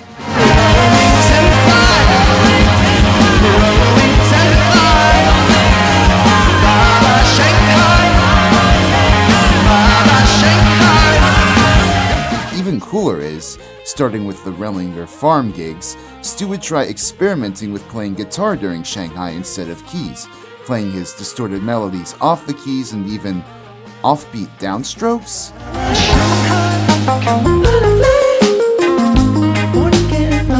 Like, knowing what you know about yourself creatively and the band, because obviously they're going to be involved in it as well at the end of the day, like, is there any kind of record or sound that you feel like King Gizzard wouldn't do? When I think about saying reggae or something, which I'm gonna make a reggae album tomorrow. Like, I want to say that, but then I think, well, fuck, I don't know. Like, maybe I will be in a headspace where I'll like want to do that at some point. And I fucking told Anthony Fantano I wasn't gonna do it in 2022. Like, fuck, you know. When the jam works, it really works, but when it doesn't, well, sometimes it straight up doesn't, and that the sequencer is prone to glitches or technical failures. Were the boys not still figuring out the place of electronics in their live set, I'd probably bump this one up higher, but alas. 9. Am I in Heaven? The first song in this list with some extensive pre-jam history. Heaven really began to take off when our boys began incorporating more jammy bits beyond past song riffs in F-sharp major. I mean, going all the way back to the Mind Fuzz era, it was a song that encapsulated the all-encompassing atmosphere of the typical Gizzard jam approach, with endless guitar and harmonica riffs over a blisteringly fast, driving rhythm section. The more the band played the song during the jam period, though, the more they tinkered with some jams outside of Am I in Heaven's rhythmic boundaries. The compact version from the band's show at Chicago's Salt Shed on June 12th is killer and surprisingly funky in its middle, while a recent version from their gig at Luxembourg's Den Atelier on August 16th forged a completely organic, odd-metered intro jam which built a firm foundation for the rest of the performance to come. I sincerely, personally hope that they continue to jam over this particular psychedelic krautrock tune instead of Head on Pill. F-sharp major is just far, far cooler to jam over than G major, if you ask me. 8. Hypertension. Since its debut during the fall 2022 tour, this tune from Laminated Denim has become a staple of the King Gizzard live set in a way that feels incredibly natural. Given that it's a garage/prog rock banger in the vein of Nonagon, it works well both on its own and as a track segging both into and out of other songs the band has in the key of A.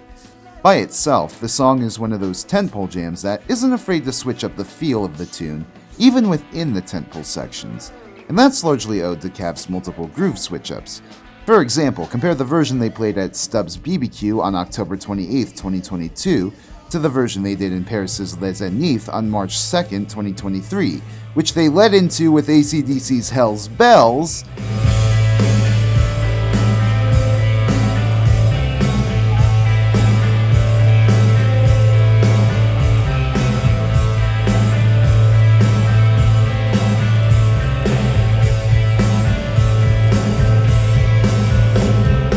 and both versions, though they rip, barely sound alike outside of a few shared riffs here or there. It's even crazier as a transitory song in the set.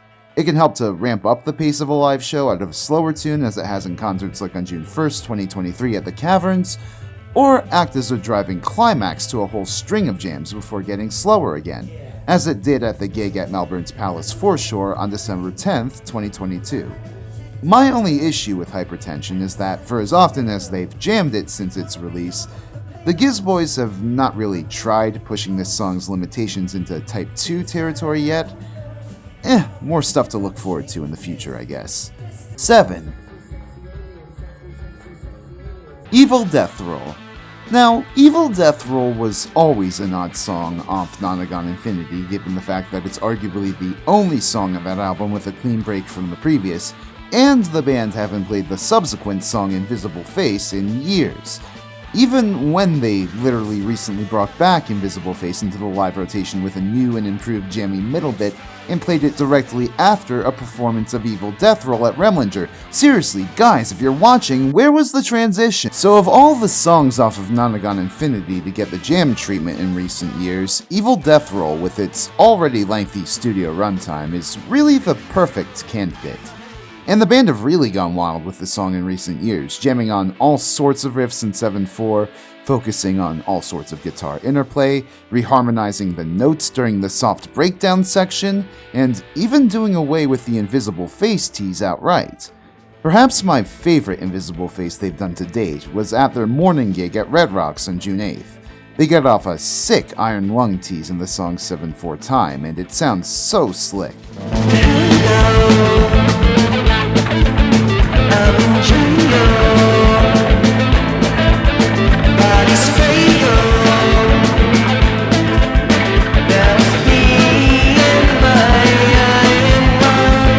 Now, if only they could get Cav's drumroll transition from Evil Death Roll into Invisible Face back into the regular rotation, this song would be at least 2 placements higher. 6. Float Along, Fill Your Lungs. At long last, the potential this song had been giving off for years as a live bust-out was finally fulfilled in the band's jammy period. What was then just a light, breezy scalar exercise in 5/4 for the boys with some flirtations with the minor key, has now turned into an evolving beast of a jam, moving from the song's original key of G major into a heavy, twisting G minor rager, and it rules. Usually they'll pull it out as a set closer, a final rapturous jam for the band and the crowd to expend their energy, and it absolutely slays in that role every time. I'd recommend as sterling examples the version captured from their final 2022 marathon gig at Red Rocks on November 2nd, and the more extended performances they gave at Mr. Small's Theater on May 22nd, 2022, and the final night at Renlinger Farms on June 18th, 2023. That said, the song hasn't evolved much further from there. It's just on the cusp of a freaky Type 2-ish moment here or there, but they really need to embrace this song's Indian roots and go even more ham rhythmically in the future, if you want my armchair opinion. 5. Her and I, Slow Jam 2. Both the slow jams have gotten a lot more playtime in recent years owing to their simple tempo structures similar to a lot of the jammier songs from Giztober, but of the two, I would argue that Her and I has made for far more enriching jams. Cav's groove switch-ups and the guitarist's flirtations with the minor key during the jammy portions, even some tempo increases leading into Ambi's harmonica part, really does add more life to what was a relatively staid if chill jam on the album version. Hell, they even started teasing goddamn Petrodragonic apocalypse songs as early as fall 2022 through Her and I jams. And of course, we were all none the wiser.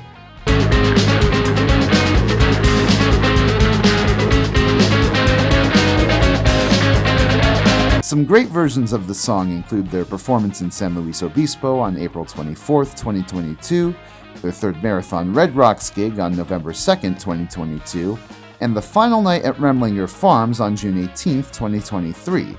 This song, overall, is like life, which is like a box of chocolates. You never know what you're gonna get from it when the band busted out live, and there's something really exciting in that. 4.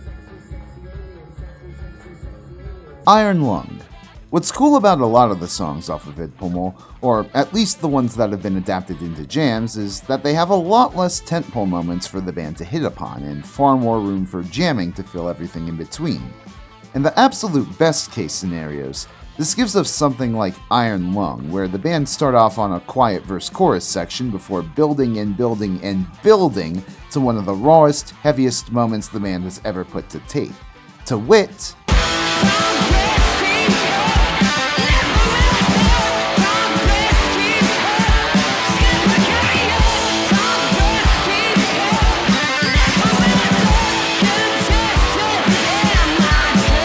and then they go even further off before eventually reining things back in for a grand conclusion. While Ambi definitely has better time screaming his guts out some nights than others, you honestly can't go wrong with any performance of Iron Lung, in my opinion. But to speak of specific performances that I love, there's a moment during their gig at Stubbs BBQ on October 28, 2022, where Lucas goes off to take a leak just before Iron Lung, and his mates decide to start the song anyways. And then he actually makes it back in time for his part, and it's like, whoa!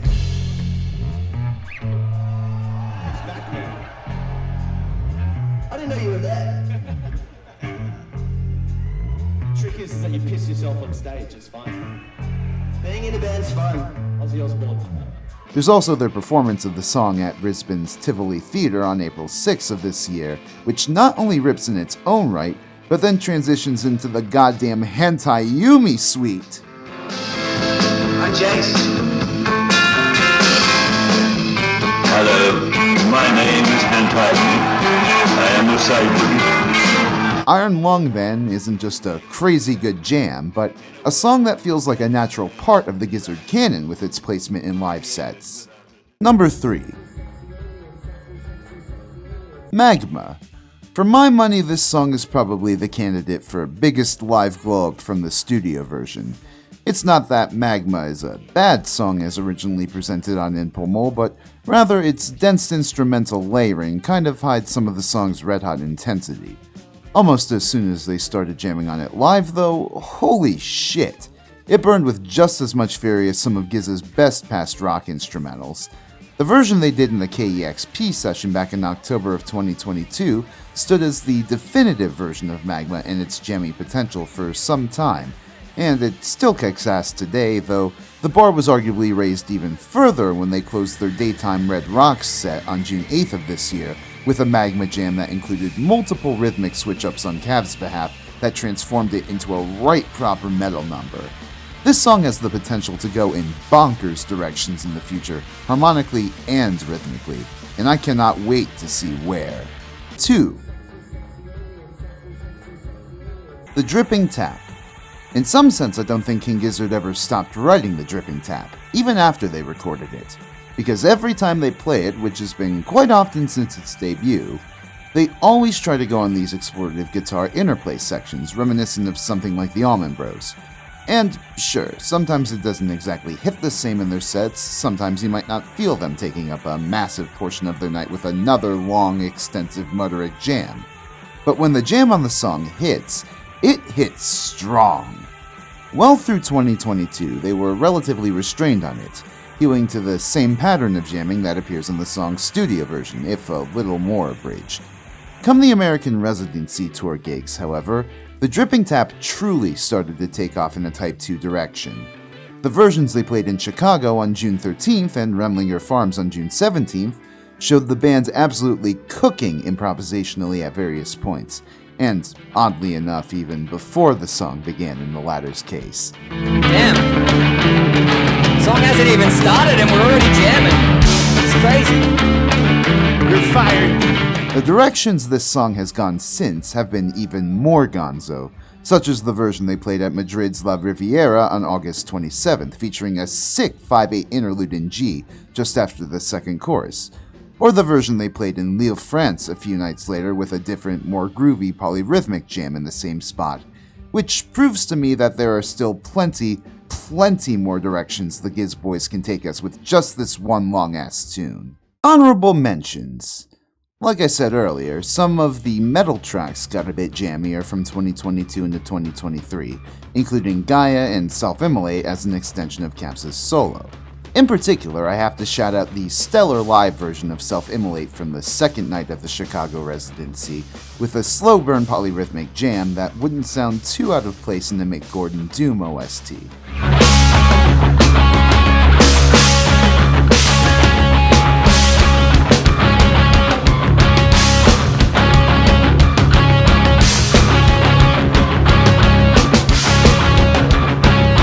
A bunch of Nonagon tracks other than Evil Death Roll have gotten their own little jammy extensions in live settings, perhaps the most impressive of which, to me, is the aforementioned return of Invisible Face to their live set lists, with the 5/4 Samba breakdown properly included. I also don't want it to seem like I snubbed Ice 5 here. It's a funky tune live and great to dance to, but the band's efforts at elevating the song beyond its funky grooves just haven't really captured me in the way the preceding 9 songs have. It's a similar case with other, more Type 1 jammy numbers like The Bitter Boogie, Sea of Trees, even Head on Pill.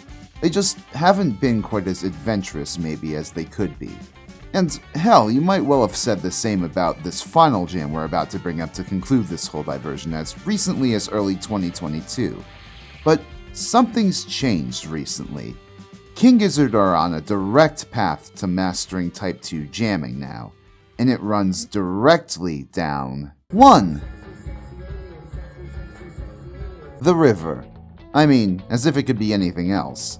Even when it was played far more to the hilt in the band's earlier days, it still stood as a point of chill looseness among both the band and the crowd during the Gizzard live set.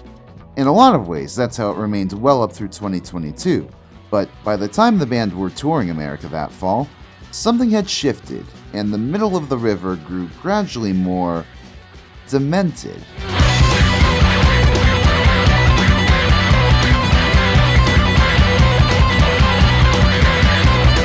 This is a recording of the river from the first night of the Red Rocks Marathon gigs, which fans have dubbed the Evil River, for the twisted middle portion in the song's parallel minor featuring some stellar drum work from Cavs.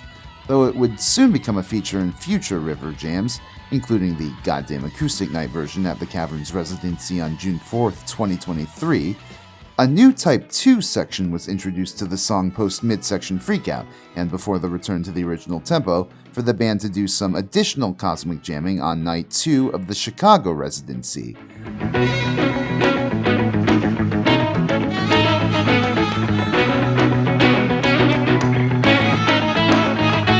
This new evolution of the river, dubbed the Space River by fans for reasons we're soon going to get into, is where the band has continued to take the song since, albeit with a bit more funky polyrhythmic grounding now. But for my money, it still stands as the best jammy song in the band's catalog, a sure sign of their mastery over not just the more basic jamming of Type 1, but their eagerness to venture into the more exploratory domain of Type 2.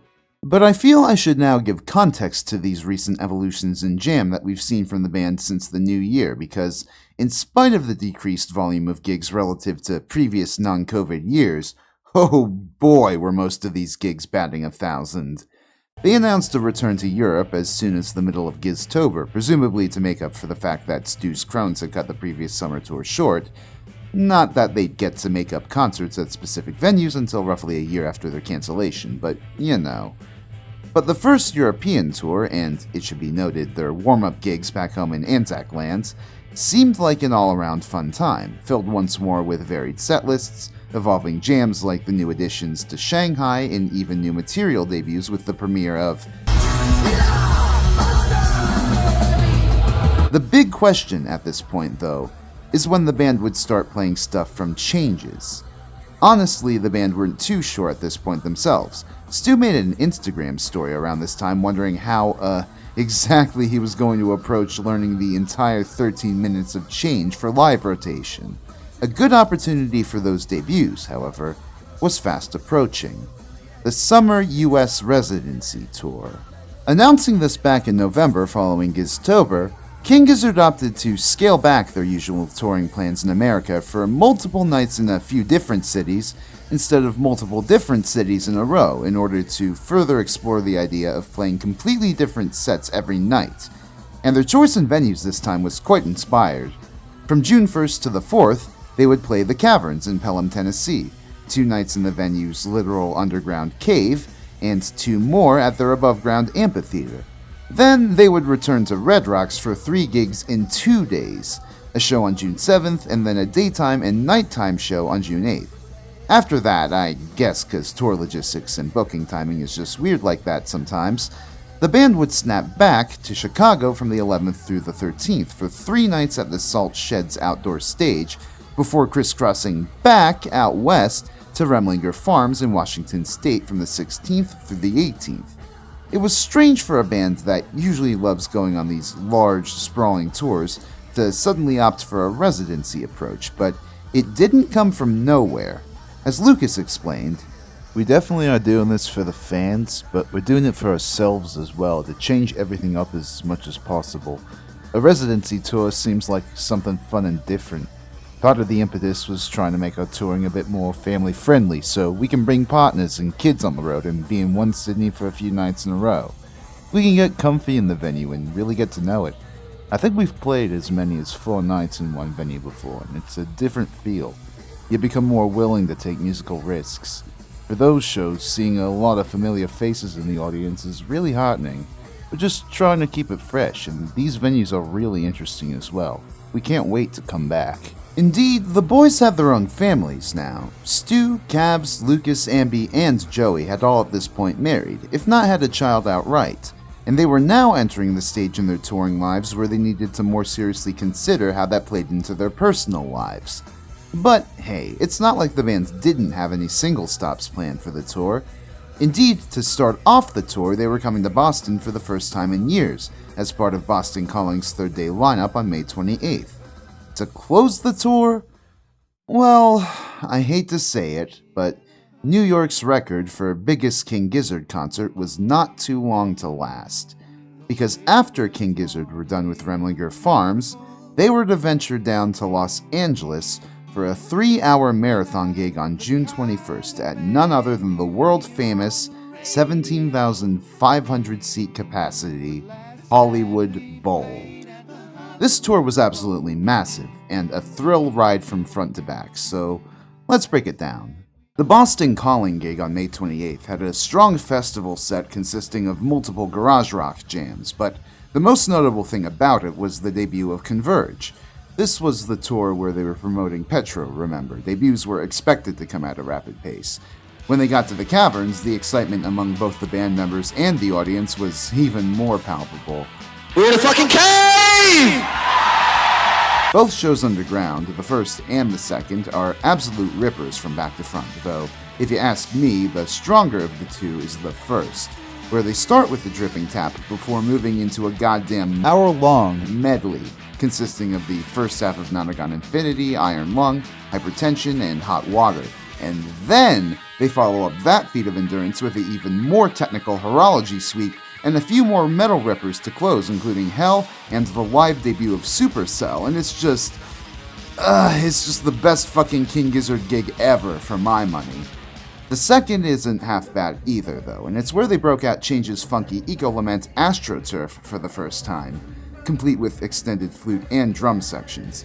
And just when you think the concept of playing underground in a goddamn cave makes those two gigs uniquely untouchable, the two gigs they played above ground are perhaps just as intriguing and fun. The night of the third, tapping into their more radical political upbringing once more, the Giz Boys took to the stage in drag to protest Tennessee's draconian anti-drag laws. But as it turned out... Hey, so that fucking bullshit bloody bill that they're trying to pass in this state, we woke up today fortuitously to see that a federal judge, who Donald Trump actually put there, said that it's fucking a bullshit thing. So, this ain't no protest, baby. This is a celebration. Express yourself!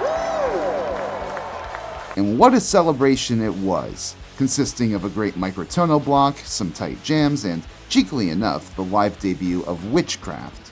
After slaying that night, the boys came back on the final night with a chill acoustic set. It's not their tightest show, but it is still a lot of fun.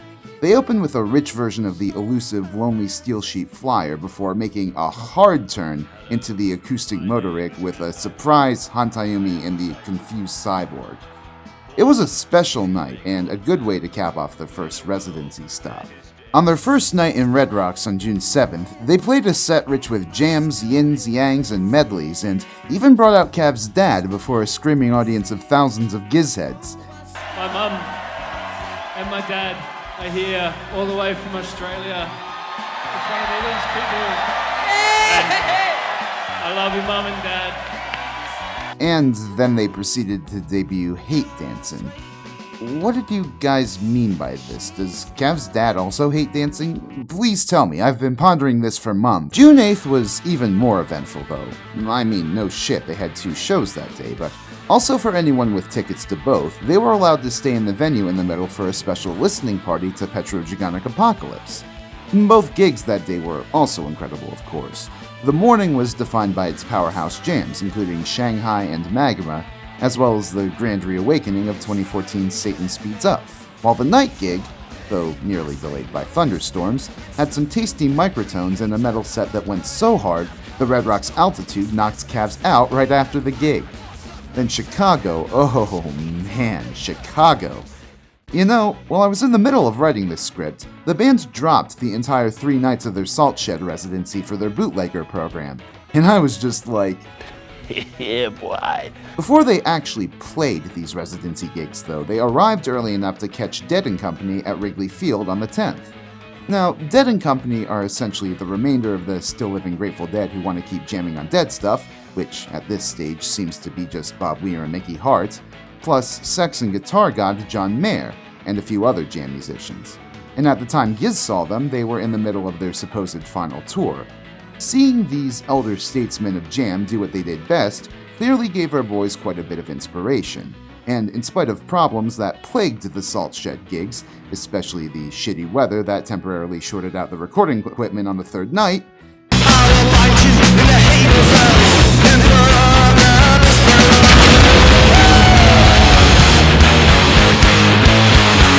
King Gizzard brought their A game. This is where we got that cool self-immolate jam I mentioned earlier, as well as our first major Type 2-ish moment for Dripping Tap and the Space River. And the Remlinger Farms gigs were equally as adventurous, not just in terms of jams, but in terms of fashion. Hell yeah, Cletus! Give it up for these two farmers we picked up on the way to the show today. Hee-haw! Fuck yeah! Hee-haw! They're doing real good for a country couple, boys. All of this culminated in 3 jam-packed hours at a jam-packed Hollywood Bowl on June 21st, where the band not only played most of their big jams from the tour as well as past highlights from their metal and microtonal stuff, but for the first time since 2018, a set of Eyes Like the Sky tunes to open the whole thing. The boys had planned to fly Broderick Smith himself out to LA to narrate the story once again, but tragically, he died 2 months before. What was meant to be a fun bust-out for the fans then became a loving tribute to a local Melbourne music legend who, perhaps more than other Aussie bands can claim, directly shaped King Gizzard's trajectory. I wonder how many of those 17,000 or so Gizheads in attendance that evening would know the name Broderick Smith, if not for the fact that he was so tied to the band. And I don't mean that judgmentally at all. I only mean to say that King Gizzard have been so influential over the past decade or so in exposing rock fans around the world to the Melbourne music scene that a crowd of 17,000, mostly Americans, now join the band in celebrating the life of an Australian bluesman at the goddamn Hollywood Bowl. And at the very end, as the projected images of Broderick went away, the boys even got to share a tender moment with one another before launching into the rest of their set. Broderick Smith may have been gone, but the Giz Boys continued to carry the torch of Boogie in his honor. And then after another few months, during which our boys played Splendor in the Grass and advocated for the Indigenous voice in Australian Parliament, We just want to acknowledge that this festival and this our show is happening on stolen land and that sovereignty was never ceded. And we are voting yes on an Indigenous voice to Parliament. And should all of you, everyone should do the right thing. And let's change shit up. they went back to Europe again in August and September for a more festival-centric run of dates. Though not as many of these gigs have been bootlegged for the Internet Archive, aside from Cologne on the 15th, Munich on the 21st, and Toulouse on the 29th, there's a bunch of full videos up on YouTube already, and yeah, the bands decided to continue in their trend of playing less songs but giving them all, in turn, more room to breathe. There are full recordings of a bunch of festivals, as well as the Luxembourg, Madrid, and Lille gigs from the 16th, 27th, and 31st respectively, courtesy of Mr. Lorco and Skizzardland, and all rule in their own ways, featuring extended Type 2 jams, special bust-outs like Cutthroat Boogie, Change, and even some of the first performances of Dragon, and killer interplay among the Giz Boys throughout. At this stage, they've just been firing at all cylinders, and they admitted as much in interviews. It's the cliche, but being in a band is like being married, which you gotta respect that. How is the marriage at the moment? It's very healthy, actually. So healthy. Yeah. So attracted to all of you guys. Yeah. Still, after 10 years. Yeah. Our sex life is popping at the moment. I understand it's a big point of contention whether or not King Gizzard can be labeled a jam band now, but you have to admit, they do be jammin' though.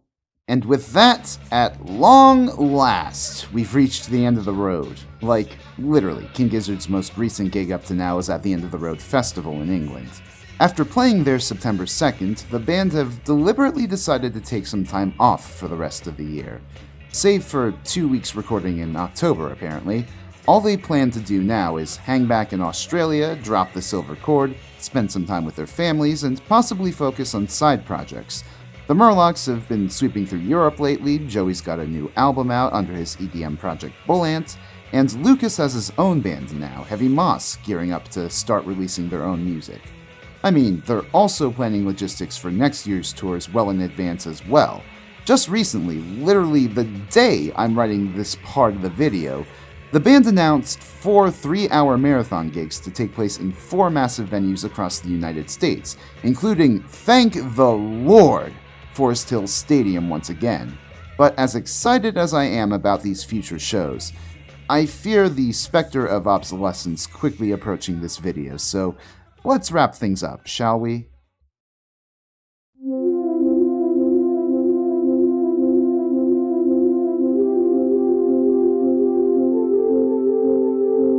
King Gizzard and the Lizard Wizard are many things in a live environment. They're a garage rock band. They're a prog rock band. They're a synth rock band. They're a heavy metal band. They're even a goddamn Anatolian rock band. From Australia. But at their core, from their very beginning, they've always been a jam band. Or at least forged in the fires of jam. I mean, if it seems like I'm hedging my words here, even hours into a video meant to trace the lineage of jam within King Gizzard's live history, it's because the very notion of implying Giz are a jam band is enough to send some corners of the fanbase into a tizzy. As I've said, some people really aren't a fan of how the band has been playing less songs per concert lately, either because they're not too big a fan of jam bands themselves, or because they are and see Giz as tourists to a distinct style of music that they don't quite have the skill set or time to truly get. As I've hinted a few times now, hard curfews make it likelier for a set with a lot of songs with jams to have at least one cut in the end. So the more the boys get into a groove with some of their budding Type 2 moments, the more they run the risk of losing track of the time. Some people have urged the band to adopt the marathon format as a default and move away from openers altogether, and, you know, they may be right. Maybe the future, as King Gizzard continues to acquire a larger and larger following, will require them to drop opening acts or even book gigs earlier in the day to ensure enough time for their own sets. But I don't think that should discount the efforts they're making now in the slightest. For as vast as the gulf in their musical complexity is, jam in the way that the American jam band scene understands it and jam in the way that King Gizzard understands it aren't too dissimilar. Trey Anastasio of Fish is himself a huge fan of King Gizzard, having been introduced to them through his daughter. He's not just seen them perform at Forest Hills, like I mentioned all the way at the start, but also at Red Rocks this year after purposefully scheduling a few dates at Denver's Mission Ballroom with his Trey Anastasio band just to catch them. I think he's put it best when he told Relics magazine, "I love Stu's whole approach to writing. It feels so loose and all about the hang, which is the way I came into music, jamming with friends, trying things out, and not getting precious. I always just wanted to be with my friends jamming, and I get that same vibe from King Giz. I immediately loved them and could relate." Sure, King Gizzard may always be closer to something like Hawkwind than the Grateful Dead in terms of the complexity of their jams, in spite of their recent attempts to break through to Type 2. All of the same, the six Gizzards possess a chemistry between each other that only the most spontaneous top-tier live acts within the jam band scene can also claim to have. You don't always have to have the closest of friendships with your bandmates to improvise well in a concert setting.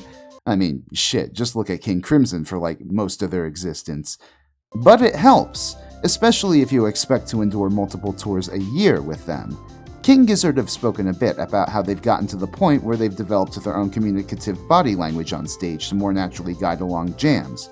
And take it from someone who's played in a lot of bands, that's something you can only develop after months at least of knowing the other members in your band and surrendering your egos to build something greater than yourselves. Plus, on the parasocial side of things, all of this is a hell of a story for the fans. A bunch of friends just starting off as a simple pickup jam act to blow off some steam and casually becoming one of the largest touring phenomena in rock by 2023, one which has been well documented in heaps of bootleg audiovisual recordings over the years. I don't think it's any coincidence that the Gizzard fanbase has been growing at an exponential rate since roughly 2018. The shift towards greater variety in the typical King Gizzard setlist, plus the addition of jams, has attracted plenty of rock fans of all stripes, in part because the band keep mastering all sorts of genres and making them their own, but also because COVID lockdown and the band's growing bootleg collection have allowed both Giz fans and newcomers alike plenty of time to get acquainted with the band's live history. The band have just spoiled us so goddamn rotten with allowing us to capture so many of their performances and share them for free, while at the same time making available so much music themselves, which is this sort of symbiotic generation of essentially an endless, partially open source discography, if you want to call it that. The band's embrace of tape passing culture, though, has not just been valuable in cultivating a die-hard audience for an alternative, shall we say, music market. I just kind of think that everything in the world should be free.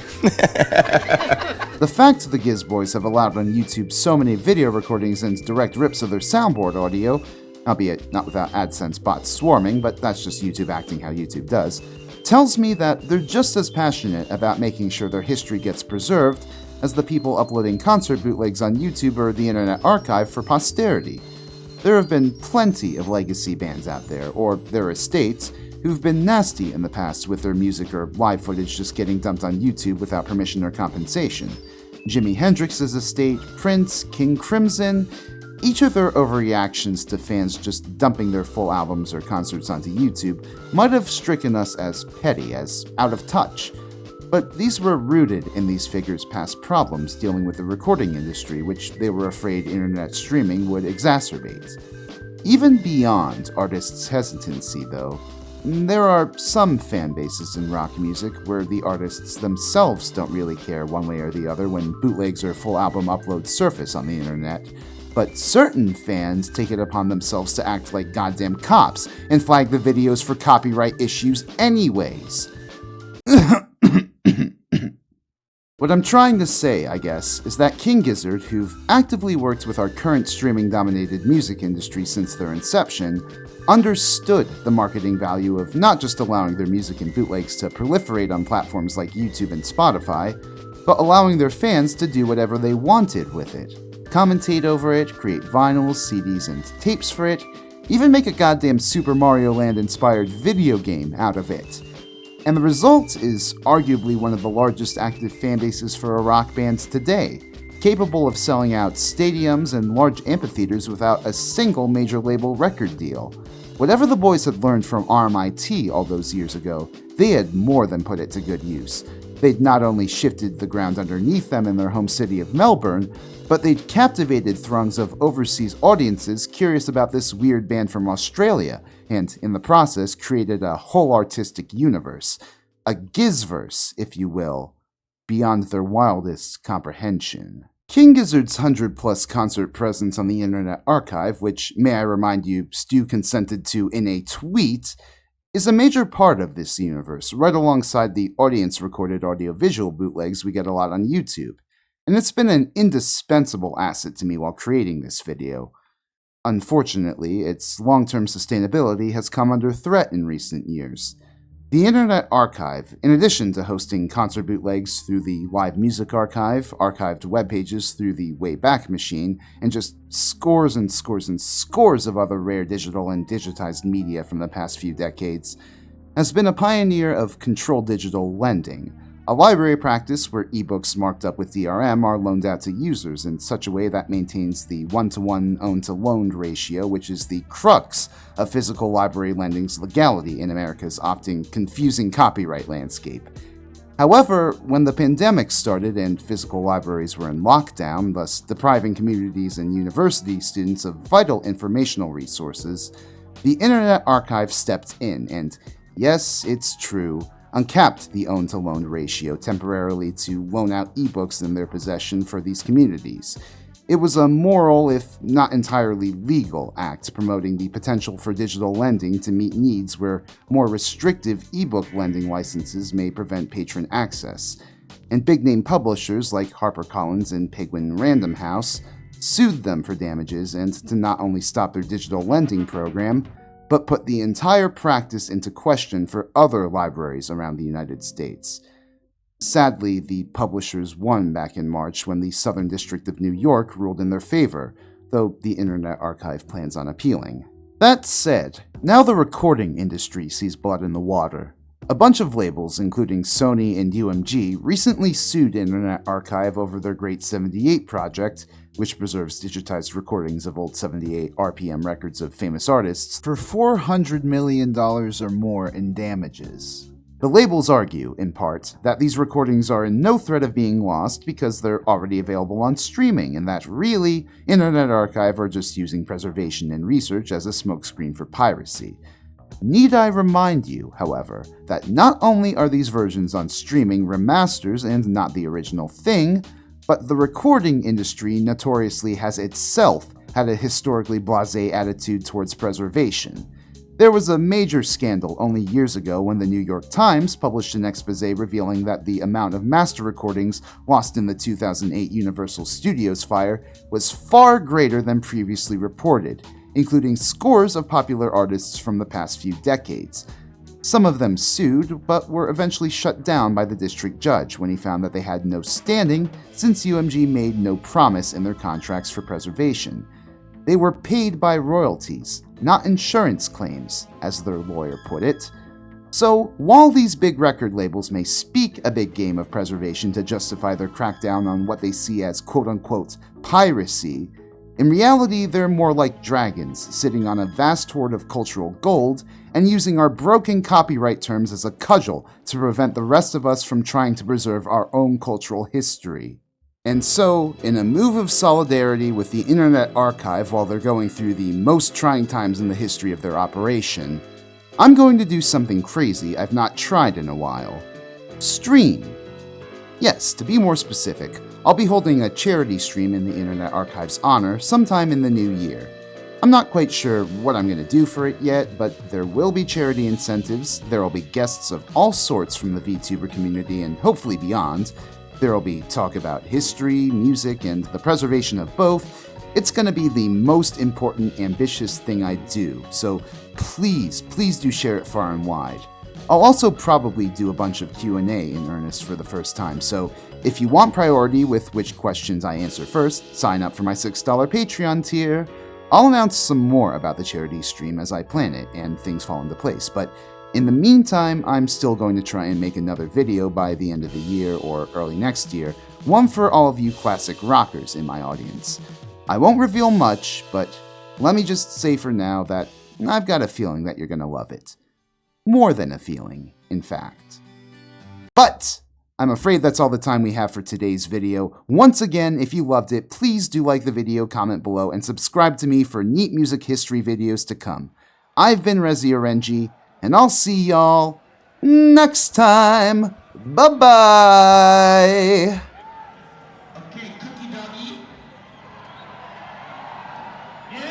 Tell them what's wrong with your garden, man. There's a goblin in it.